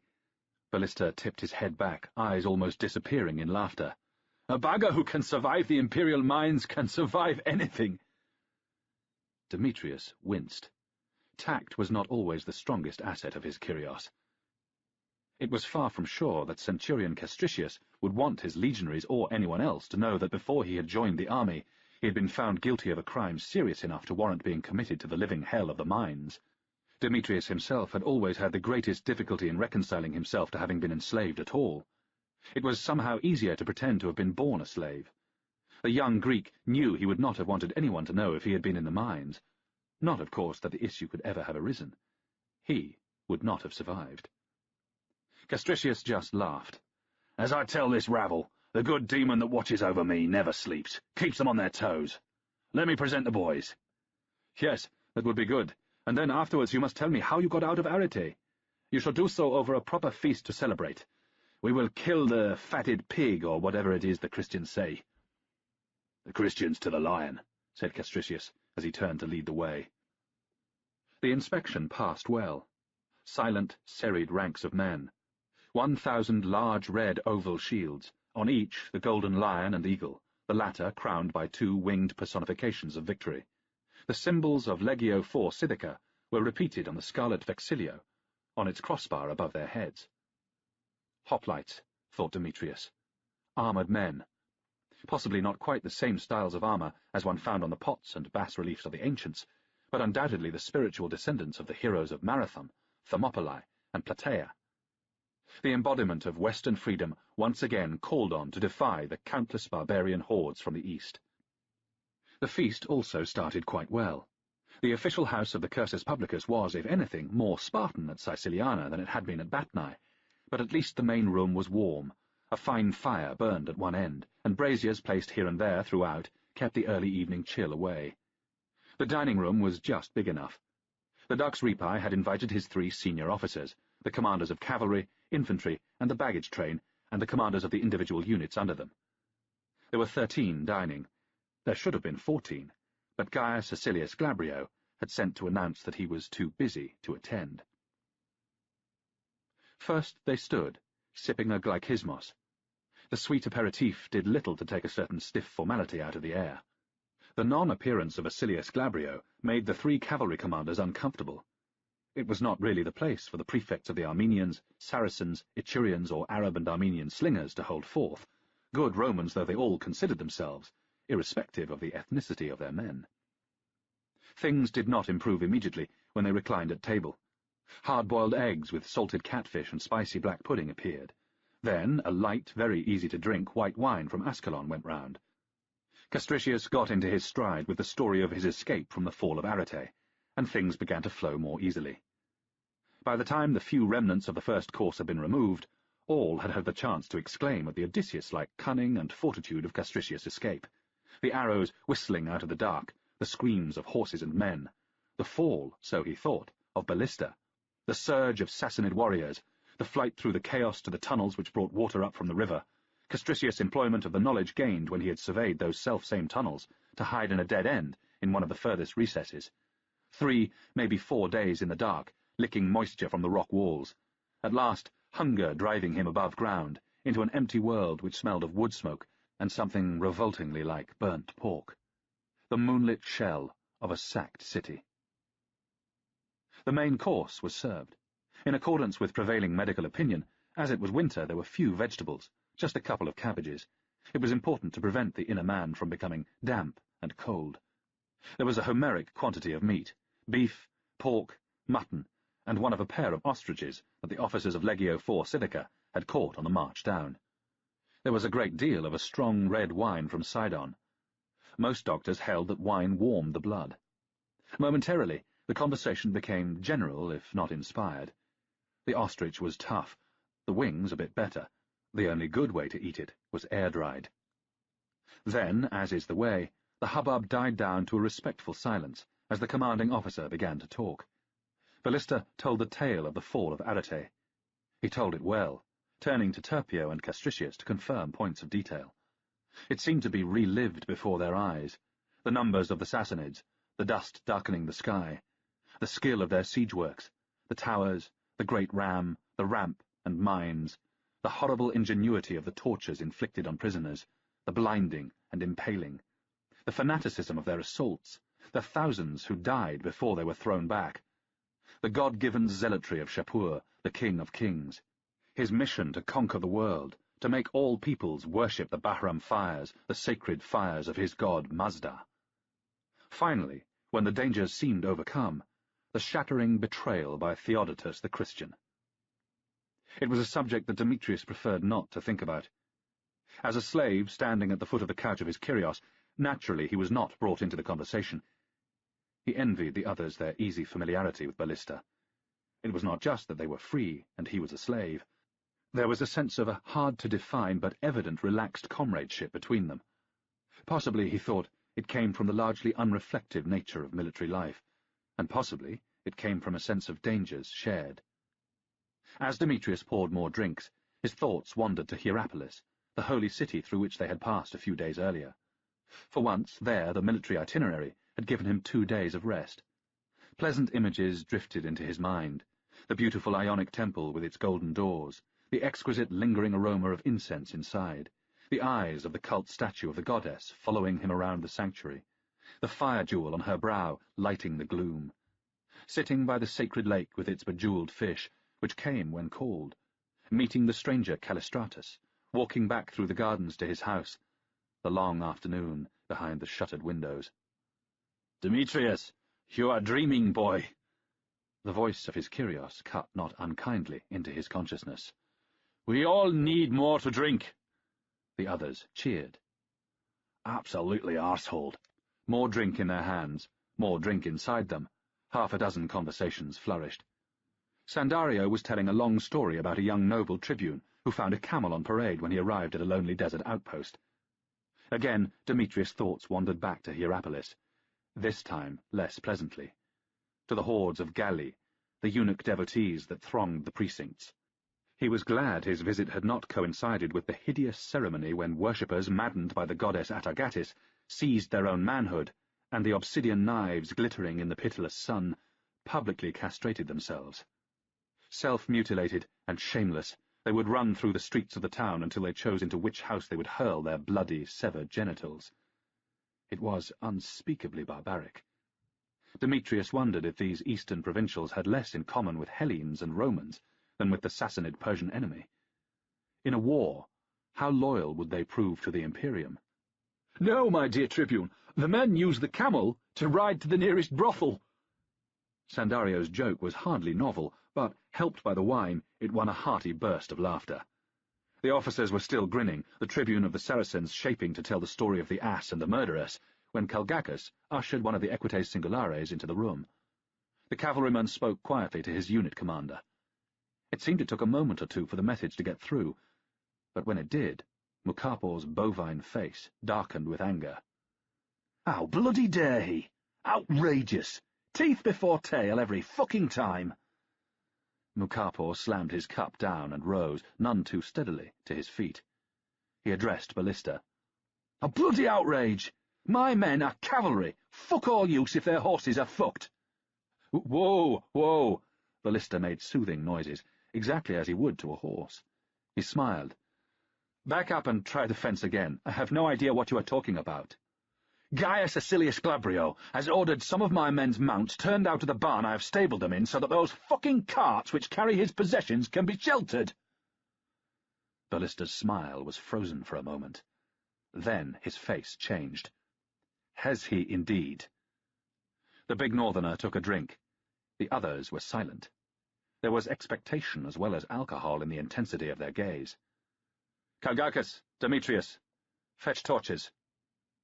Ballista smiled in the direction of Demetrius, although, largely unseeing, his eyes glassy. "We are going to form a comus." With a sinking heart, Demetrius went to do as he was told. It was seldom that anything good came of the Greek tradition that at the end of a party, drunken revellers formed a torchlit procession through the streets. The comus was nothing but trouble. Ballista led them through the dark streets. Their progress was slow and noisy. One or two missed their step, even staggered a bit. Demetrius thought that they would be fortunate not to injure each other with the burning torches.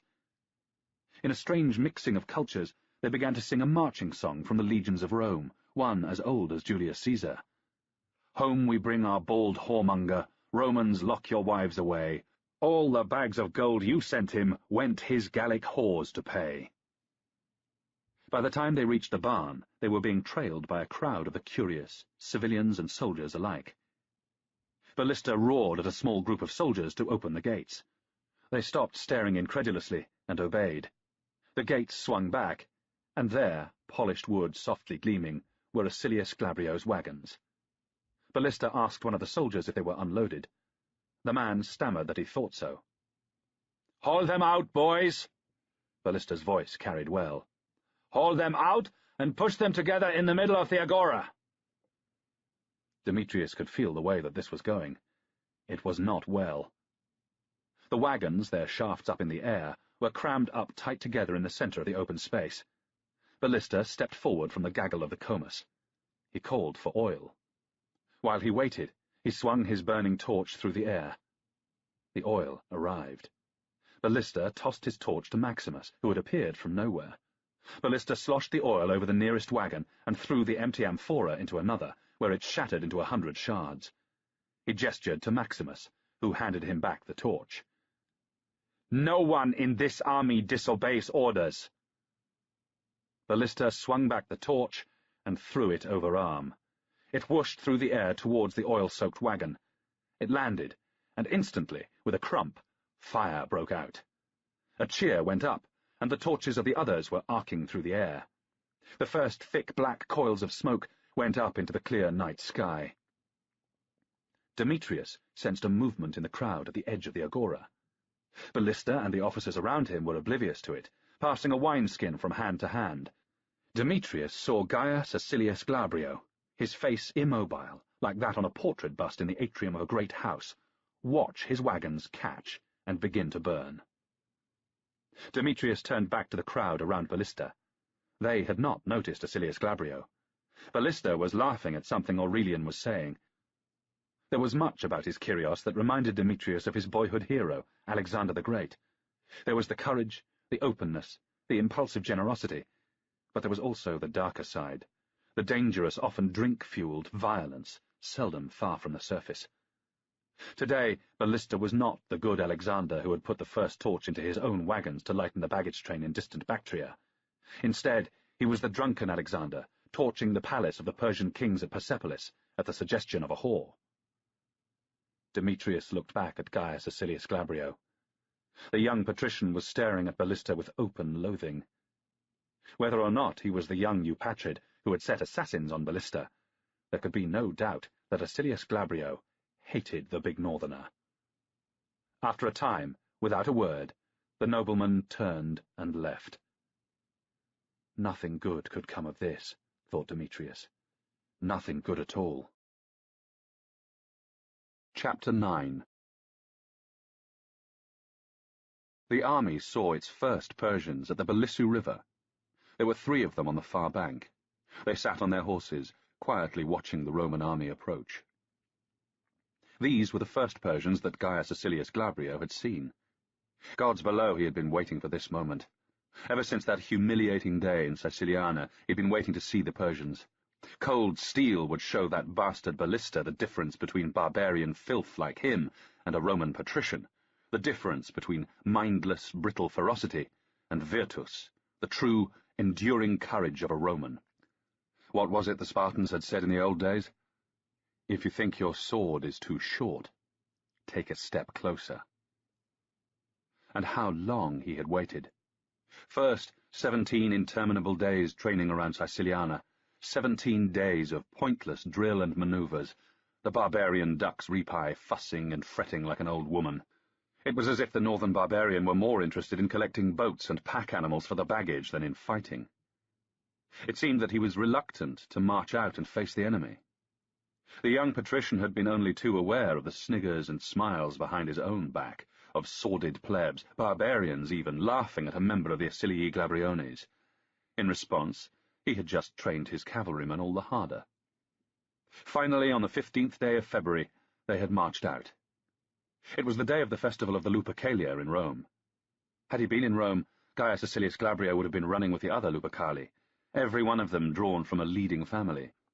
He would have run naked except for a girdle cut from the skin of a freshly sacrificed goat, run through the streets, striking out at passers-by with the goatskin thong. But he was not in Rome.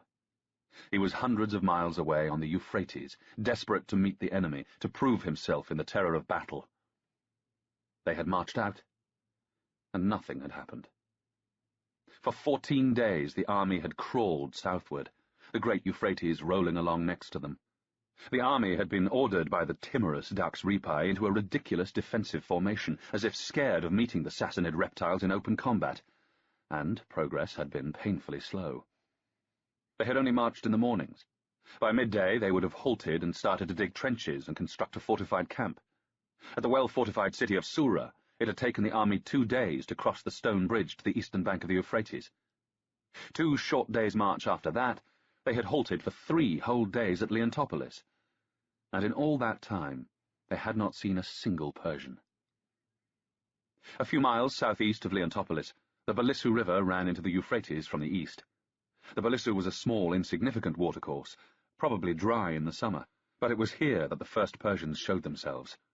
Acilius Glabrio, riding in the van of the army, as was only proper for a man of his status, peered intently at the 3 Persians on the other side of the stream.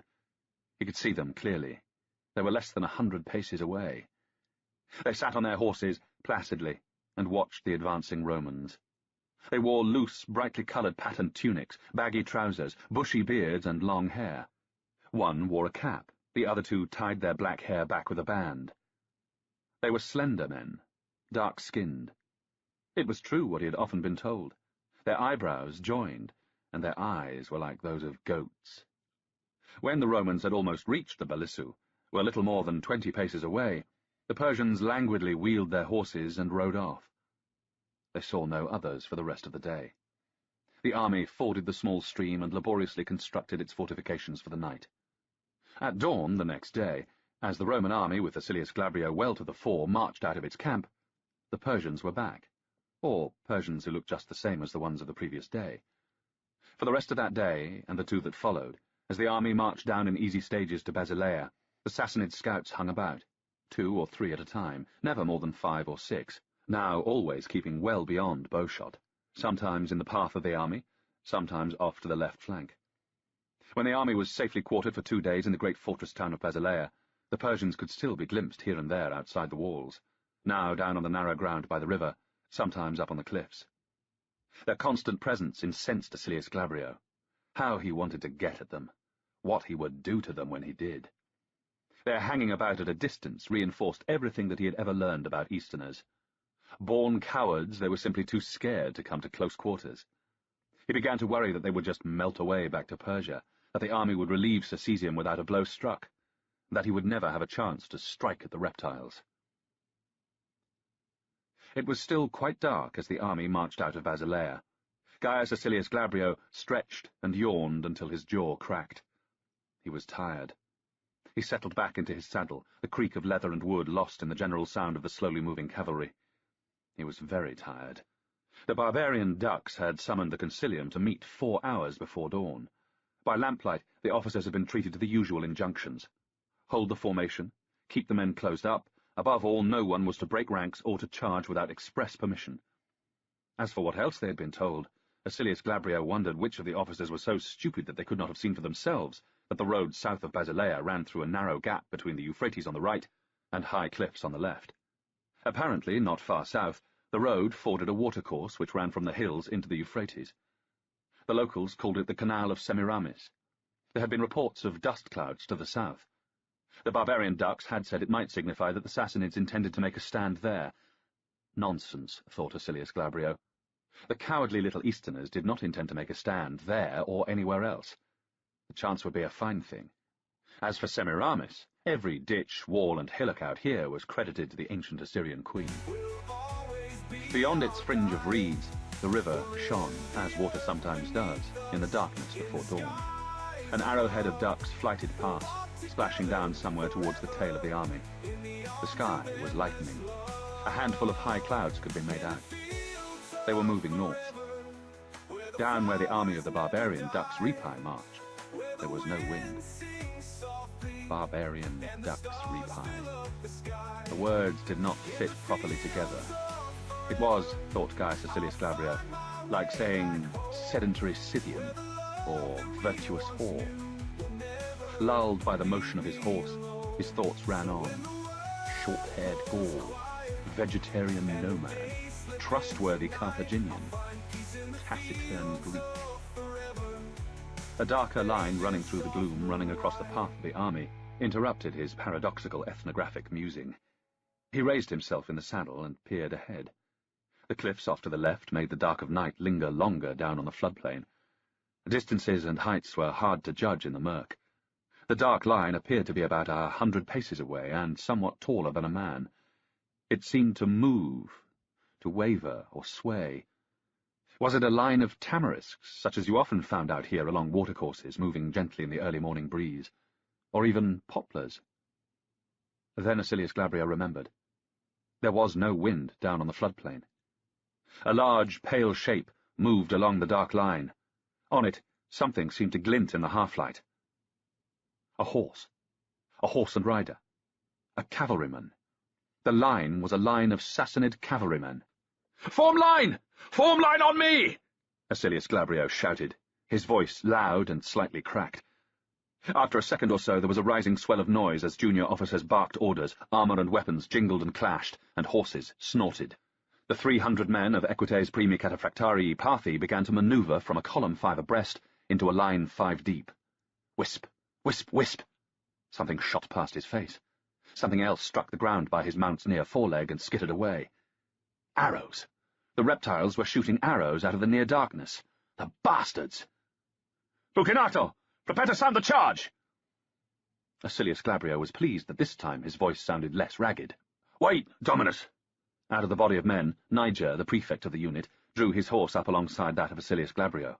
He leant over, speaking softly to avoid being much overheard. "The ducks ordered us to hold the formation, not to charge." The prefect's voice was clipped and urgent. "We must halt. Find out what is facing us. Send a messenger to fetch the ducks. He will give us our orders." Us, thought Acilius Glabrio. Us, indeed. Since when had plebeians like this prefect seen themselves as equals of a patrician? Wait like a slave for orders from a northern barbarian? Never. A sudden thunder of drums made the young nobleman physically jump. It was followed by the braying of Sassanid trumpets. He turned his back on Niger. He could feel his heart pounding. Carpe diem. Seize the day. "Bucinato! Sound the charge!" Acilius Glabrio saw the musician look past him to the prefect. To Hades with all of them! He kicked in his heels savagely, and his mount jumped forward. He felt an arrow fly past. Behind him the charge rang out. When his horse reached a steady canter, he looked back. It was all right. There was no formed line, rather a mob of men on horses, but it was all right. They were following him. Carpe diem. This was going to be his day.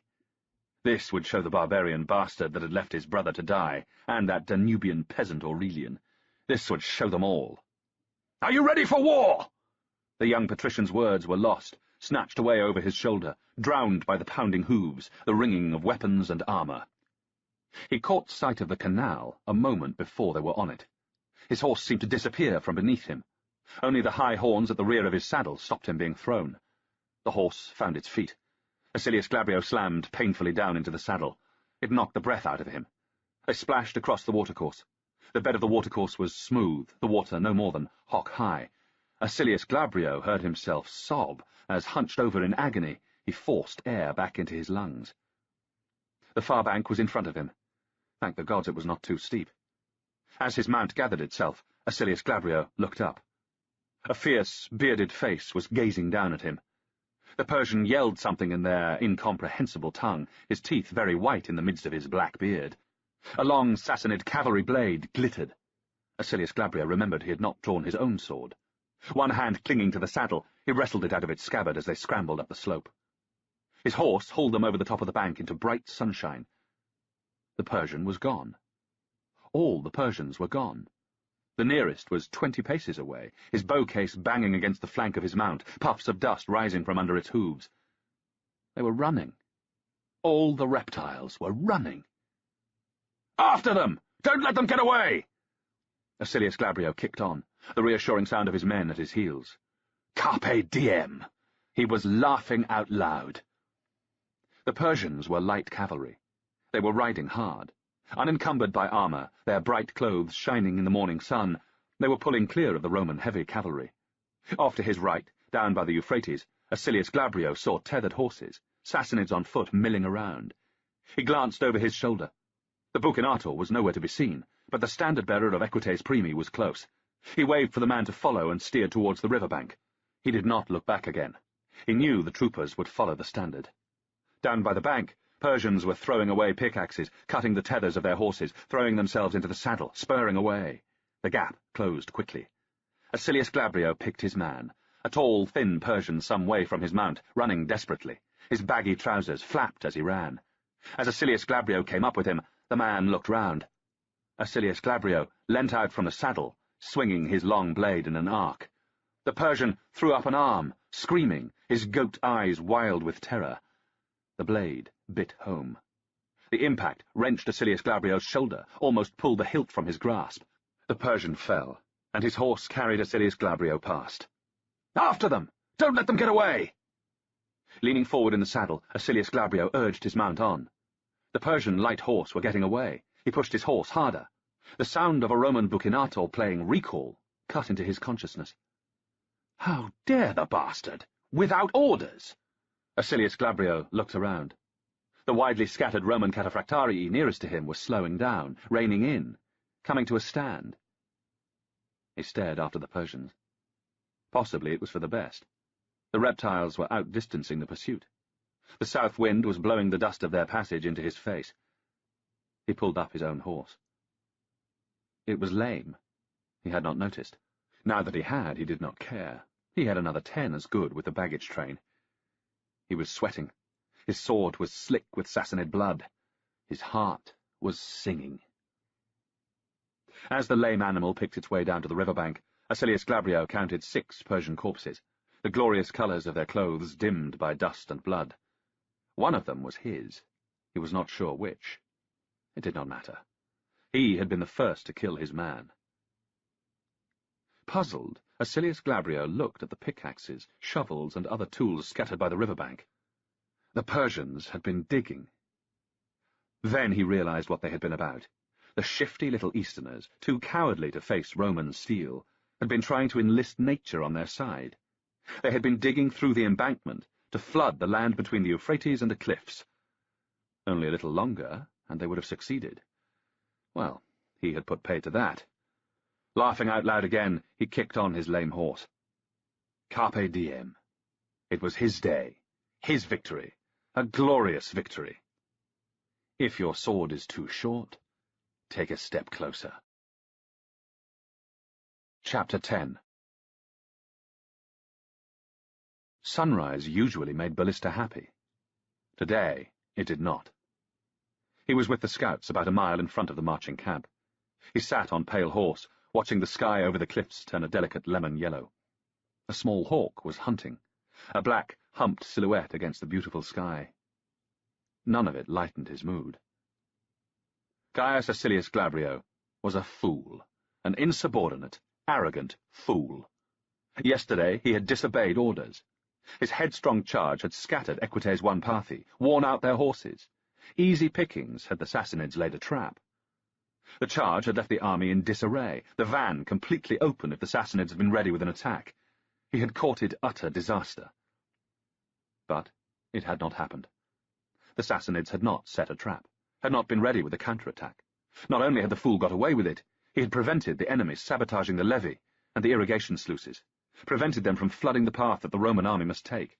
Had they done so, it would have stopped the army in its tracks, delayed them for days. The insufferable fool had returned a hero in his own eyes, and even in the estimation of many of his men.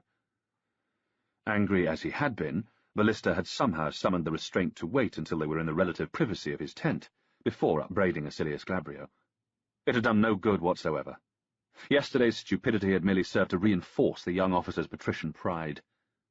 6 dead Persians, and he had the gall to speak of a glorious victory. Ballista doubted the widows of the 4 dead troopers from Equites I Parthi would see it in the same light. Patting his ridiculously coiffed curls, Acilius Glabrio had started to talk of the famed celeritas of Julius Caesar. Unwilling to listen to a lecture on the efficacy of speedy action from the young fool, Ballista had summarily dismissed him from his presence. If only he could equally summarily dismiss him from his command.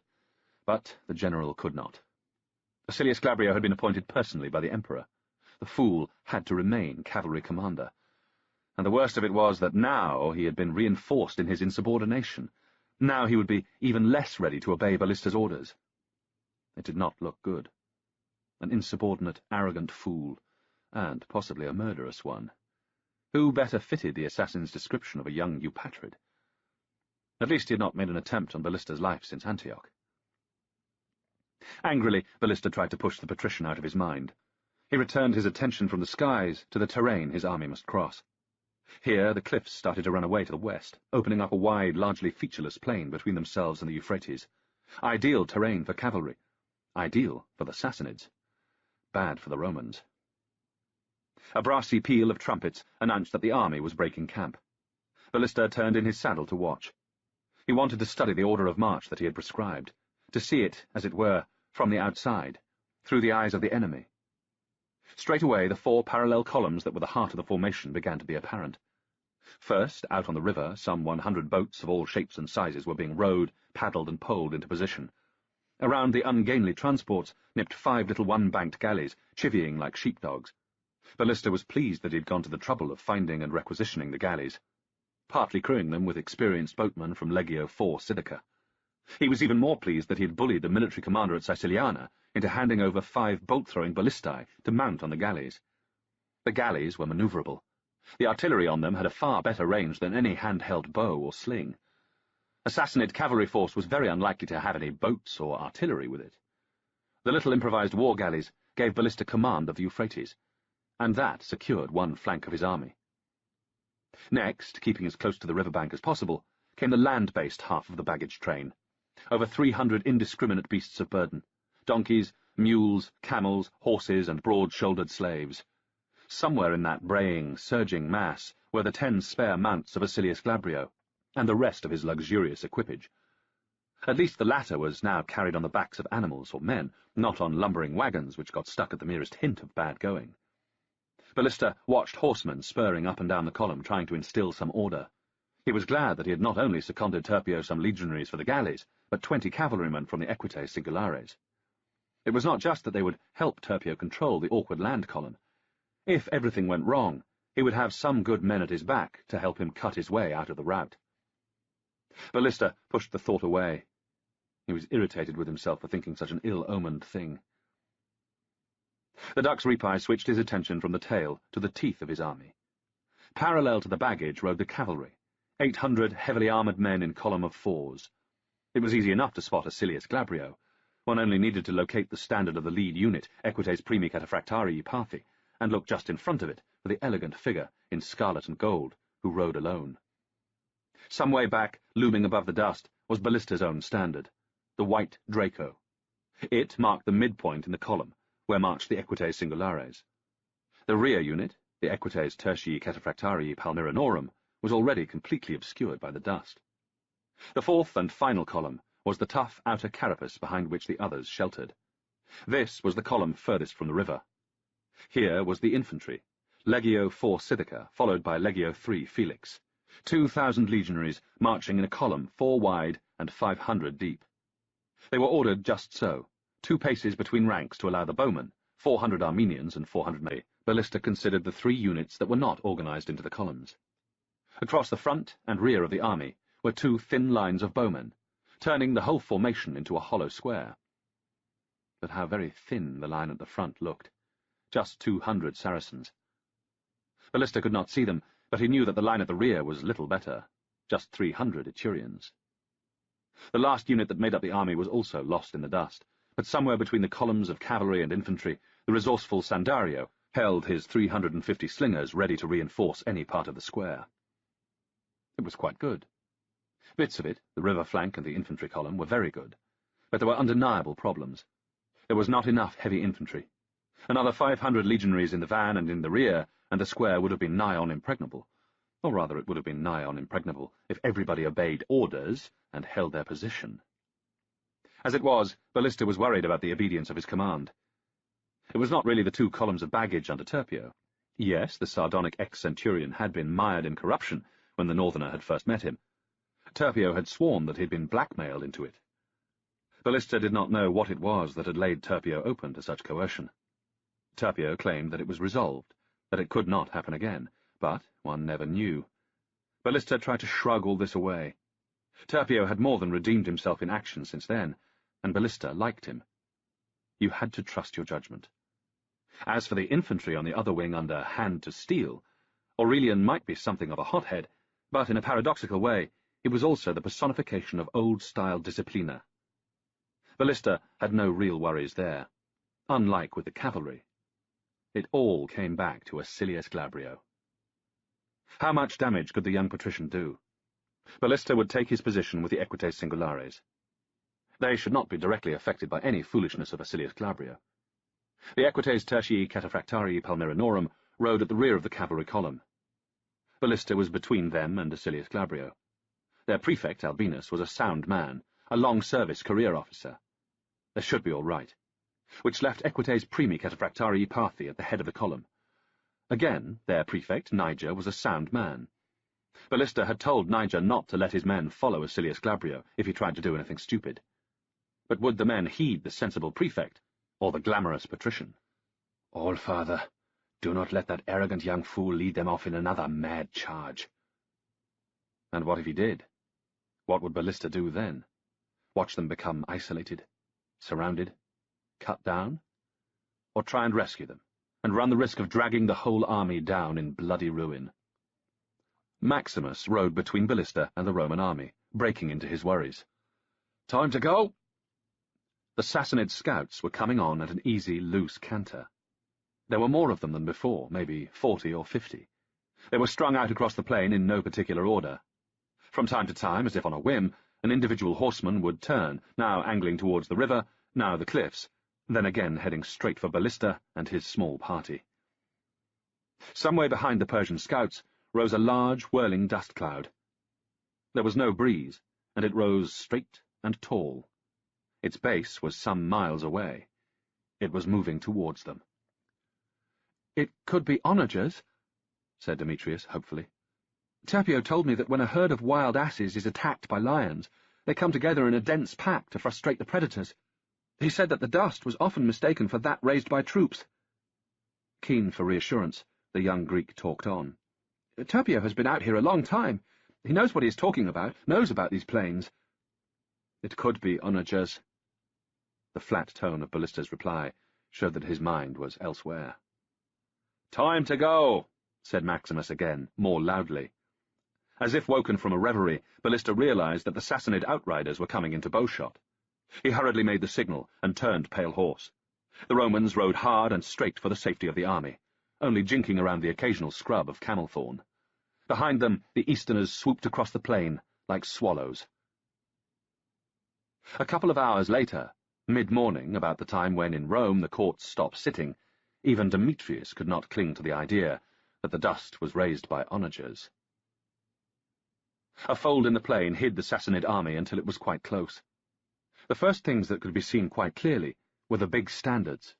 Fierce beasts, lions, wolves, bears, and abstract minimal designs, here a straight line, there a curve, something like the shape of a cup. They flashed bright in the sunshine, all colours, scarlet, yellow, violet. Strange, thought Ballista, how the abstract patterns were more threatening than the animals. A bear is just a bear, but who in the Roman army could tell what powers and horrors the minimal and totally alien designs symbolized? The Sassanids were drawing closer. As their cavalry breasted the slight rise, individuals could be easily made out. They were less than 1,000 paces away now. Ballista looked carefully. He could just about determine that some wore pointed helmets and others domed caps, while the majority appeared bareheaded. Now they were less than 700 paces away, and advancing at a brisk canter. There were a lot of them. They filled the plain. The thunder of their coming preceded them. "Steady, boys!" Ballista called as he rode along behind his front line. He had reinforced the 200 Saracen archers led by Viridius with the 350 slingers of Sandario, but the line still looked horribly thin. Light infantry will seldom stand a really determined charge by cavalry. It was a risk, but he did not want to weaken the rest of his formation. "Steady, boys!" Ballista called again, as much to himself as anyone. At 500 paces, he could pick out the details of the Sassanid riders' accoutrements, flashes of colour, glints of metal, the paler smudges of their faces, the occasional white sock on a horse. The northerner felt a tentative sense of relief. He could see the riders' faces, see the legs of the horses. These were not the feared Sassanid Clibanarii, the terrible, heavily armoured men on heavily armoured horses. Ballista's gamble with having only light infantry in his front line might work. These Sassanids were horse archers. These bowmen should have no intention of trying to charge home against an unbroken enemy. "Hold the line, boys! They are just horse archers. They will never close with us." Ballista rode past Acilius Glabrio, to his left at the head of the central column of the army, the cavalry column. "They will not charge home. Leave them to our infantry. Hold the line," the northerner called. He did not notice any response from the patrician. Ballista moved on, offering a few words of encouragement to the front line as he went. Now and then Demetrius would lean over and mutter in his ear, and then he would call out to junior officers and 1 or 2 men by name. "No fear, Dominus! These Easterners do not have the balls to face us," shouted a grizzled slinger. "True, Comilitio, and they are only light cavalry. They are nothing close to the steel," replied Ballista. He did not add, "But the Clibanarii, the heavy cavalry, they are out there somewhere, hidden by the drifting dust cloud, waiting, long spears in hand and murder in their hearts. And they, fellow soldier, They are something terrible, close to the steel. Ballista pushed Pale Horse into a canter. The others followed. Maximus, Calgacus, Demetrius, the standard-bearer called Bargus, a trumpeter, and 10 equites singulares. The great white Draco hissed and snapped above their heads. Ballista had wanted to speak to Sandario on the extreme left of the front line before the attack came into range. Now it was obvious that was not going to happen. Ballista was still some way short when he saw Sandario make the signal. The trumpets called, the slings whirred round, and he half glimpsed the slingshots fly towards the enemy. A moment or two later, Roman trumpets rang out behind Ballista. He turned in his saddle and watched Viridius men loose their bows. Archers on foot outranged those on horseback, and slingers outranged both. For a short time, the Romans were in the godlike position of being able to kill without the least danger of being killed. With a clear view over his own infantry, Ballista could see the effect on the Sassanids. Men were knocked from saddles. Some horses went down in a maelstrom of thrashing hooves and dust, but far, far too few to stop the charge. The bright day darkened, and a storm of Persian arrows came slicing down. All around, men were roaring with fury, screaming in pain. Ballista felt an arrow tug at his cloak, saw the sparks as another ricocheted off Pale Horse's armour. He made a signal, and turned his tiny column back the way it had come. Everyone feels better with their left, shielded side to the enemy. As if in confirmation of the thought, Ballista was knocked sideways in his saddle as an arrow punched into his shield. Pulling on the horns of his saddle, he hauled himself upright. The bright fletchings of the arrow nodded as he moved, its steel tip embedded in the thick linden boards. Without conscious thought, Ballista had slipped into the altered state of almost complete calm that sometimes came on him in battle. At the centre of the storm, he looked out over the heads of his infantrymen and tried to work out how the fight was going. Men were falling on both sides. Neither side wore heavy armour. The Sassanids had the advantage of numbers, but the dust and movement made it impossible to judge by how much. On horseback, the Sassanids were bigger targets, but then again they were moving. As the northerner watched, the front rank of Sassanids no more than 30 paces distant turned to their right, spun round, and headed away. As they retreated, they aimed their arrows back over the rumps of their horses, employing the famous Parthian shot. The next rank, and the one after that, and all those following, repeated the manoeuvre. Arrows still rained down, but in next to no time the whole force was cantering away. A great wave of confused noise hit Ballista. It came from up ahead, from near the centre of the Roman line. For a few seconds, the northerner could not accept the evidence of his eyes. There was the scarlet and gold figure of Acilius Glabrio, out in front of the line. The standard-bearers and musicians were with him. Behind him, the column of cavalry surged forward. The heavy cavalry of Equites Primi Cataphractarii Parthi were riding over the line of Roman light infantry. Slingers ran desperately out of the way. One or two, too slow, were bowled over, were either sent spinning like tops, or worse, disappeared beneath the plunging hooves. Acilius Glabrio, scarlet pallidimentum flying, was leading his men out in a hell-for-leather charge after the Sassanid light cavalry. "You fool! They are not running! It is just their way! They will turn in a moment!" Ballista was not sure if he shouted out loud or not. He found that he had put Pale Horse into a flat-out gallop towards the point where more and more armoured horsemen were pouring out of the Roman formation. Ballista turned in the saddle. His entourage was still with him. Maximus, Calgacus, Demetrius, the others. Good. He called for the trumpeter to sound recall. Towards the rear of the column, some of the troopers began to rein in their horses. Ballista angled his horse into the charging column of Cataphractarii. His knee crunched painfully into the armoured knee of a trooper. Highly strung for the charge, the trooper rounded on the man who had barged into him. Then, as he recognized his general, the fight drained out of him. Ballista seized the troopers' reins and pushed their mounts across the four-wide column, bringing those behind them to a skidding halt. Rising in the saddle, Ballista looked round to take stock. He had managed to prevent about 100 men of Equites I Parthi leaving the army, but the rest of the unit, some 200 troopers, were streaming away across the plain. "Bugger!" said Maximus eloquently. "Bugger! Bugger! Bugger!" Ballista summoned over a decurion. Demetrius quietly provided his name. "Lerpius, I am appointing you in temporary command of those Equites I Parthi still here with the main body of the army. I want you to get them in order and form them up in close order, knee to knee, in a line 2 deep, with the right-hand men by the river bank. Hold that position. on no account move without a direct order from me." To give him credit, the Decurion took this unexpected turn of events in his stride, saluting smartly and barking out orders to make things so. Staring out across the plain, Ballista watched the rest of Equites I Parthi hurtle towards their fate. They were already some 200 paces away. The Persians, of course, were giving way before them.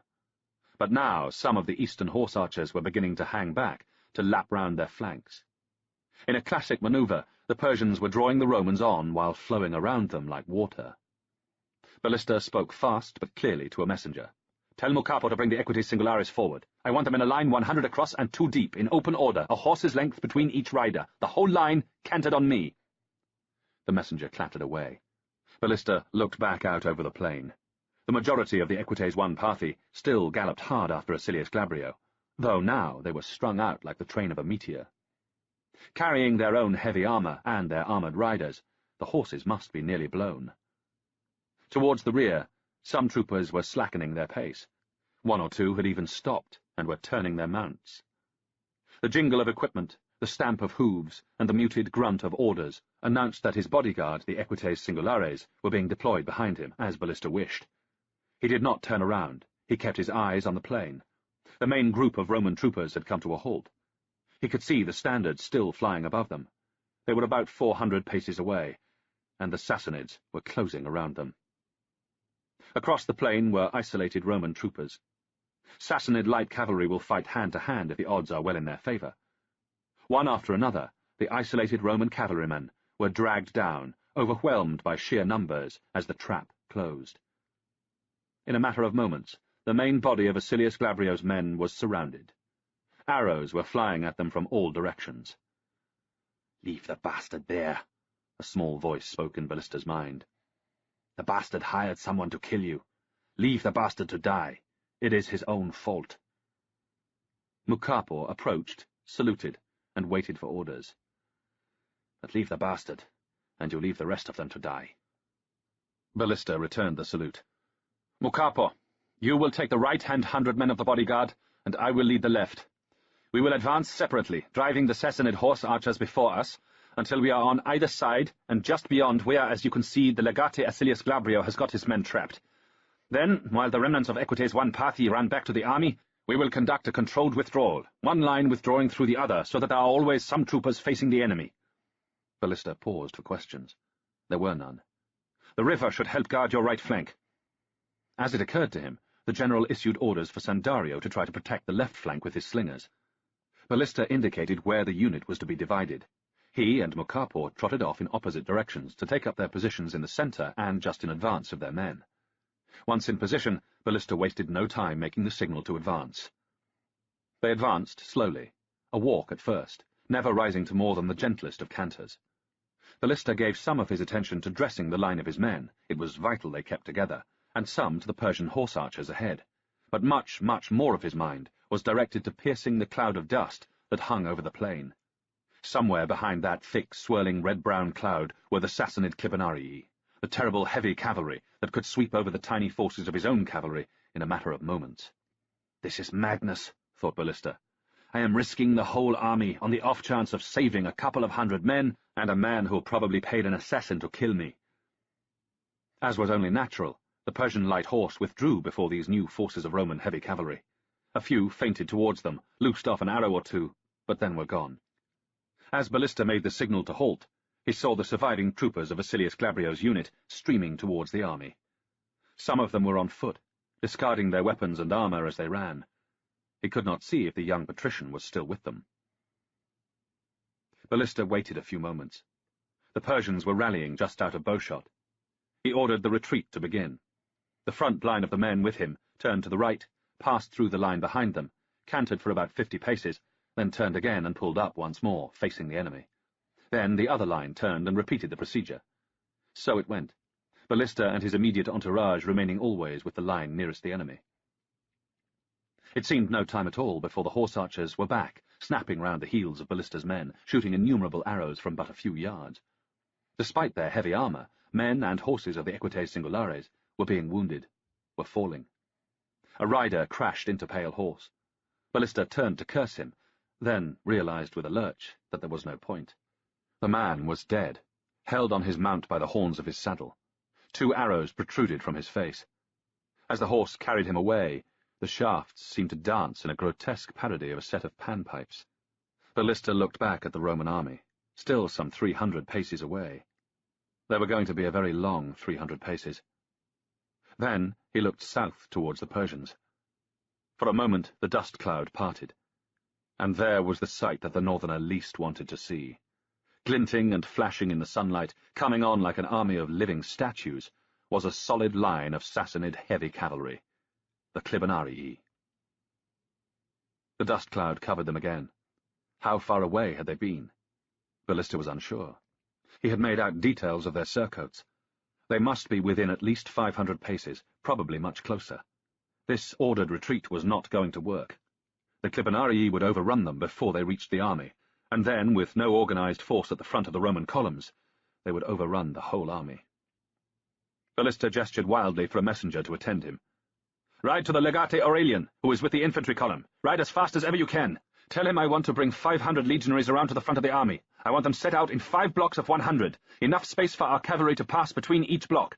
As soon as my men have passed, he must have them ready for the rear ranks to come round to form an unbroken line. They must be ready to lock shields, ready to repel a cavalry charge. Got that? Good, now go." The messenger disappeared to the north, and Ballista's world slowed to an agonizing snail's pace. At his signal, the rank of cavalry nearest to the enemy turned and followed him as he cantered away. The Sassanids surged after them, yelling, howling. Their arrows, loosed at almost point-blank range, hissed at the riders' backs, at the horses' hind quarters. So many arrows, some had to find an unprotected spot, or even punch clean through armor. Men and horses were screaming, falling, writhing in the dust. The Romans rode through their second line, and the Sassanids pulled back a little. Ballista looked at the Roman army. There was no sign yet of Aurelian's legionaries. He looked at the Sassanids. There was nothing to see except the myriad wheeling horse archers and the plumes of dust. No further sign of the dreaded Clibanarii. Again Ballista made the signal, and the line of cavalry nearest to the enemy turned and cantered away. Again the Sassanids swept forwards. Again the arrows flew, and men and beasts felt the sharp stab of pain and fell. There was a nightmarish quality to these awful repetitions, to this painfully slow flight from a terrifying menace you could not see but knew was coming. An arrow punched into Ballista's shield. Its feathers were dyed scarlet. In fact, he was surprised to see there were 4 arrows embedded in his shield. The earlier clarity of his battle calm had slipped away, leaving him as if in a trance. He pulled himself together and looked at the army. At last, there they were. He could make out Aurelian's legionaries.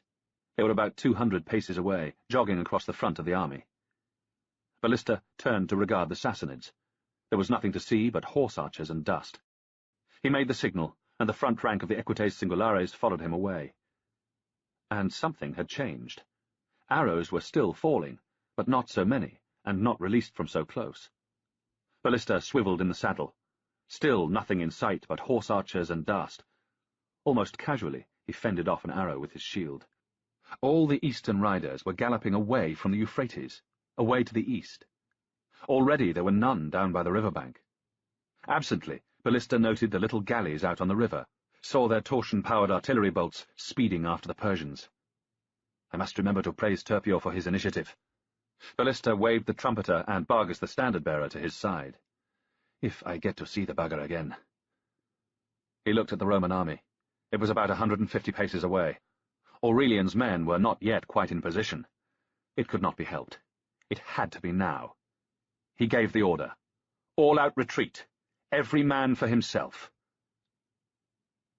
It takes a little while for a heavily caparisoned horse to reach full speed, but fear communicates itself easily from man to mount. Soon all the Equites Singulares, those under Mucapor as well as those with Ballista, were galloping flat out across the plain, riders leaning forward, horses with nostrils wide, ropes of saliva streaming back from gaping mouths, galloping straight and hard, only when essential jinking round a clump of camel thorn. Ballista glanced over his shoulder.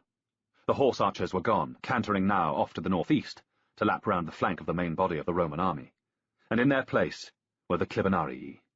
No more than 100 paces away, a solid wall of steel, bronze, leather, and horn, as far as the eye could see, The earth trembled under their horses' hooves, and the air above them was bright with banners, with flowing streamers, yellow, violet, red, and with wicked, glinting spearheads. Ballista was riding hard, but not pushing Pale Horse near the gelding's limit. He was reasonably secure in his mind. The Sassanid Clibanarii had to maintain their line. They could not ride at a full gallop like the fleeing Romans. It should be all right. Pale Horse swerved around some thorn bushes. Beside and behind him, Ballista heard a sound like a whimper. Demetrius was half off his horse, clinging despairingly to its neck. No horseman, the boy must have been dislodged as his mount avoided the sharp camel thorn.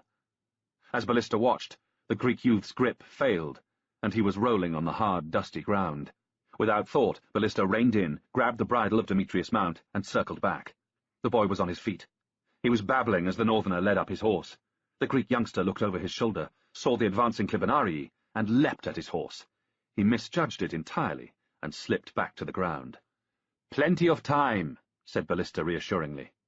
He looked across the ever-diminishing no-man's land. The steel visors and the mail hangings that covered all the face below the eyes made the Clibanarii appear entirely inhuman.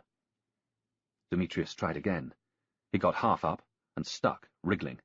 Then he started to slip again. "Try again," said Ballista. The Clibanarii were close now. The northerner was struck by the cold, hard beauty of one steel visor, which was sculpted like a human face. It reminded him of the horsemen in the alley at Antioch. Here was a whole army of horsemen that wanted to kill him. In a flurry of hooves and kicked-up dust, Maximus reined in. With typical economy of movement, he swung his right leg over his horse's neck and dropped to the ground like a cat. Gripping him by the scruff of the neck and his belt, he threw the Greek boy up into the saddle. In the twinkling of an eye, Maximus had remounted his own horse as it started to run. A heartbeat later, all three were on their way. They squeezed through the small gap in the line of legionaries and pulled up. Their horses stood, flanks heaving. They heard the big red shields of Legio IV Sithica slam together. They heard the levelling of the spears of the legionaries. No cavalry on earth would charge into a formed line of close-order infantry. They were safe. Chapter 11. Maximus stepped out of the dark shadow of the tent. The moon was big and bright, but often it is easy to follow a man without him being aware of it. A lot depends on the environment. An army camp is a good place. Rows of tents, horse lines, piles of forage. At any hour, men wandering, some of them drunk. More depends on the followed man not thinking about being followed. They were down near the river by now. The baggage boats, moored 3 deep, clanked together as the current tugged at them. Up ahead at the palisade, Maximus heard a sentry call the watchword, Disciplina. Then came the response, Gloria. He waited for a short time, then followed. The call, Disciplina, the response, Gloria, and he was outside. Outside it was all different. Quiet and empty. The great plain ran away, moon-washed and open for 2 or 3 miles, until it met the twinkling lights of the Persian campfires. To Maximus' right was the river, its waters black and oily. Along the riverbank, the undergrowth had been cut back for about 50 paces from the palisade. After that was a stand of trees, poplars with reeds fringing the waterline. The bright moonlight made the shadow under the trees very black. Maximus walked quietly to the trees. He stopped just inside the gloom, letting his eyes adjust. He stilled his breathing. At first it was very quiet, but then he started to hear the normal night noises, the rustles and squeaks that marked the life and death of some small animals. Slowly, watching where he put his feet, watching for signs of the man, he moved deeper into the wood. He had gone no distance when he saw him, down by the water, motionless, sitting with his back to the trunk of a tree. Stepping ever so softly, "Stop prancing about and come and sit down," said Ballista. Maximus jumped slightly, then looked all around once, very carefully, and did as he was asked. He felt more than slightly foolish. They sat in silence for a time, seeing the river flow past, hearing the whispering of the reeds. "I've been thinking, sure, what would be sending the renowned Dux Ripae wandering alone in the dead of the night?" Maximus kept his eyes on the river. "Certain it would be another nocturnal visitation by the late and completely unlamented Emperor Gaius Julius Verus Maximinus Thrax." Maximus watched his Dominus and friend stifle a move to look around, to check that no one was listening. Apart from Ballista, only 3 people, his wife, Julia, his body servant Calgacus, and Maximus himself, knew that from time to time the Dux Repi suffered the terrifying appearance in his sleeping quarters of the long-dead emperor, known and hated as Maximinus the Thracian, the emperor who died long ago because a 16-year-old Ballista, having taken the sacramentum, the military oath to protect him, had instead assassinated him in his tent. "No, thank the gods below. I have not seen that big bastard since the night before the fall of Arete." They sat quiet again. Maximus was sure his friend was thinking back to that summer day, all those years ago, before the walls of Aquileia, thinking about the mutineers falling on the dead emperor, desecrating the corpse, denying it burial so that the demon of Maximinus Thrax was condemned to walk the earth forever in eternal misery, to walk the earth, haunting the man who had killed him. Wordlessly, the Hibernian took a piece of air-dried beef from a pouch on his belt and passed it over. Ballista took it and began to chew. "It could have gone worse yesterday." Maximus received no reply, but continued anyway. "Admittedly, your man Glabrio got about 50 of his own men killed, and your Equites Singulares lost nearly as many rescuing the stupid bastard. But it could have been a lot worse, and it is good that Niger's wound is not serious. Your young aristocrat might not have been able to even start his foolishness if the very first arrow had not taken the commander of Equites one party in the arm." He passed over some more dried beef and smiled. "It was a fine stroke ordering officers to give up their spare horses to remount those troopers who had been dismounted. Fine indeed." Grunted Ballista. "And our young patrician has behaved well enough today. All the day the reptiles were at it, galloping up like madmen, letting fly a few arrows and running off again, and never a move from our handsome young nobleman." "Do you think he hired the assassin?" Ballista asked. But I doubt it. More likely would be one of the Macrianus boys, or even those Barani who think so highly of you." Actually, Maximus thought it quite probably was Acilius Glabrio, but, like many in the army, he mistrusted what would happen if things came to a head between the big northerner and the Roman aristocrat. They sat in silence some more. The smell of mud and decaying reeds was strong down by the water. At length it was Maximus who spoke again. "The letters. It must be something in the letters that is preying on your mind." Early that afternoon, just as the army had begun to erect its marching camp, a small dispatch boat had pulled in from Zeugma in the north. There had been no letters for Maximus. There never were. The few who might have wanted to send word to him could not write. With no pang of jealousy, the Hibernian had watched Ballista take charge of 2 bundles of post, one sealed with an eagle in imperial purple, the other with an eros winding a piece of artillery. "No," replied Ballista. "I have no objection to carrying out the instructions of Valerian Augustus, Pius Felix Pontifex Maximus, and ordering everyone in the army to sacrifice to the natural gods." He held up a hand and cut off Maximus before he could speak. "Of course," continued Ballista, "it is aimed at the Christians. Anyone who will not sacrifice is to be sent off to some unpleasant designated place of internal exile. And if, when there, they continue to hold assemblies or enter the places known as cemeteries, they are to be executed. Now, who except the followers of the crucified God call a necropolis a cemetery? That is not what I meant. I was—" Again Maximus was cut off. "I doubt we have many Christians with us here in the army. What little I know about them suggests that military life would not be to their taste. Worshipping the standards every morning and all the other official sacrifices, to Queen Juno a cow, to the divine Hadrian an ox and all that. I believe a hardline Christian could not be persuaded to do any of it. And there is the pacifism. Their God has told them never to kill." "Bollocks! That cannot be true."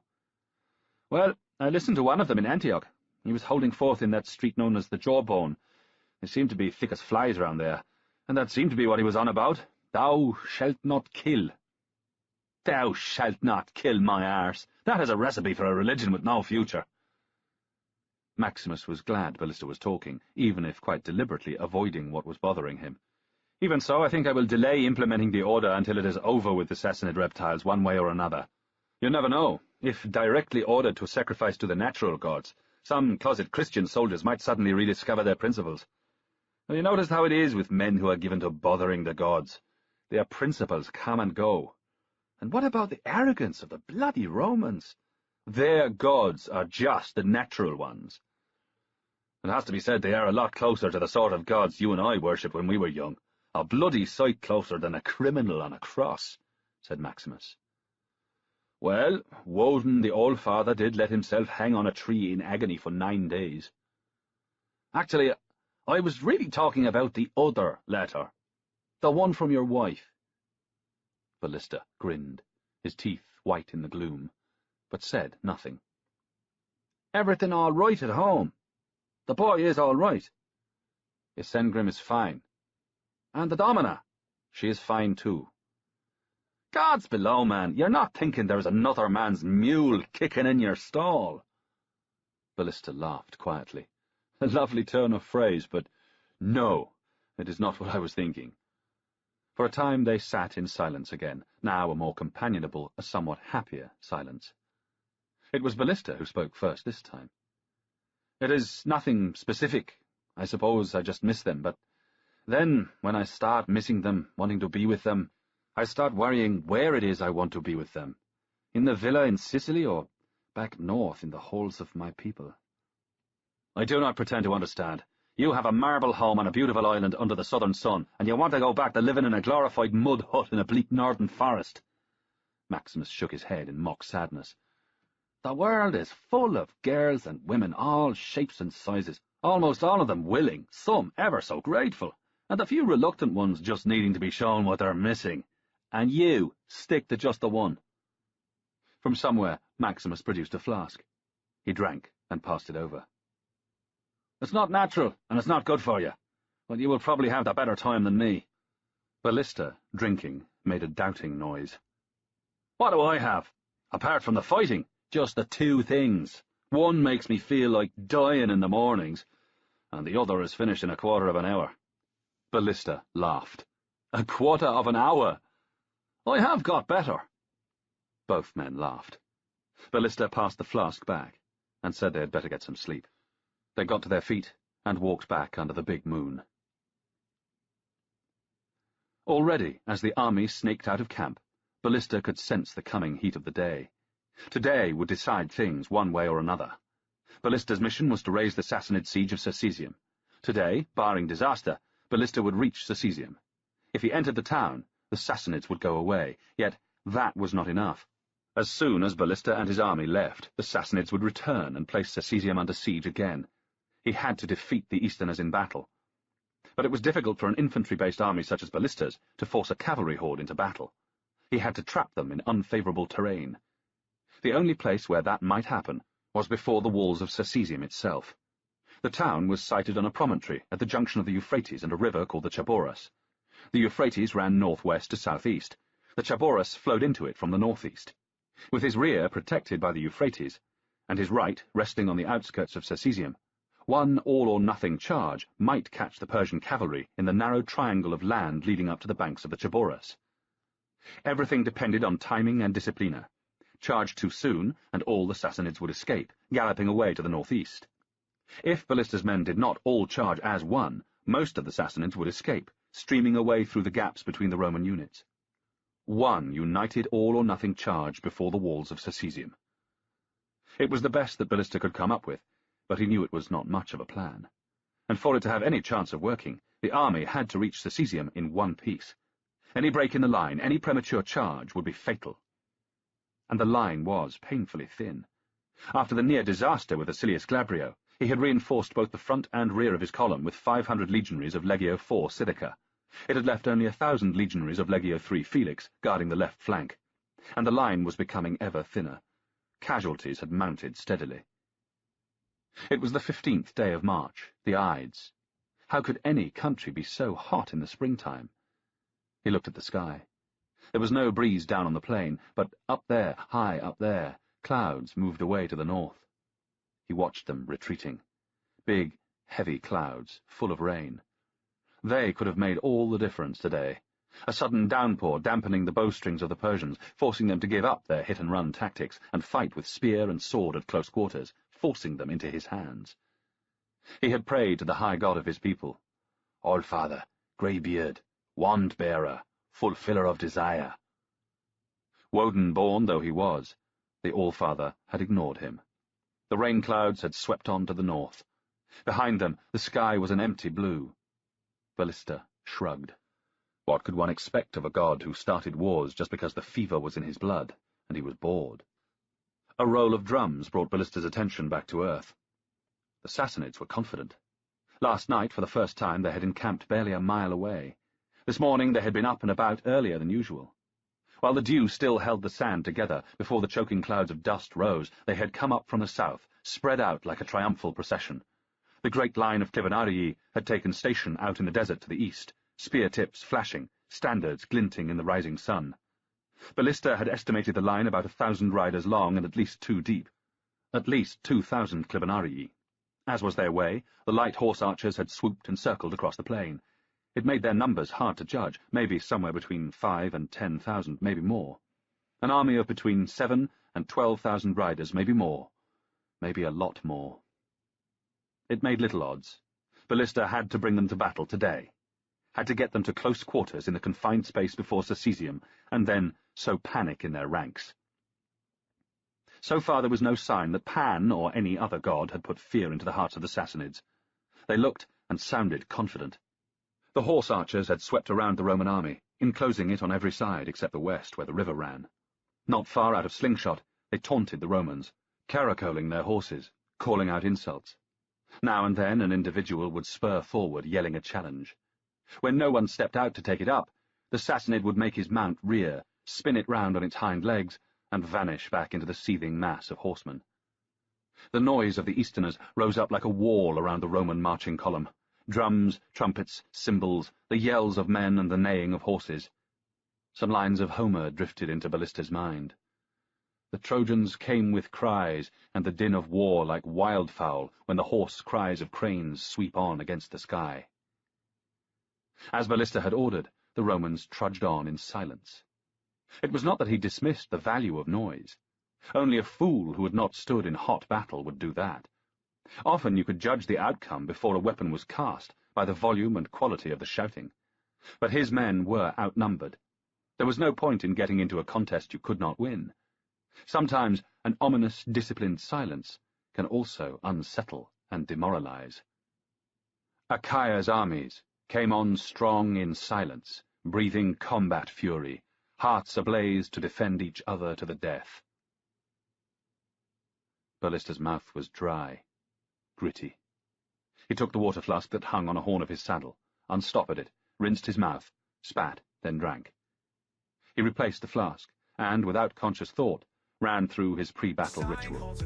Pull the dagger on his right hip half out of its scabbard and snap it back. Do the same with the sword hanging on his left. Finally, touch the healing stone tied to scabbard of the sword. The dust was rising high and straight in the still morning air, hiding the Clibanarii. But they were there, somewhere beyond the horse archers, waiting for their chance, waiting for the moment of disorder, a gap in the line, the ill-considered charge. The noise of the light cavalry was swelling to a crescendo. "Steady, boys! Here they come!" A high, ululating cry echoed through the Persian ranks.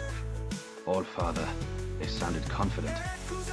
As one, the horse archers kicked their boots into the flanks of their mounts. They gathered pace quickly, eager to cross the short killing ground where the Roman slings and footbows outranged them. Ballista heard Roman trumpets sound.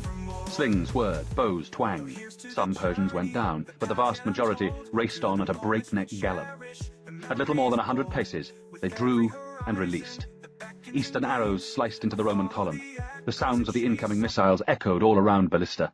Arrows thudded into the hard-packed ground, thumped into wooden shields, clanged off metal armor, and here and there came the awful knife-into-cabbage sound of metal penetrating flesh. Men were screaming. Ballista jerked his head back as an arrow flashed by his face.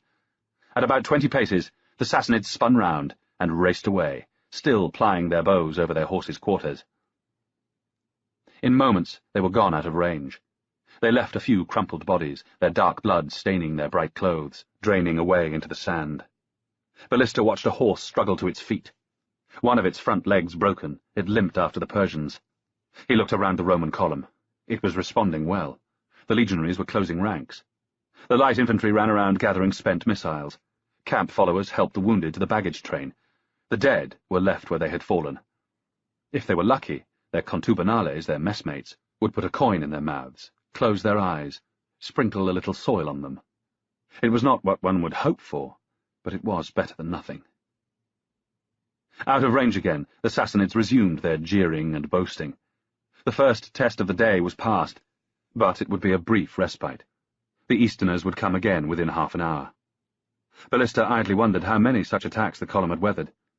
It was the Ides of March, the 15th day of the month, 6 days counting inclusively, as everyone did, since Acilius Glabrio's nearly ruinous charge.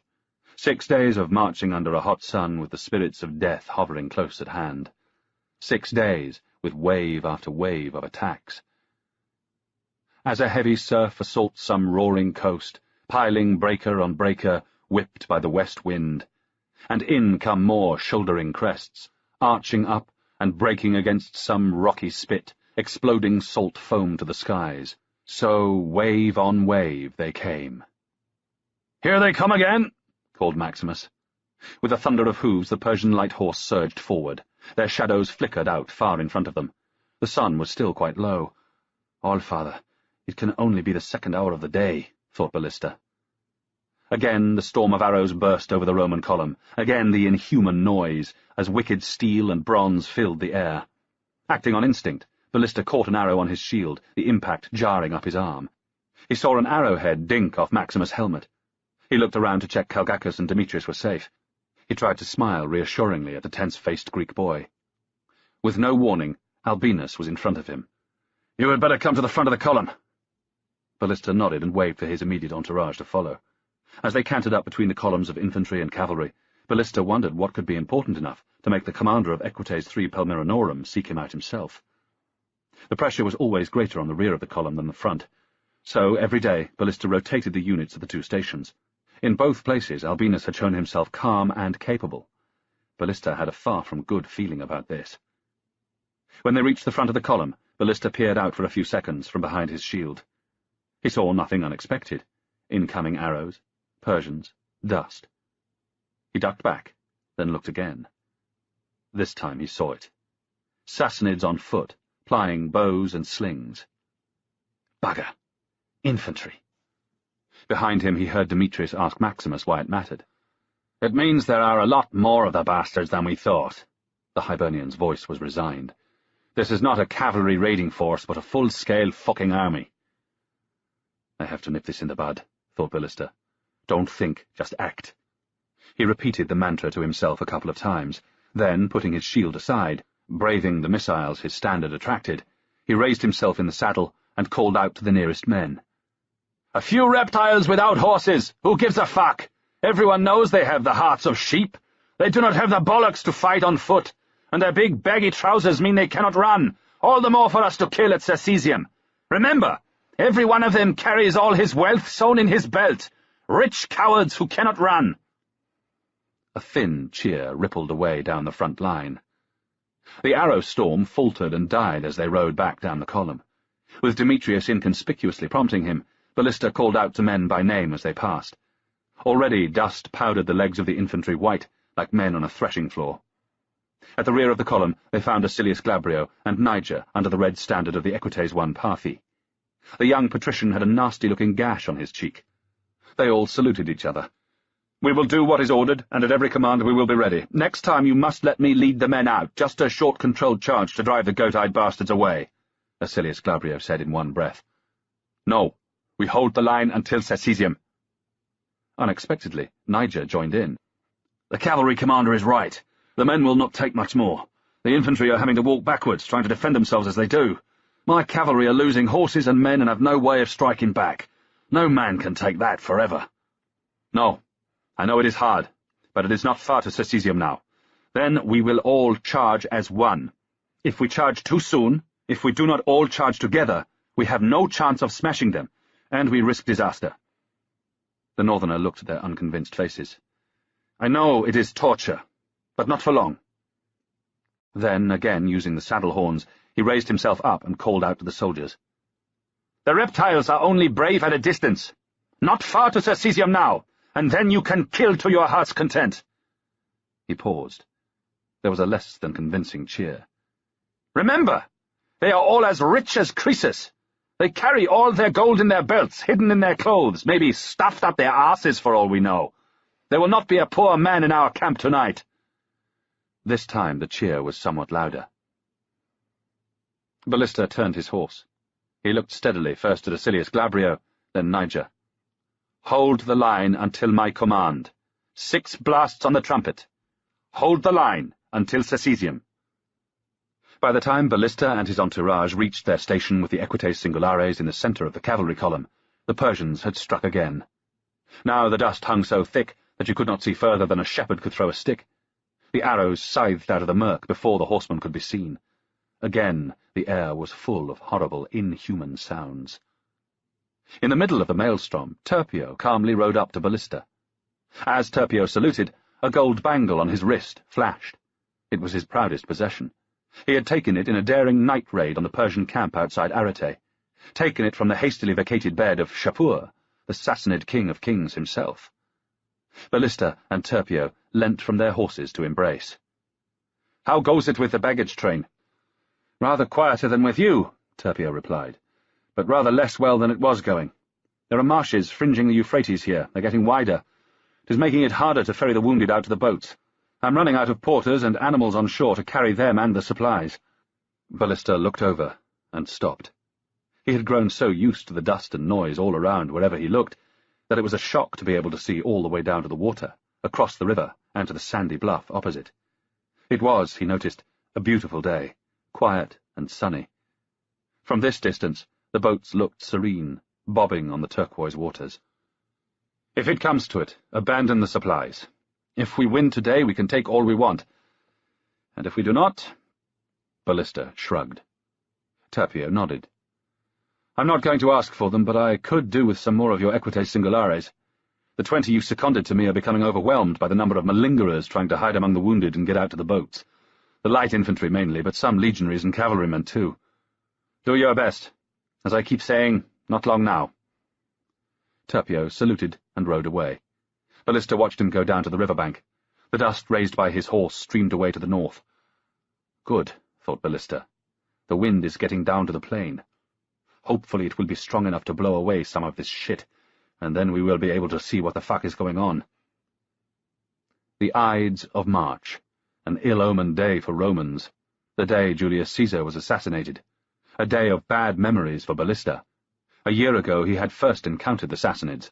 They had ambushed him, chased him, and a big blonde Batavian with the ridiculously Roman name of Romulus had paid with his life for the escape of Ballista and the others. Not a good day for a battle, but there was no choice. Another wave of arrows swept through the Roman ranks. Ballista had not even noticed the previous attack end. At least now the wind was getting up, you could see the bastards shooting at you. A slingshot clunked off the armour on Pale Horse's shoulder. Ballista pulled him out of line and circled him. He did not seem to be lame. The slingshot meant there was Sassanid infantry all around the army now. Was this the third or fourth attack of the morning? Ballista was not sure. His mind wandered. The Ides of March. Julius Caesar was killed, stabbed to death in the Senate House by fellow senators, by men he had pardoned, men whose careers he had advanced, men he had thought of as friends. But they could not be his friends precisely because they and he were senators, and he had advanced or even pardoned them. The dignitas of a Roman senator did not allow another senator to advance, let alone pardon him. Caesar himself had said his dignitas meant more to him than life itself. Times may have changed under the autocratic rule of the emperors, but dignitas still lay at the heart of a senator's being. Dignitas could still be a reason to kill. And whose wounded dignitas drove them to try and have me killed? Ballista thought sourly. That of Acilius Glabrio, a dead brother to avenge, the stain of obeying the man who abandoned him to wipe out. Or that of the sons of Macrianus the Lame, Quietus, who he had punched in the balls, or Macrianus the Younger, who had been shown up in failing to help his brother. Macrianus himself. The Comes Sacrarum Lagitionum et Praefectus Annoni was not often called a cunt to his face in the courtyard of the emperor's palace. Maybe, more to the point, he was not a man who liked to be crossed when he had decided who should have a command on the Euphrates against the Persians. Perhaps it was nothing to do with the Romans at all. Perhaps it was something altogether simpler, something Ballista understood better. Perhaps it was a straightforward northern blood feud between him and the Borani. For some time, Ballista's eyes had been resting on the black smudge in the sky to the south beyond the head of the column. Now, with a hollow feeling inside, he began to realize what it might be. Without signalling to his entourage, he kicked his heels into his mount's flanks and set off towards the front of the army. He was only slightly aware of the sound of hooves behind him. His attention was focused on the blackness in the sky. Infantry to the left, cavalry to the right, soldiers of his army flashed past. Some called out. He did not answer. Their voices vanished behind him. Missiles shot from left to right across the front of his face. He galloped on, almost oblivious, his thoughts concentrated on the black marks against the brilliant blue of the sky. Arriving at the front of the column, Ballista skidded Pale Horse to a halt. He gazed out over the heads of the infantry. He vaguely noticed his followers pulling up in a clump behind him, Albinus trotting up next to him. The wind was getting up. It was shredding the curtain of dust, blowing it straight at the Romans. Ballista wiped his streaming eyes. He could see the Sassanids, horse and foot, about 50 paces away, shouting, edging closer. Squinting, he could see beyond them the road, running straight and dark through the desert.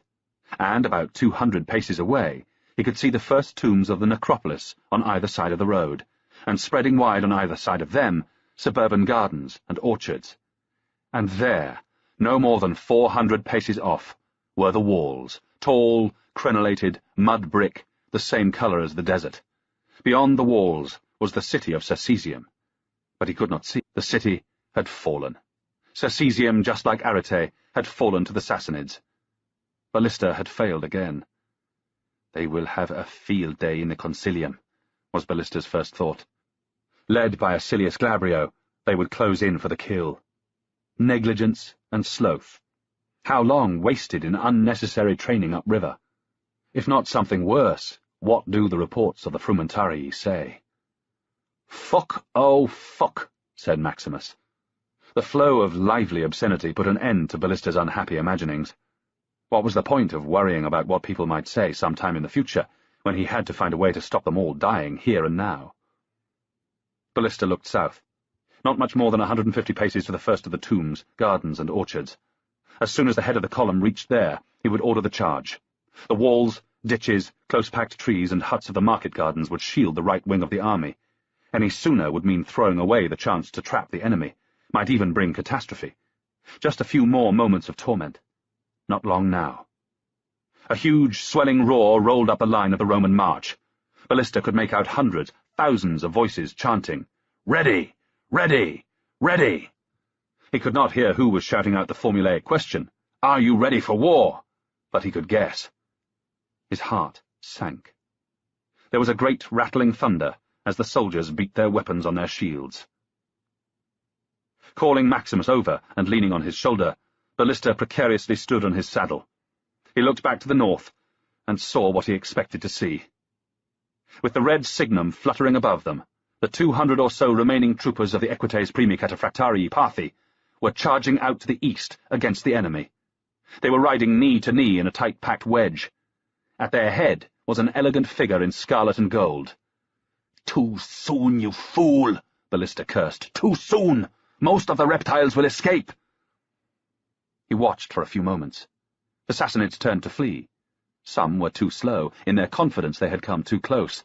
The first Sassanids, both horse and foot, were bowled over by the heavily mailed Roman cavalry, disappearing beneath the pounding hooves.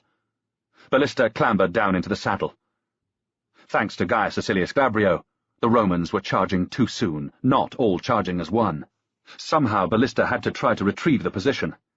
He rapped out a string of orders. "Infantry, open ranks! Cavalry, prepare to charge! Light infantry to follow! Legionaries will then close ranks and remain halted! Aurelian commands until my return!" Ballista signalled to the trumpeter. 6 blasts rang out. The men roared. It was the moment for which everyone had been waiting. 6 long days of waiting. The die was cast. "Albinus, I will ride with you." Ballista then raised his voice. "Equites tertii cataphractarii palmyrinorum! Good hunting!" The 250 or so troopers made their way carefully between the ranks of infantry and reformed beyond them. Ballista trotted a few paces forward to form the apex of the wedge. Maximus on his right, Albinus on his left, Calgacus just behind, his white Draco and the unit's green signum following. Hopefully Demetrius tucked in somewhere ostensibly safe towards the back. Another roar drew Ballista's attention to the left. Mucapo at their head, the main body of the Equites Singulares, was charging. It was a small armoured wedge, not many more than 100 horsemen, but the Sassanids were running from them.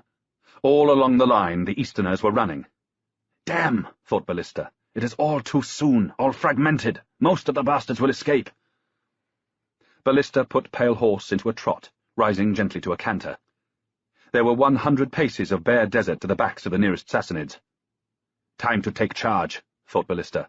"It is all or nothing now." He pushed on into a flat-out gallop. The distance between the horsemen and the running Persian foot soldiers closed quickly. Ballista unsheathed his long cavalry sword. He fixed his eyes on the point between the green-clad shoulder-blades of a running Easterner. He held the sword out straight. At the last second, a glimpse of terrified dark eyes, and the man hurled himself to the ground. The charge ran over him. They were through the infantry. Ahead were the backs of the cavalry. Ballista angled the charge towards the right. The horsemen there were moving more slowly, were milling about. Ballista could feel himself starting to grin like an idiot. His plan might yet work. Despite Acilius Glabrio, it might yet work. The Persian cavalry in front of him realized the Romans were coming. The Easterners began to push, to jostle each other. They came to blows. They were at a standstill, literally fighting to get to the lip of the bank, to have a chance to scramble down the steep banks of the Chaborus. A Clibonarius at the back of the mob sawed on the reins to bring his horse round to face Ballista. The horse's nostrils were wide, its mouth bloody. The man's surcoat was a delicate violet, covered in abstract swirls. His face was hidden behind a mail hanging. Even the eyes in deep shade could not be seen. The man must have thrown away his lance. He was tugging his sword out. Ballista aimed a vicious backhanded cut over Pale Horse's ears. Steel rang and sparks flew as the Clibonarius parried the blow with his own blade. As his gelding drew level, Ballista reached out and with his left hand grabbed the mail aventail covering the Persian's face. It slipped up, blinding the warrior. The momentum of Pale Horse dragged the Persian half out of his saddle. Ballista smashed the pommel of his sword down into the hidden face of his opponent. There was a sickening sound, like the carcass of a chicken breaking. Ballista pushed the man over the far side of his horse to the ground. Another Persian came at Ballista from his left, heavy sword swinging down in a mighty overhand chop. The northerner took the blow on his shield. Splinters flew, and he heard the linden boards crack. Blindly he thrust out under the damaged shield. The point of his sword slid off the Sassanid's armour. The press of horses and men crushed Ballista and his opponent together, too close to effectively use their swords. The Persian's left hand shot up, his mail-clad fingers clawing at Ballista's face, searching for his eyes. Swaying back, hot blood on his cheek, Ballista dropped his sword, feeling its weight tug at the wrist strap. He grabbed a streamer floating from the Easterner's helmet. He yanked, hard. The man began to topple backwards. Then the streamer tore. The Sassanid grinned savagely as he regained his balance. Their horses moved a little apart. Ballista punched the metal boss of his broken shield into the man's face. The man grunted with pain. He swayed in the saddle. Flicking the hilt of his sword back into his grasp, Ballista swung with his right fist. The Sassanid jerked his head aside. Ballista felt a scrunch of bones as at least one of his knuckles shattered on the steel of the man's helmet. A stab of white-hot agony shot up his arm. Bellowing with pain, Ballista smashed the edge of his shield across the Easterner's face. The jagged wood sliced through flesh. Screaming, the man doubled up, his hands flying to his lacerated face. Bright blood matted his black beard.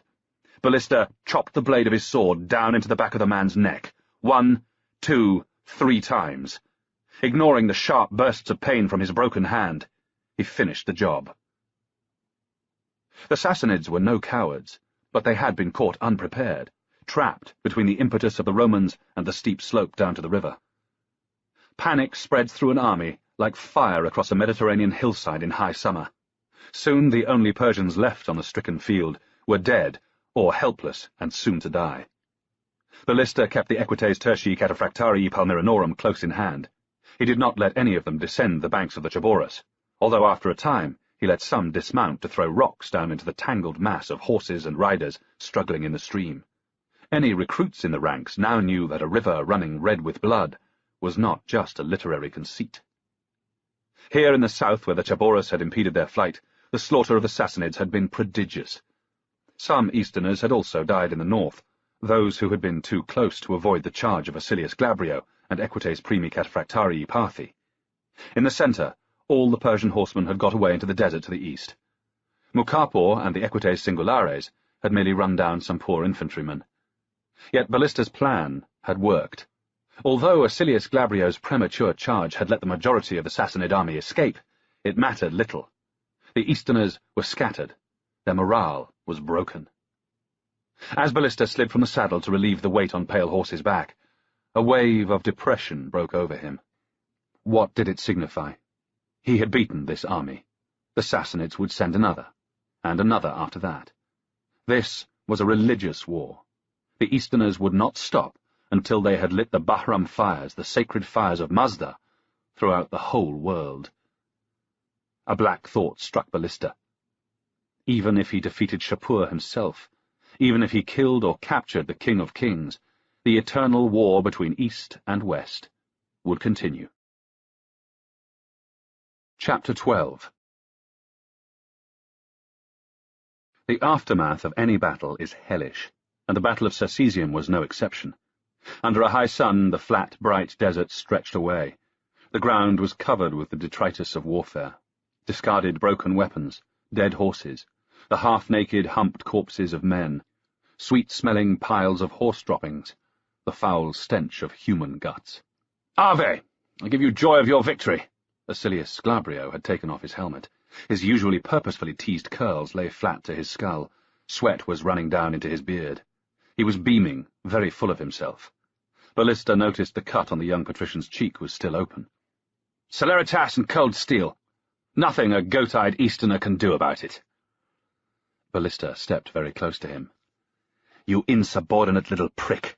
I ought to kill you now," he hissed. The smile stayed on Acilius Glabrio's face, but his eyes went cold. "Be grateful, you jumped-up barbarian shit. I have just given us a great victory." "You have just given us half a victory and thrown away the better part," snapped Ballista. His right hand was swelling. It throbbed like hell. His temper was on a knife edge. "You gutless barbarian bastard!" Acilius Glabrio's face was full of scorn. "I have chased away the Sassanids you were so scared of, and now you can retake Circesium unopposed. A great victory. Enjoy it while you can, but I have not forgotten what you did to my brother." Ballista struggled to control his fury. "And what will you do about it? Hire another assassin?" Acilius Glabrio's snort of laughter was genuine. "You judge others by yourself. I would be as low as you if I stooped to such things." The cavalry prefects Niger and Albinus walked up. They said it was time to acknowledge the acclamations of the troops. Ballista, eyes still locked with those of Acilius Glabrio, stepped back. The terrible thing was, he believed him. The odious young patrician had not hired the assassin. Bone-tired, Ballista hauled himself back into the saddle. Pale Horse's flanks were lathered in sweat, his head down. With his officers, Ballista slowly rode back towards the army's starting position. Everywhere was the frenzied looting of the dead. Many of the scavengers were civilians. There were far too many to have all come from the baggage train. Ballista had seen it on so many stricken fields that he did not wonder at it. No matter how remote a battlefield from human habitation, as soon as the fighting was over, the scavengers appeared. The skinny, furtive men and the hideous old crones, sharp knives in their hands, and, always among them, always upsetting the northerner, the young children. Far too young for that disgusting work. Yet on the plain before Circesium, most of those despoiling the dead were soldiers. The Roman moralists were wrong. Disciplina was not a durable, inherent quality. On the contrary, it was terribly fragile. A victory could shatter it as easily as a crushing defeat. When the militaries saw the cavalcade coming, they stopped their searching. They drew their swords and, hunched over, chopped down, as many blows as it took. Then, as the horsemen drew near, they stood. They thrust out their right arms in a sort of salute. In their fists, the severed Persian heads. One man had a head in each hand, and the long black hair of a third gripped in his teeth. The gore ran up his arms, down the front of his mail shirt.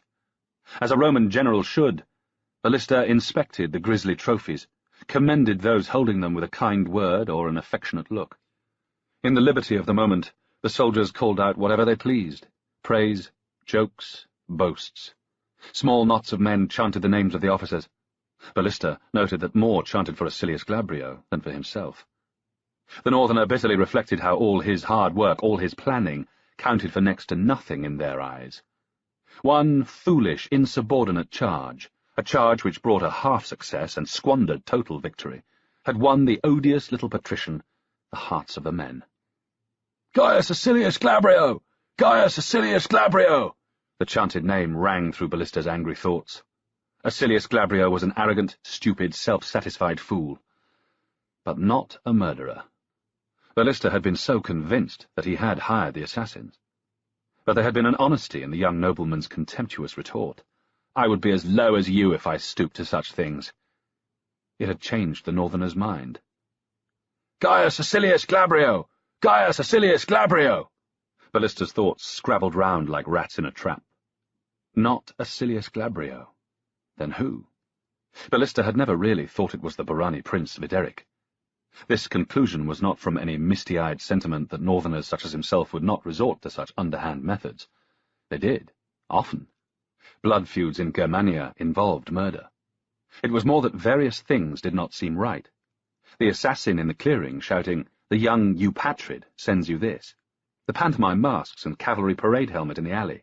The man himself in the silver mask, calling Ballista a barbarian. But if it hadn't been Videric or Acilius Glabrio who had hired the assassin, it must be the sons of the sinister Count of the Largesse, Macrianus the Lame. But which one? Quietus, who Ballista had punched in the balls? Macrianus the Younger, who had been shown to lack the courage to help his brother? Or was it both of them? And what of their powerful, devious father? Was Macrianus the Lame a part of it? If he was, All-Father help me, thought Ballista. Apart from the Emperor, there could be no more dangerous enemy in the whole Imperium. Voices were raised in anger. A fight had broken out among some of the looters. Ballista ran his right hand over his face. He felt a stab of pain. At least one knuckle was broken, and the hand was swelling fast. I must get a grip on things, he thought. He had to take charge before this army descended into chaos, laid itself open to Assassinid counterattack. Ballista called his officers to him. He rapped out orders. Niger and Albinus were to send out patrols. They were to report immediately if any still-formed bodies of Persian troops were to be found within 5 miles. Mucapo was to recall the Equites Singulares to the standard, and have them fall in behind Ballista. Legio III, under its prefect Rutilius Rufus, was to secure the town. Sandario was to use his slingers and any other light infantry he needed to bring the fires there under control. Turpio was to get the baggage train in order, and, as soon as possible, quarter it safely within the walls. Acilius Glabrio was to disperse the looters, sending the troops among them back to their units on pain of death. Legio IV was to remain formed on the road as a reserve under Castricius. Aurelian was to attend the Dux Ripae. Some horsemen clattered away purposefully. Others remained, looking concerned. There was something unspoken in the air. Aurelian. Where was Aurelian? Mucapo edged his horse forward. "He's hurt." "Badly?" Mucapo shrugged. "Everyone, carry out your orders. Mucapo, we will go to him." Even in the extremity of his fear, this was no trick, no false alarm. Ballista did not push Pale Horse too hard. He forced himself to keep the gelding to the gentlest of canters, forced down the hollow feeling of panic. There was a knot of men under the standards of Legio IV. It parted as Ballista approached. Aurelian was lying on his back. His right leg was at an odd angle. An army doctor was on his knees, preparing to set the broken limb. Ballista jumped down from the saddle. Aurelian's face was grey, and he was sweating. Through gritted teeth he whispered, "I give you joy of your victory." Ballista looked into his friend's eyes. "Thank you." Unable to say more, Ballista leant down and very gently squeezed Aurelian's shoulder. Then he straightened up, turned away, and got on with what needed to be done. The army had stayed at Cecesium for 13 days. It had been a busy time for Ballista. He had pushed cavalry patrols out further and further in all directions. There had been no sign of any Persians, or none that were still living. The premature charge of Acilius Glabrio had robbed him of the chance to destroy the Persian army, but it seemed the Easterners had withdrawn, at least for the time being. There had been many, many burials to attend to. Aelius Spartianus, the tribune commanding the Roman forces in Cecesium, who had fallen with almost all his men when the Sassanids took the town, was interred in a splendid sarcophagus in a fine tomb by the main road into town. Admittedly, both sarcophagus and tomb were reused, but the local stonemason made a good job of the new inscriptions. The other Roman dead among the soldiers were buried in communal graves, but they were accorded all due respect. Their eyes closed, a coin in each mouth, a newly sculpted monument on top of each grave. Things had been different with the Sassanids. Their often mutilated remains were burned, and the ashes thrown anyhow into pits. But this was not just casual contempt for the enemy. The Romans knew that the Sassanids were Zoroastrian fire-worshippers who exposed their dead to the birds of the air and the beasts of the field.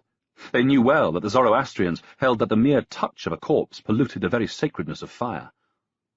A small voice at the back of Ballista's mind had whispered that this could only exacerbate the conflict between East and West, that it might even rebound personally on its perpetrator. The Sassanids would see it as an atrocity, a deliberate insult to their religion. They would, of course, be right. Yet there was little that Ballista had felt he could do. His men had suffered day after day at the hands of the Easterners. They had wanted revenge even on the dead bodies of their tormentors. Ballista had tried to set the defence of the town on a sounder footing. Across the Chaborus, a tower was built to give early warning of any Sassanid forces advancing up the Euphrates.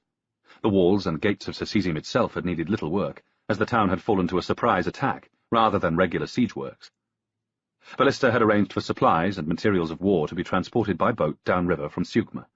2,000 inhabitants of Sacesium had been conscripted to form a local militia. Legio III Felix and the Mesopotamian archers were to be left as a regular garrison. They would be supported by 3 of the small war galleys. The whole was to be commanded by Rutilius Rufus, the prefect of Legio III. The gods knew it was a small force, but Rufus seemed solid enough. While having done nothing outstanding, he had performed creditably on the march and in the battle. Ballista had started to give him a lengthy lecture on the tactics and stratagems to be adopted in defending a town against the Sassanids. The northerner had stopped abruptly when he thought he detected a badly suppressed smile on the prefect's face. Ever since he had entered the Imperium as a 16-year-old from Barbaricum, Ballista had had a strong dread of being mocked. He knew he was still oversensitive about it. But there again it had to be admitted that Arete, the only town Ballista had defended from the Sassanids, had fallen in a bloody sack, and now it seemed Acilius Glabrio had stolen much of the credit for the victory at Circesium. The march back had initially retraced their steps, north to Basileia and Leontopolis, across the Euphrates by the wide stone bridge at Sura, and on to Barbalissus. It had been hot and tiring, but with no enemy in sight, it had been a stroll in a Persian paradise by comparison with the march south. At Barbalissus, Castricius had taken his leave, marching his vexillatio on up the Euphrates to the base of Legio IV at Zeugma. Ballista had led the remainder of the army west, skirting the southern shores of the great lake of Garbula to the city of Chalcis at Bellum, and onto the main road to Antioch. As they approached the capital of the Roman East, they had passed through the small village of Meroe. It was strange how some unimportant places stuck in one's mind. Ballista could always picture the dingy, dust-covered mud-brick houses which flanked the road, the cracked public fountain, the thin, straggly trees which passed for a sacred grove. He had been through the village 4 times, on his way to and from first Arete, and then Sacesium. Nothing of note had happened on any of these occasions, yet he could sum it up exactly, down to the smell of the water evaporating in the sun as it leaked from the fountain. For 5 days the returning army had been camped outside the Berea gate. Finally the Emperor Valerian had given his gracious permission for them to enter. Ballista looked up and down the procession. Everything was nearly ready. Terpio rode up and saluted, the gold bracelet he had taken from the Persian king's tent sparkling in the sun. All was ready. Ballista cast a last look down the line. The army made a brave show, standards flying, infantry in serried ranks, cavalry and officers on prancing horses. Acilius Glabrio looked particularly splendid on a glossy black charger. Aurelian, on account of his broken leg, was having to ride in a carriage. Ballista adjusted his helmet and made the signal to move off. The crowds were waiting through the Berea gate. They lined the colonnades of the street of Tiberius and Herod. They threw flowers and called out compliments. A few girls, surely prostitutes, lifted their skirts or pulled down their tunics, offering the troops tantalizing glimpses of flesh. "Keep the line straight, boys," exhorted Ballista. "Plenty of time later." They turned off into the street that ran down to the second bridge over the Orontes. They made their way across the island, the circus and the imperial palace to their right, past the tetrapylon, the 4 columns supporting statues of elephants where imperial orders were posted, through the district known as the Bull, and out over the Far Bridge to the suburbs. There were no crowds on the western bank of the river. Instead, at no great intervals, the heads of malefactors and those who had earned imperial disfavour rotted on their pikes. They reached the Campus Martius and drew up in front of the imperial tribunal. Ballista played with pale horses' ears as they waited. Imperial ceremonies tended to involve waiting. Junior officers scurried about, checking the men were standing properly squared off, their kit just so. The sand of the Campus Martius had been watered that morning. No one wanted the polished arms and armour coated in dust. The usual wind from the southeast that blew up the Orontes valley was getting up. Already it tugged fitfully at the purple hangings of the imperial tribunal. Ballista smiled to himself. Outside verse panegyrics, the gods and not the emperors controlled the winds. After a decently short amount of time, the imperial party arrived. Slowly the aged Emperor Valerian stepped down from his carriage. After him, equally slowly, emerged the Comes Sacrarum Legationum. There were few higher honours in the Imperium than the invitation to ride in the Emperor's carriage. Macrianus the Lame looked as if he felt he belonged there. Laboriously, the two old men climbed the steps. The other great officers of state followed them. When they were all in the position their rank dictated, Valerian alone moved to the front of the tribunal. He saluted the army. The army saluted back. The prearranged chants rang out.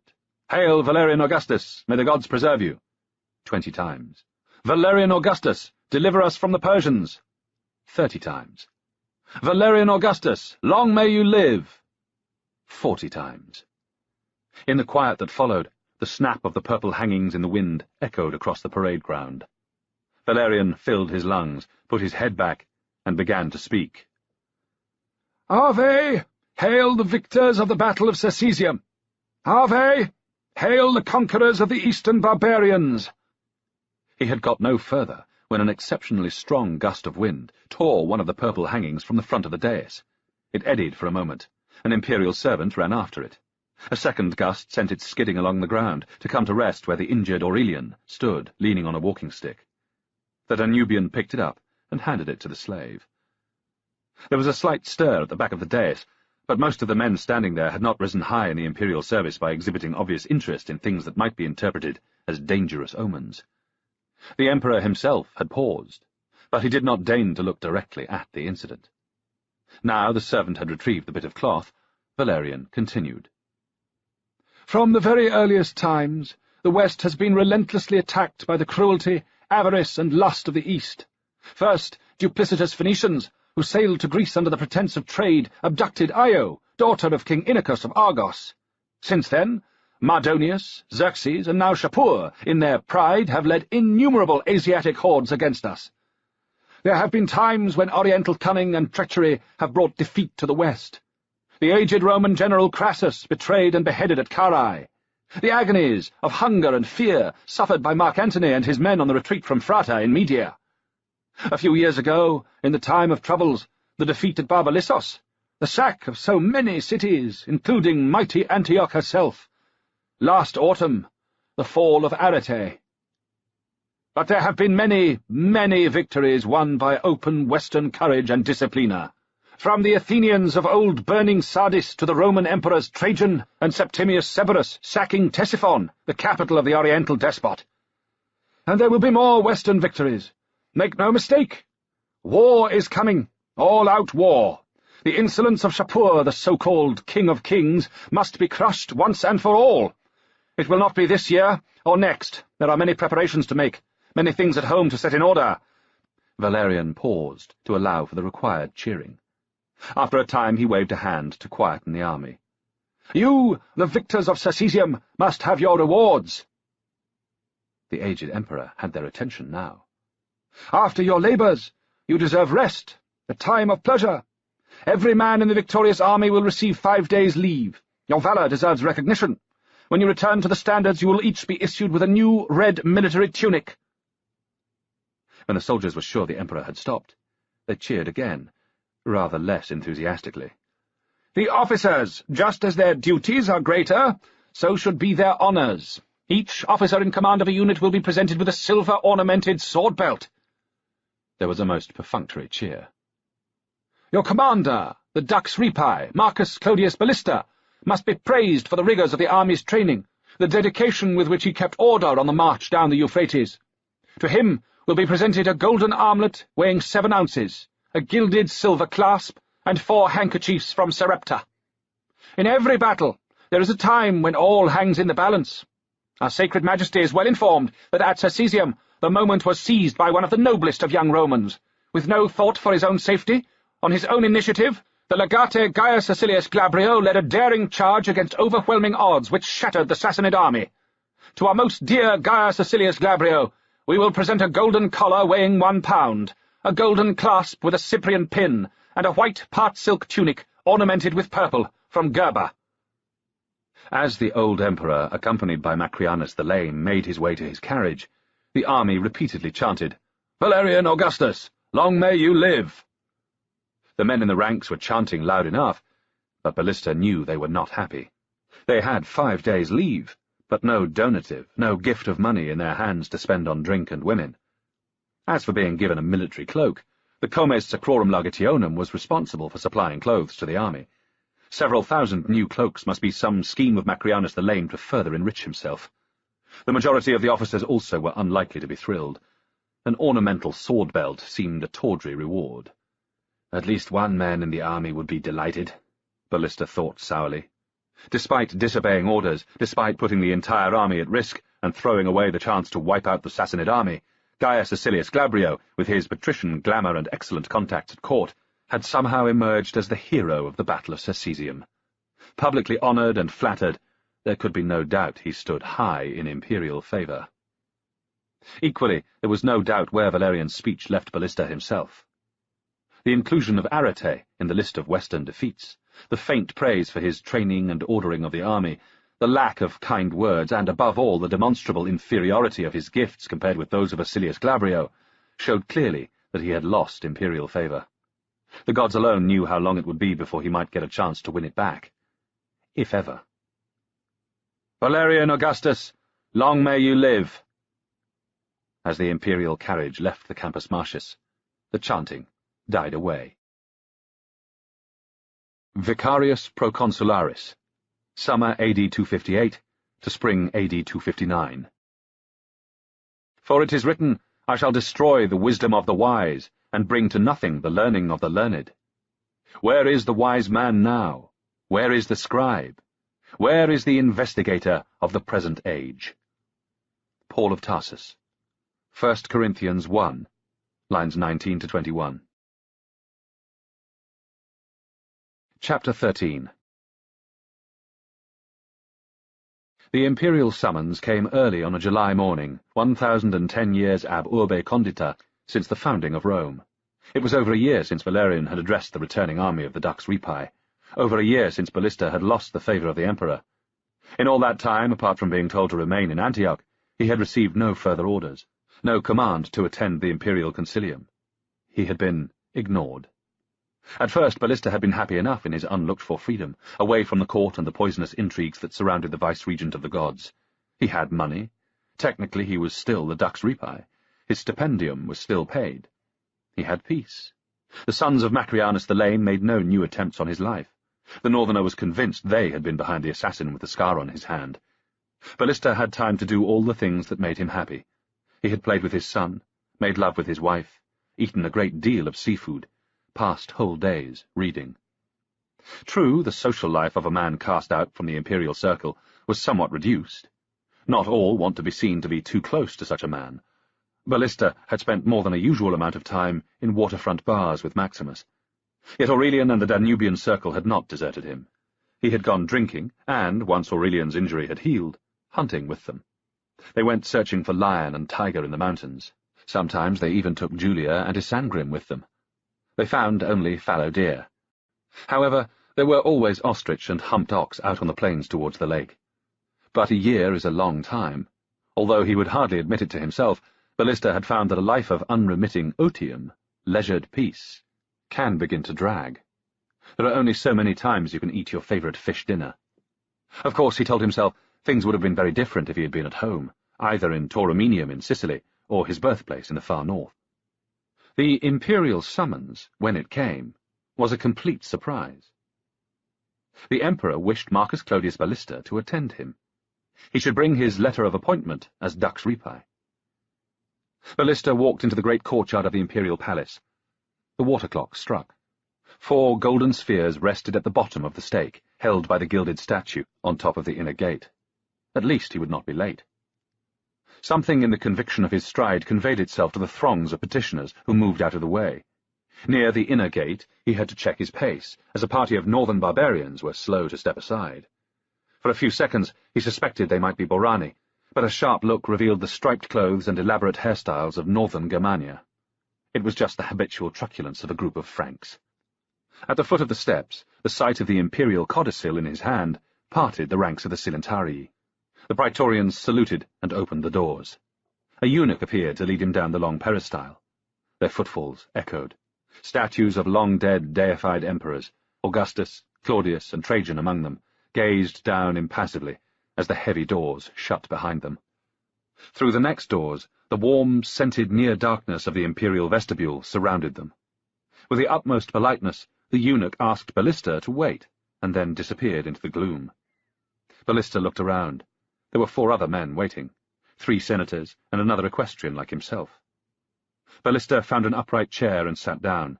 He carefully arranged the formal folds of his toga and placed the imperial codicil on his lap. He nodded to the other men. They nodded back. One of the senators coughed. No one spoke. Left alone, Ballista studied the ivory document case in his lap. The gold corners, the gold roundel in the middle with the portraits of the emperors Valerian and Gallienus. It was tangible proof of his office as Dux Ripae, the office which now, certainly, would be taken away. Would it be replaced with anything? A movement in the thick air, rather than any sound, indicated that someone was coming through the hangings from the audience chamber. All 5 seated men tried not to jump, tried not to stare. The long face of Cledonius, the abbot Missionibus, appeared through the curtains. He remained still for what seemed to the waiting men an improbably long time, but was really only just long enough for his eyes to adjust to the gloom. He walked over to one of the senators and spoke softly. The senator almost leapt to his feet, and, gathering his toga around himself, hurried after the abbot Missionibus. The heavy drapes fell behind them. The vestibule was quiet and still again. The remaining men stared into space, avoiding each other's eyes, hugging their dignitas close. After what seemed an age, Cledonius reappeared. This time the abbot Missionibus went to the chair where the other equestrian sat. In a few moments the purple curtains closed behind them too, and Ballista and the 2 remaining senators were left in the cloying near darkness. Although both the other men were silent, their faces expressionless, Ballista could sense their annoyance. An image came into his mind of senators long ago waiting on the Italian mainland opposite Capri, forced to petition the sinister equestrian praetorian prefect Sejanus for permission to cross over to the island to see the Emperor Tiberius. The rule of the emperors was difficult for the senators. For centuries, while Rome was a republic, they had been the masters. When the first emperor Augustus had reintroduced monarchy, things had changed. In the new order, the restored republic, the senators remained the highest social class, but now they had a master. Power now came with access to the emperor, and the emperor could call anyone he wished to his side. It was no longer to do just with the social hierarchy. Nowadays, senators sat in the gloom of the imperial vestibule and watched their social inferiors being admitted before themselves. Cledonius' face was now peering down at Ballista. Lost in his own thoughts, the northerner had not noticed him come back into the room. Cledonius was leaning close, softly saying something. Ballista did not hear the words. It did not matter. Their meaning was plain. Come with me. He scrutinized the other's face, trying to read it in the gloom. It was hopeless. The best-trained physiognomist in the Empire would have learnt nothing. The abbot Missionibus presented the same inscrutable face to a man he was ushering in for the emperor to shower with gold, and one he was leading to his death. As he stood up, Ballista wondered about the secret passages that must run from the imperial audience hall, down which the condemned would be manhandled. He stopped himself. It was always best not to think about what might happen down in the cellars of an imperial palace. Cledonius turned away, expecting Ballista to follow. He did not instantly do so. Instead, he put his commission down on his chair, and used both hands to smooth out the voluminous folds of his toga. Picking up the codicil, he noticed the smear of his sweaty hands on the ivory and gold. Not quite as brave as you hoped, he thought to himself. He did not look at the 2 seated senators as he followed Cledonius across the vestibule. There was no need. He could feel their animosity pressing hard on his back. Not just an equestrian, but a barbarian to boot. Beyond the double hangings of heavy royal purple, the imperial audience chamber looked just as it had over a year earlier. Light blazed through the windows of the great apse. There was the emperor on his elevated throne, golden radiate crown glinting. Behind his left shoulder were the bank of secretaries. Behind his right, Successianus, the praetorian prefect. At the foot of the steps, the sacred fire burned on its low altar. There were just 4 toegate figures primly seated near the fire. A small, intimate concilium. The ritual played out as all the times before.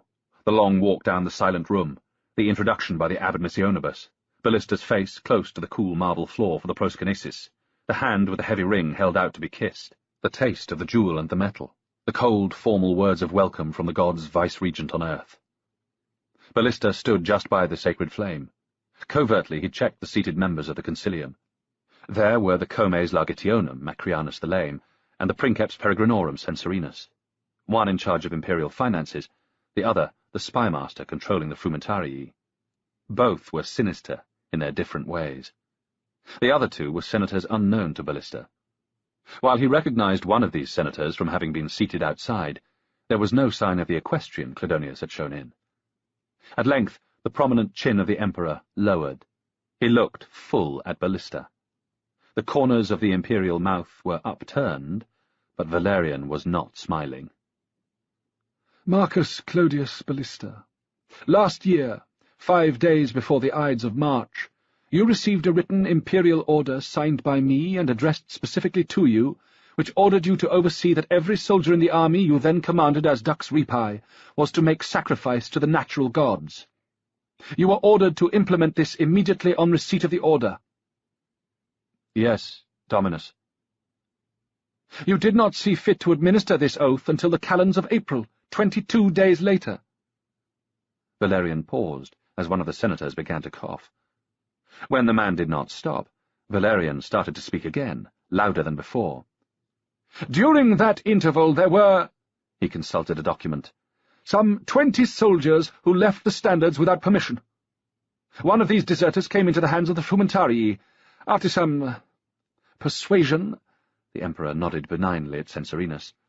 This deserter confessed that the reason for his flight was that he was a Christian. Quite possibly the same reason motivated the others. Your dilatoriness allowed these enemies of the gods and man to escape. Dominus, we were fighting for our lives then. It may be that these men ran to try to seek safety. Are you a Christian? The question was sharp and unexpected. No, Dominus. Are you sympathetic towards Christians? No, Dominus. What do you know about this deadly superstition? Very little, Dominus. What I can remember reading in Tacitus and the younger Pliny. Like the latter, I have never been present at the trial of